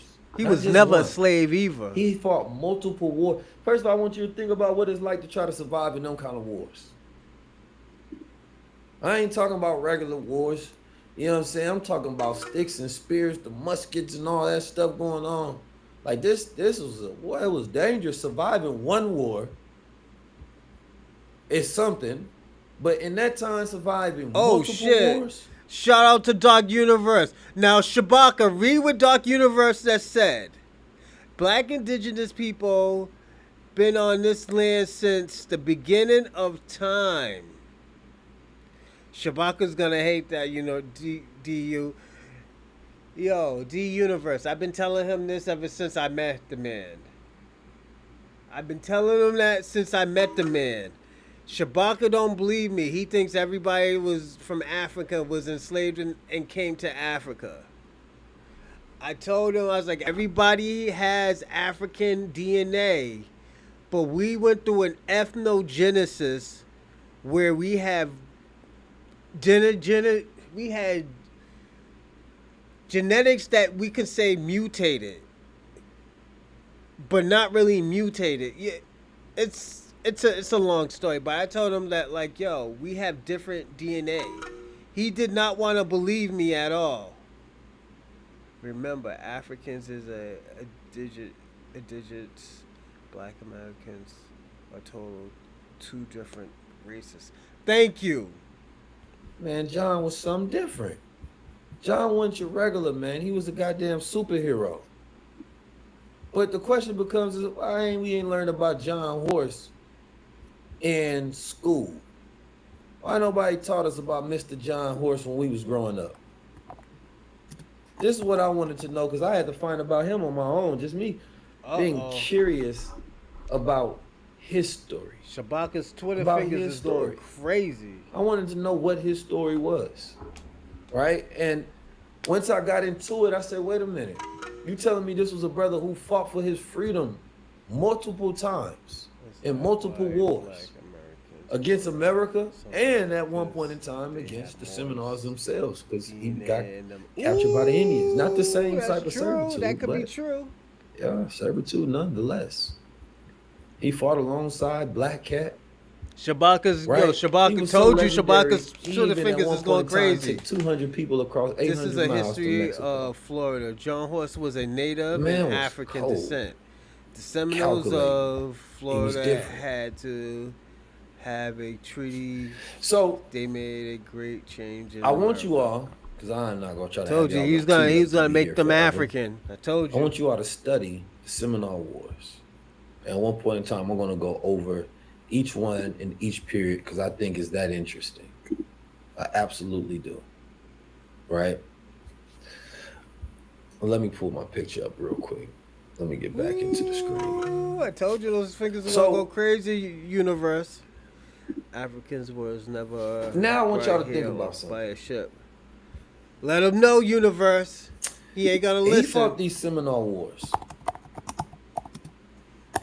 And in these wars, a lot of them was in Florida because they had fought and gained their freedom in Florida. You know, freedom was on the Florida was actually owned by the Spanish at first, and they gave it over to Andrew Jackson. Found out it was free melanated people over there living, and they couldn't have that. They was jealous, so they went over there to rescind the freedom. And of course, what the people do? They fought back. Like, man, ain't no way we going back and fighting. I mean, working for y'all. Y'all done lost y'all goddamn mind. So it was a warrior class, right? We're talking about the wars that lasted over 40 years. Why you don't hear the word wars? But they tell us about the word slavery. If you hear the word wars, then you hear warriors, you hear fighters, strategists, thinkers. But you only hear slaves. We just in chains. Think about that for a second. Why isn't this important? Now, during this time, Shabaka, they had to spend, in today's equivalent, billions of dollars to fight these soldiers, to fight the Seminole. They have what they call the Black Seminole. Now, a lot of people don't like when I say the Black Seminole. But this is what the military, the U.S. military called them, the Negro Seminole, or the Black Warriors. They had their own tribe as well, and of course, they had the blended ones. It all was melanated, darker-skinned people anyway, but there was some that came over from Africa that was considered to be, you know, shipped over here that said, man, I'm gonna go fight. So we hear about Nat Turner and his... So I'm gonna say this, Shabaka. I better never, ever hear you say, yo, all black people came from Africa. You got your evidence. And we're going to keep on going on, but we don't want to hear that bullshit no more, because all we got to do is bring up this video of you spazzing out. So, I'm just saying, and shout out to D Universe. Dark Universe pimped him to some game. And I don't know if Shabaka's going to take it, but use it wisely, Shabaka. Insurrection. But how come we ain't hear about Facts. the Seminole Wars? And it's over a 40-year period. Because then it changes the way you feel about the past. Don't it? Don't it change the way you feel about the past? Don't it change when you say, wait a minute, there was a war that brothers was fighting just 4 years before the Civil War. Nah, Then you have to Kwame, ask don't yourself, try wait to a take minute. no credit, Kwame. Don't try. Kwame's back on here, everyone. Don't try to take that credit, Kwame. He said there was some that were African that came over here, but it was mostly indigenous Seminoles. Black Seminoles develop a district culture blending. No. You know what? I'm gonna play this back, cause Kwame, remember you said there was only maroons in Jamaica? Do you remember he said that, right? He said something different. He said that there was maroons in Florida. No. You heard it, Shabaka. Don't be disingenuous. How was these so-called slaves so ready to fight in a war? Ooh. So strategic. Some of them so advanced. I got a book up here somewhere. Let me see if I can find it. Actually, RFK gave me this goddamn book. It's about a brother named, I believe his name was James Smalls. Uh-oh. Yeah, and how he took over this ship. I know I got it somewhere. Hold up. This was raw. I love history, to be honest with you. Let me see if I can find it. Nah, don't start that shit, Kwame. Nah, don't start that I shit. got a lot of books over here. This is a good one, too. The African Origin of Civilization, Myth or Reality. Didn't I tell y'all Kwame and Shabaka was gonna start this bullshit? Didn't I tell you? This is why I told you, yo, I got something for y'all. I got something for both of y'all. Y'all haven't stopped with the Twitter figures ever since this shit started. This only started 35 to 37 minutes ago. And y'all haven't. We're gonna finish. reality to militant exploits. He was cold. But you don't hear these stories about these warrior militant exploits of these brothers during that time. Right? And you like, wait a minute, why don't we only get taught history from this one the filtered standpoint?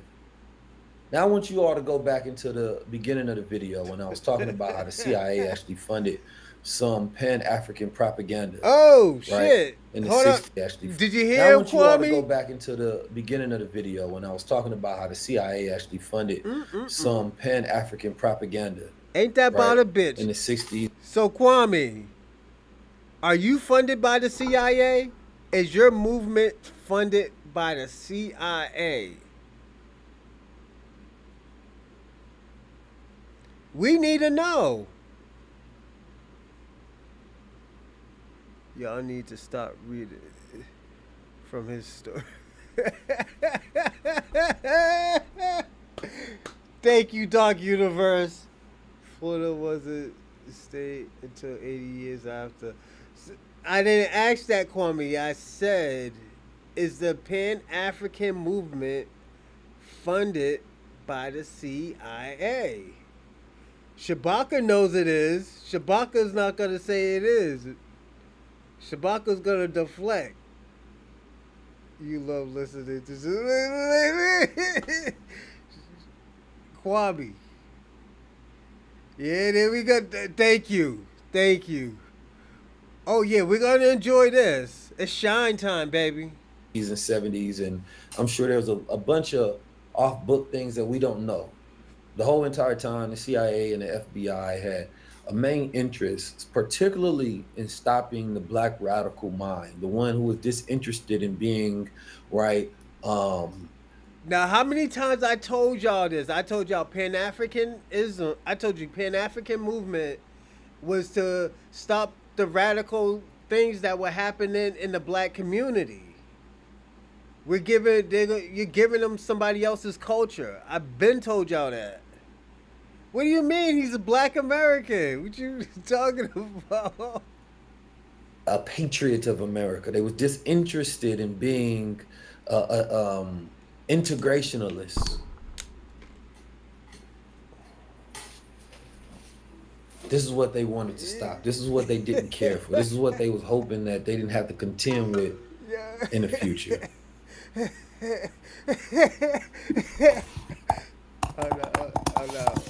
So you don't learn about these Seminole Wars, and I'm like, man, John Horse was so raw. The man fought countless battles. Shout out to I'm not liking the videos. Shout out to you, and he fought player. for his freedom so many times, and it just represents a story of resilience. And it just makes you think that, no, it's great to hear the story of Nat Turner, but that story just ends so tragically. It makes you feel like you just got to crash out. Not that you can win. It's different. It's different about the stories. We hear about Harriet Tubman. Harriet Tubman, amazing, fearless, courageous, powerful. I'd say shit. Harriet Tubman didn't save that many people. I think she had like a dozen people along the Underground Railroad. And I didn't say that many. It takes in that time, of course, to build up that intricate system and have the heart to even go back for one. It's worth 1,000 cowards in this day and time. Million. Yeah, so I'm not trying to demean whatsoever. But I'm saying is, why don't we see or hear some other stories? Why some stories are chosen to be highlighted?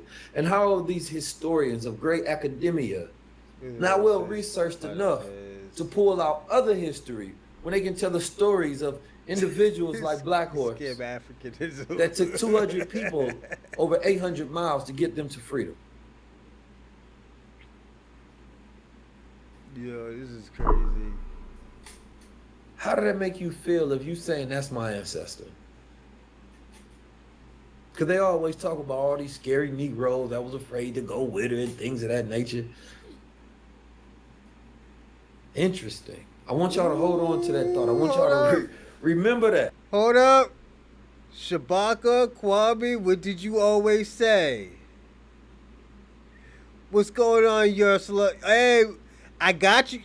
I did not tell you I had your back, Yursa, right? Miss Yursa, I told you I had your back. I didn't let them talk crazy. You know why I didn't let them talk crazy?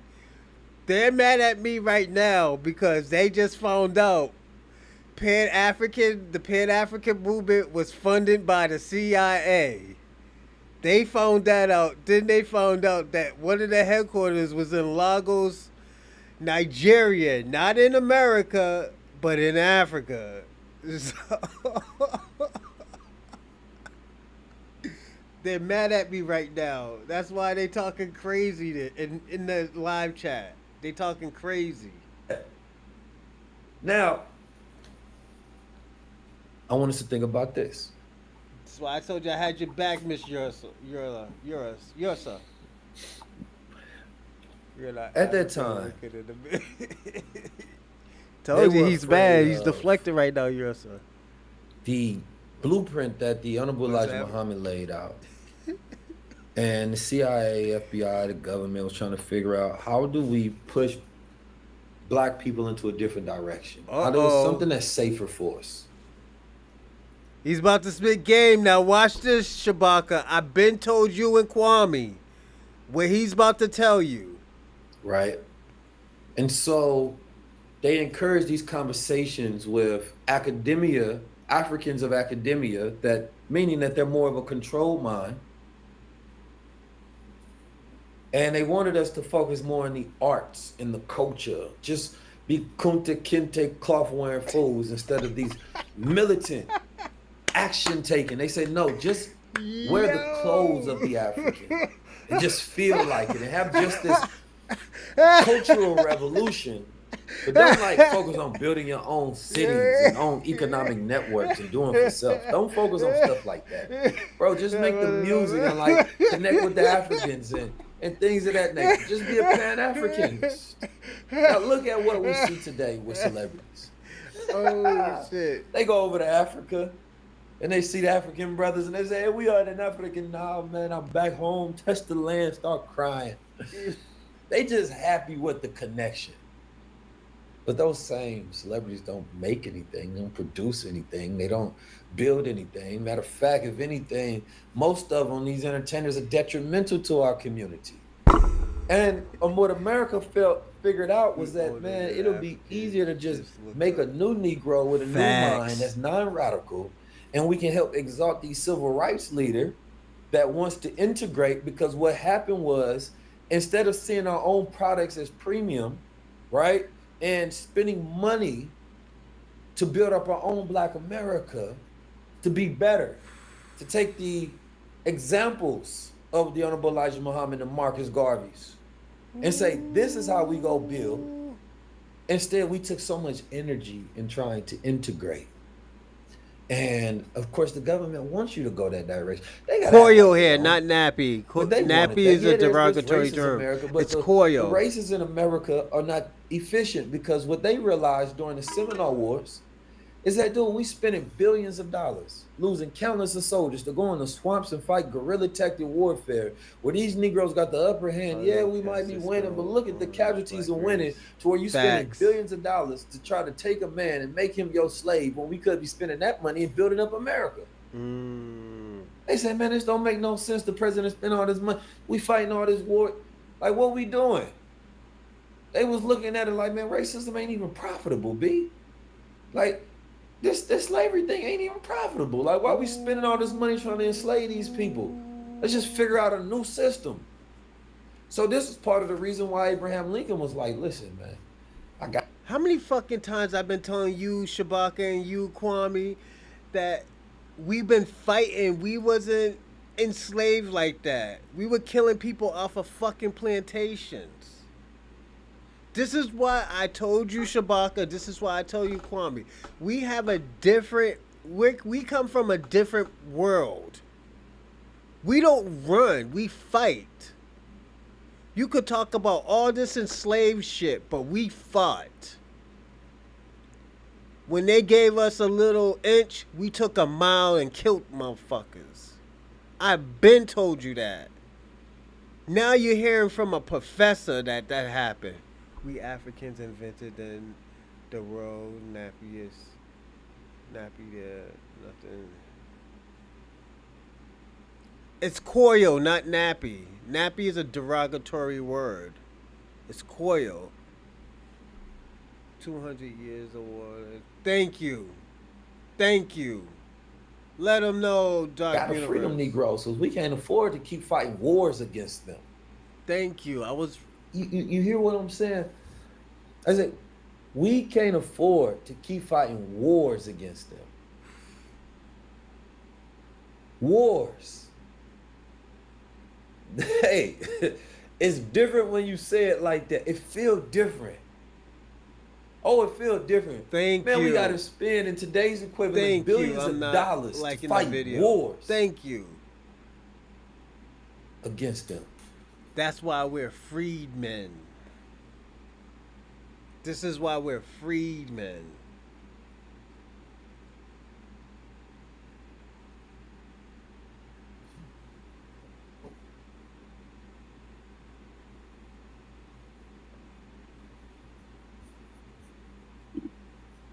Mm. We got more heroes. The Seminole Wars is known as the Florida Wars. It's consisting of Facts. 3 distinct conflicts between the United States government and the Seminole facts. people in Florida. Let them The know first you the war was rest in is 1817, 1818. 44. It was a 2-year war. Tensions escalated between U.S. forces. General Edmund P. Gaines, he attacked the Seminole village near the Flint River. This was a response to the Seminole attacks on the settlers and a refuge the Seminoles provided to escaped slaves. The refuge. Wait a minute. Why I we told always you say, why Shabaka the was on be Indians on that ain't help? bullshit. Why this ain't help?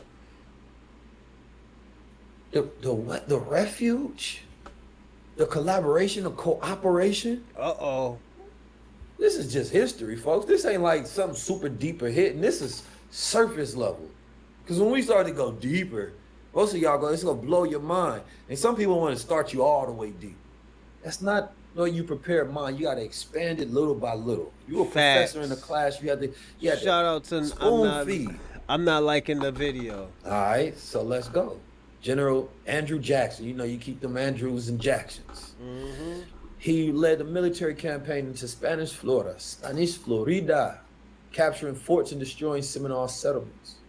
This aggressive action helped pave the way for Spain eventually cession of Florida to the U.S.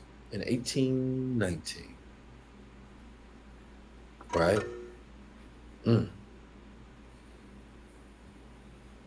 they had the Second Seminole War, 1830. It wasn't no quitting. It was never no quitting. Another one. They tried to do the Indian Removal Act. That was passed, pressuring the southern eastern tribes, including the Seminoles, to relocate to the west of the Mississippi River. Then you got to ask yourself, wait a minute. Seminoles and the Africans was having babies, creating these Negro Seminoles. Even if you believe the history where we the original people in America, we are the Native Americans. Or you believe the story that, no, we came over here as slaves. Oh, shit. Well, one thing you can know is that we was mating with each other. Shout out, Brother King. Seen them fine Seminole Native Americans. What did I say? Shabaka.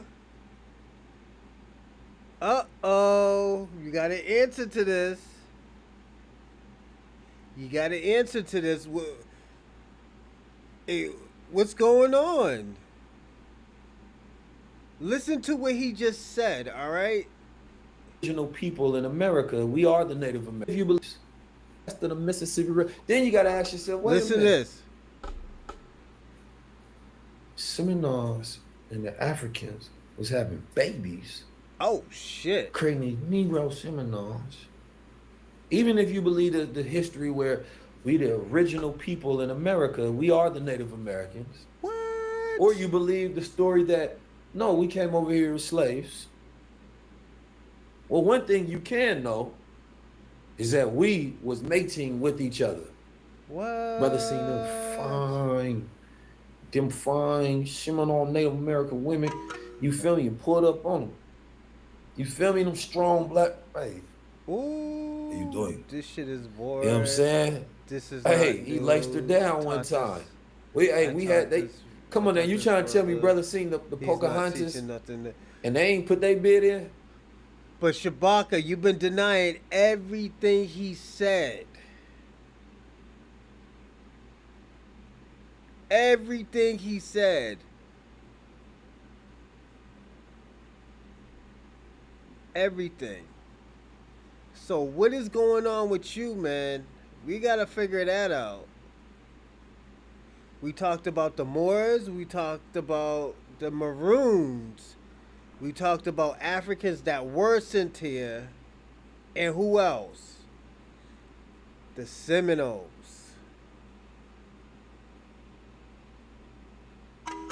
Where did all of us come from Africa at?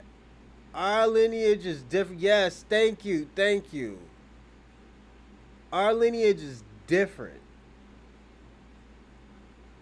We have a mixture of base. We're more American than anybody in this country. That's the crazy part about it. We're more American than American apple pie. That don't make no sense. It's a blended people, number one. Regardless of what side of history you find yourself on, these are blended people. Mm-hmm. They had treaties in 1832. There was a treaty of Pan-African required the Seminoles to leave Florida, but many refused. Man, they refused. Don't care how many orders. They had a treaty to talk to these people. They refused. They claimed that they never had to agree to the terms. Fight broke out. The Seminole leaders, including Osceola, resisted the U.S. attempts to forcibly remove them. The Dade Massacre, right? You talking about Dade County? Dade Massacre, December 1835, makes the formal start of the Second Seminole War. Let's go to war again. If they go into war, that means they got a whole warrior class. That means they got a whole army. That means they're strategic. That means that they've been lining up. That means that they fighting for something. That means that they had an entire way of life and way of living during these times that we just don't talk about as a people. Now we ain't doing that no more. Uh-oh.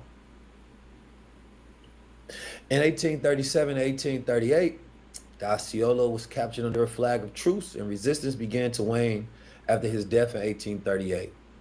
However, smaller bands of Seminoles continue to fight. This is a narrative that never ends. A warrior class. 1842. The war officially ended when the U.S. forces decided to halt aggressive campaigns. Many Seminoles was forced west, but a small number remained in Florida Everglades. They just refused to give up their land the whole time. I mean, they refused and they never goddamn left. Who's this we're talking about? And I love hearing this. I love learning about it. Make me feel so good. They Let them know, refused to Universe. leave. How you not say, man, America mine? How you not hear that history? Because then there's another history, man. You know, Donald Trump was talking crazy the other day. He talking about some, man, look, man, we gonna get rid of if the prisoners keep reoffending, we gonna ship them out. Now, this ain't nothing original. This ain't the first time. You know what I mean? Many of these European ancestors, Caucasian ancestors got to America because they was prisoners. You feel me? Britain was goddamn shipping over these petty criminal hustlers, political defectors, you feel me, over to America, and then they would have to serve out their term under servitude. Fact. You feel me? As slaves and indentured servants. They came over here as criminals, but nobody ever asked the white man, where you from? Where your people's from? You can't. Oh, where your people's from? Nobody ever asked the white man. No, Are they from Irish? Did they come over here as criminals? Where they from? Because ain't none of y'all native. Nobody ever asked a white man that. But then when a black man go travel there, where are you from? You don't know where you from. You ain't never asked a white man that in your life. Man, shut up. Don't ask me that no more. Tell me where I'm from. Obviously, I'm from the warrior tribe. You know what I'm talking about? I'm from the people who never gave up. I'm from the people who fought wars for hundreds of years and revolted. That's me. That's my people. He's not telling anyone. They ain't never had a give up mentality ever. All right, let's No. You've been denying it, and you've been telling us we've been Pan-African. You know what? Give me a second. Let me see where he's heading with this. If he's headed somewhere crazy with this.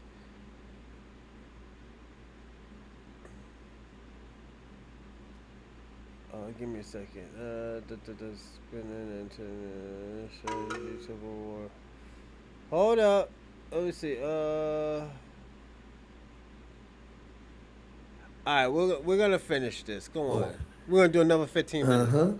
Then it was a third war. A third war. Man, this is so gangster. I love it. I love it. I love it. I love it. I love it. A third war. Come on, man. Ooh. We're a warrior class, man. Hold on. And I brought the premium packages for y'all, so there's no. This is such a small piece of history too.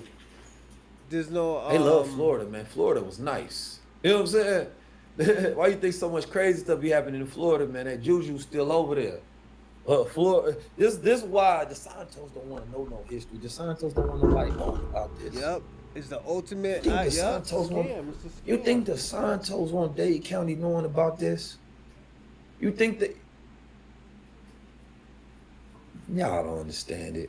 Y'all think this critical history theory and all that. Come on, man. They don't want you to know how powerful you are, B. And it's so obvious. Come on, Shabaka. Now, you don't have to be the biggest researcher and scholar in the history to utilize the resources and tools that you have. They can't hide history. They can always try to program the AI to answer it like this, answer it like. You can always dig deep and use your intellectual knowledge to figure out what was going on. Then we got the conflict reignited at the U.S. troops clash with Seminole leader Billy Bowlegs.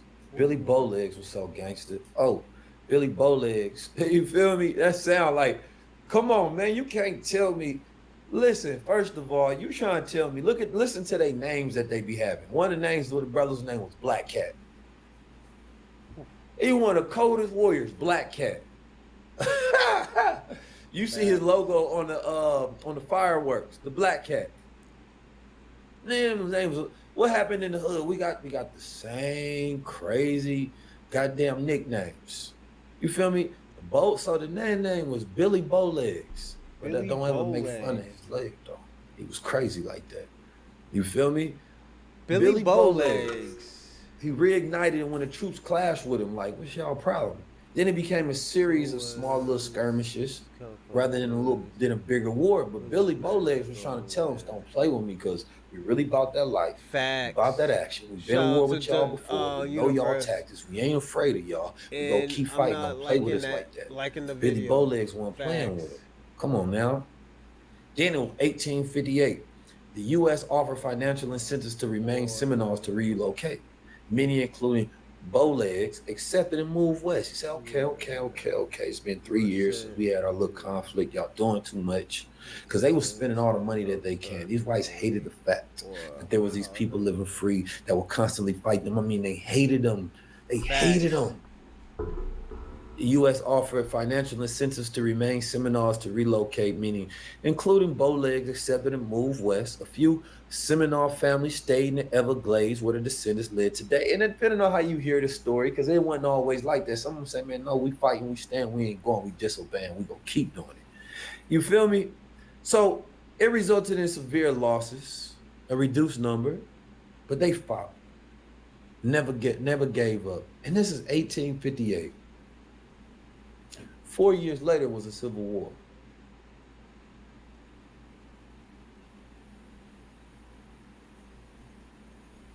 So only 4 years in between the Civil War, only 8 years from 1865.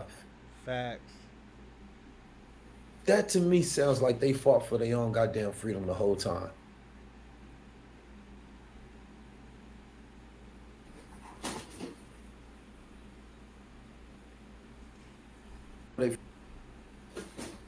Now, oh shit! Here we go with the stealing against. We spent on integration, culturation, assimilation. You know, becoming a part of this political class, this academia, NAACP, a lot of these CIA, FBI funded organizations. We was boycotting the Montgomery boycott, the bus boycott. You know, where they put the good sister in the back of the bus. They staged these sit-ins because we wanted to sit in the front of the bus. Now, the guy who advised Martin Luther King during this time was Rustin. They just made a movie about him, old Rusty. He was a LGBT black man. That's He was, Kwame's you know, boy. supreme strategist for the civil rights. Now, there's alleged ties from the CIA with him, right? And him taking monies and things of that nature. And many people really believe this because they say he started to switch up his rhetoric. He started to switch up his rhetoric. And he wasn't thinking radical whatsoever. He was on his assimilationist path. But he was the one advising Martin Luther King, and I think Martin Luther King realized, man, he had Negroes like that around him. He was like, man, I ain't listening to y'all. So Martin Luther King went to Elijah Muhammad. They had a meeting. And I think he realized that means like, bro, you got the right way. Yeah. I'm tripping. I'm going the way they want me to go. That's him. Shout out to In June #9. That's who they talking about. The gay dude, right? With the glasses? Yeah, that's Kwame's boy. Kwame, stay talking about that man. Kwame, get out of it. You know who I'm. Yeah, Kwame, come on. That's who Kwame always talks about. Whenever he try to like shit on black Americans, he always throws him up there. He has taught you something. I knew this 20 years. Nah, I been knew. I didn't know he was gay, but I knew he was. Most of those people got a different agenda. You know, yeah. Since you knew that, hold on. Since you knew that 20 years ago, how did you know your group was funded by the CIA? You know everything else except that CIA shit. I want to know why. Shabaka, why are you being funded by the CIA? How much money did you get from them? That we should go. And that's when he had his epiphany. I've just decided to help us boycott the Montgomery bus boycott so that we can integrate on somebody else's bus, which then prioritize doing for self so that we could be involved in white America's businesses and consume what they produce when we was producing what we consume, being prosumers. And it wasn't that there was people in the ear of Martin Luther King saying that, man, how about we take our monies and we just build up our own buses? He like, chill. I got Rustin and the rest of them telling me what to do.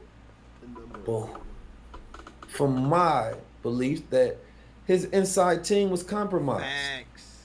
Shout out to South. Because America understood that it's much better to have them go into this direction of integrationalists and separatists in America to do for self, which is direct political and economic action.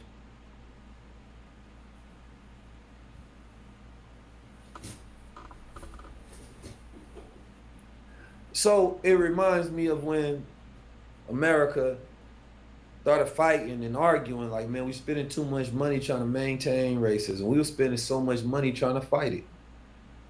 And in both those instances, the people were becoming disappointed, saying that, man, what if we just build our own nation up? Ooh.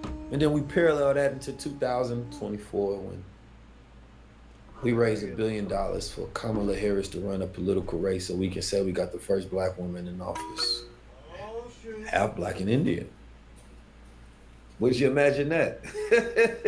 But not the Seminole type of Indian.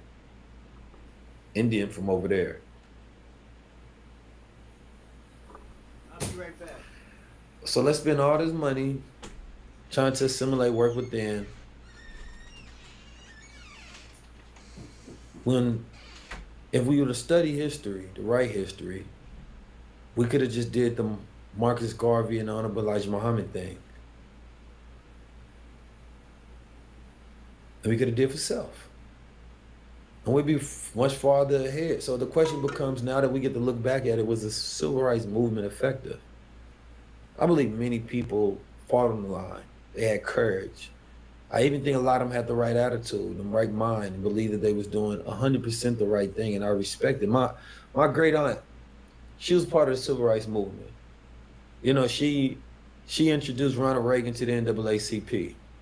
But she was so gangster that when she introduced him, she said, this man represents the four horsemen of pestilence, of famine, of war, of death. Oh man, they hated her for that. Because she was a gangster. She spoke what she spoke. When I caught a case in St. Louis, man, she helped me because she had a law firm and she lended one of her lawyers to help me fight my case. I couldn't afford it. Fortunately, I beat the case. But she worked on the case.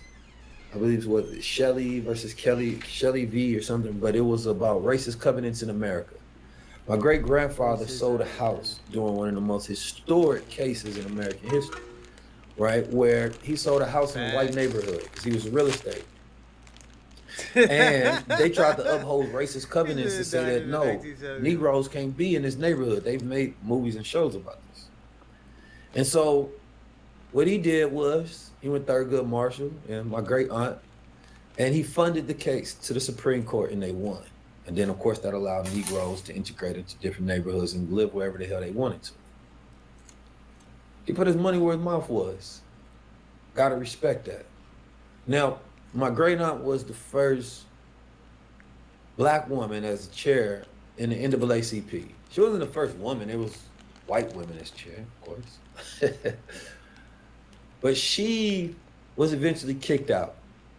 Now I know what you're thinking, why they kick out your great aunt? What'd she do? Well, she was auditing the NAACP money. She seen money was going out and she was trying to figure out what the hell going on. And she suspended the president at that time and he refused to answer.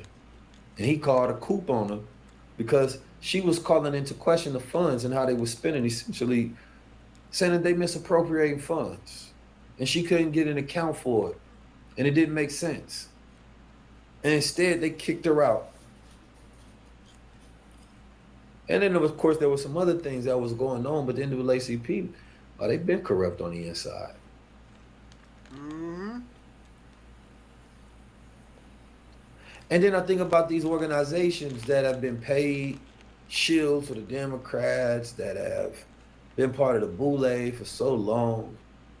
And you got to think, man, America has really allowed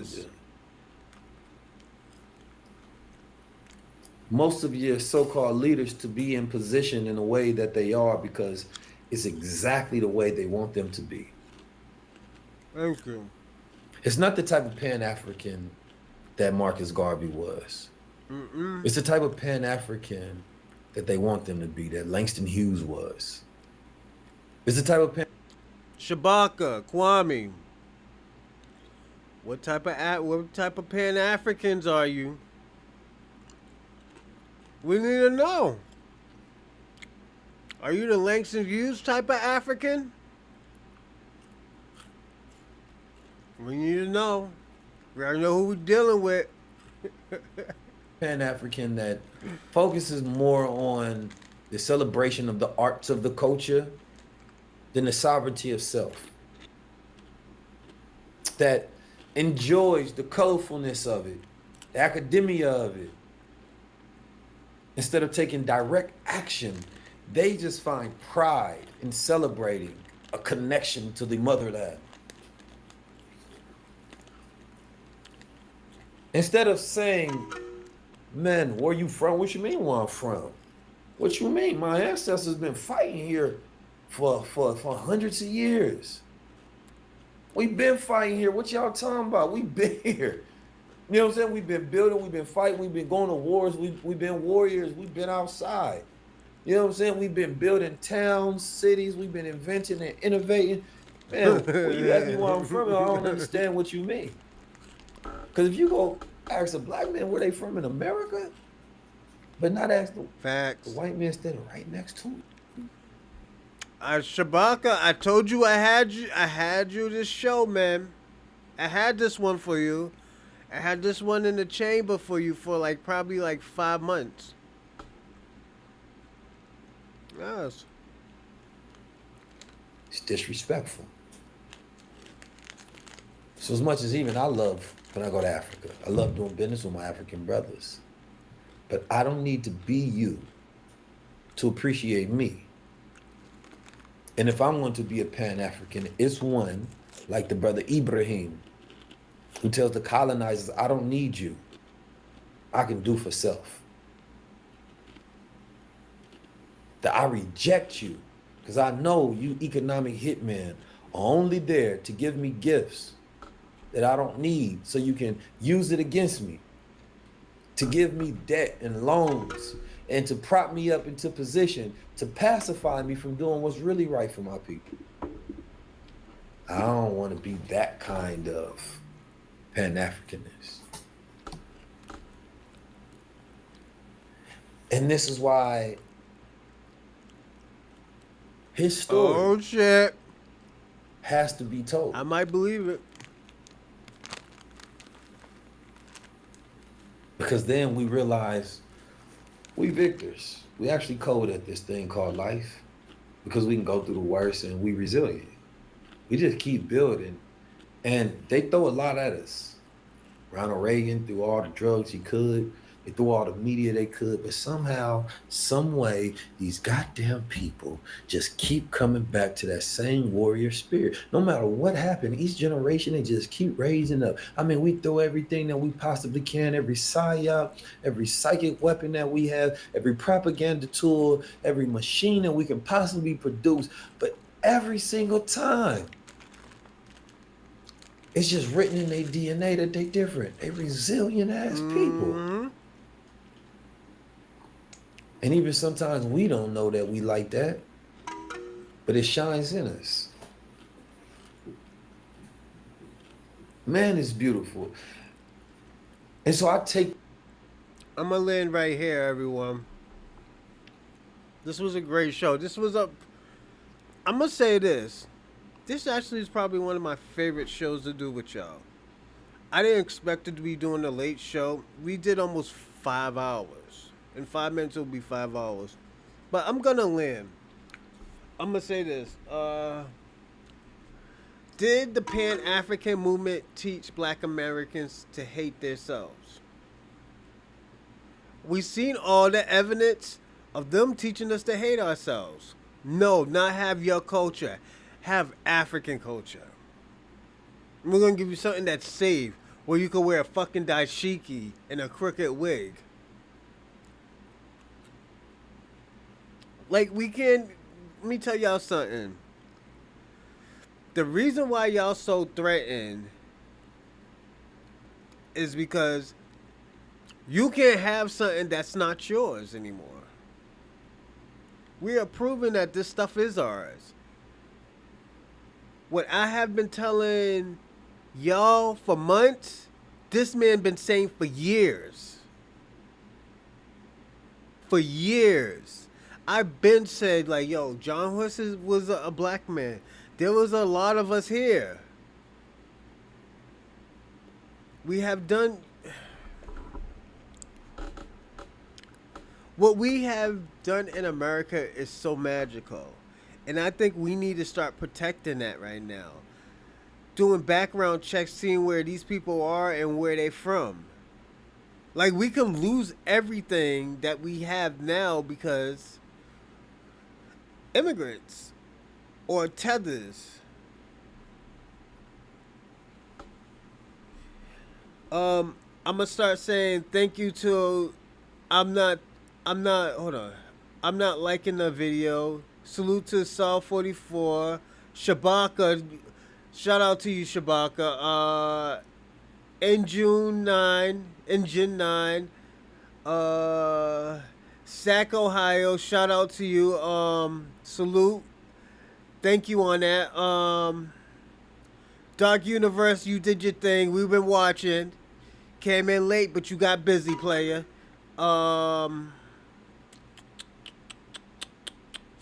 I said Dark Universe. If I did it, shout out to Dark Universe.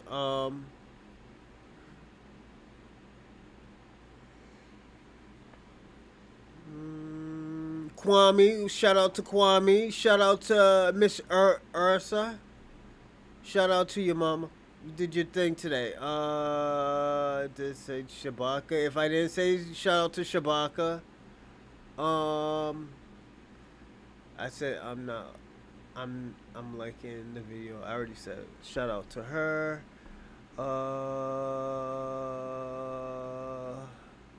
Shout out to Del Monte, and I think Rando came in too for a second.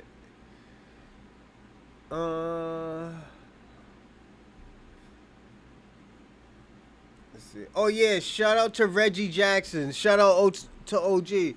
Thanks OG for the education on the 60s. All right, that's the shout out. I want to thank everybody for participating, and y'all did y'all things. We had a great show. I know it was late, but thank you anyways, and I appreciate y'all for staying up with me and participating, and also enjoying y'all night.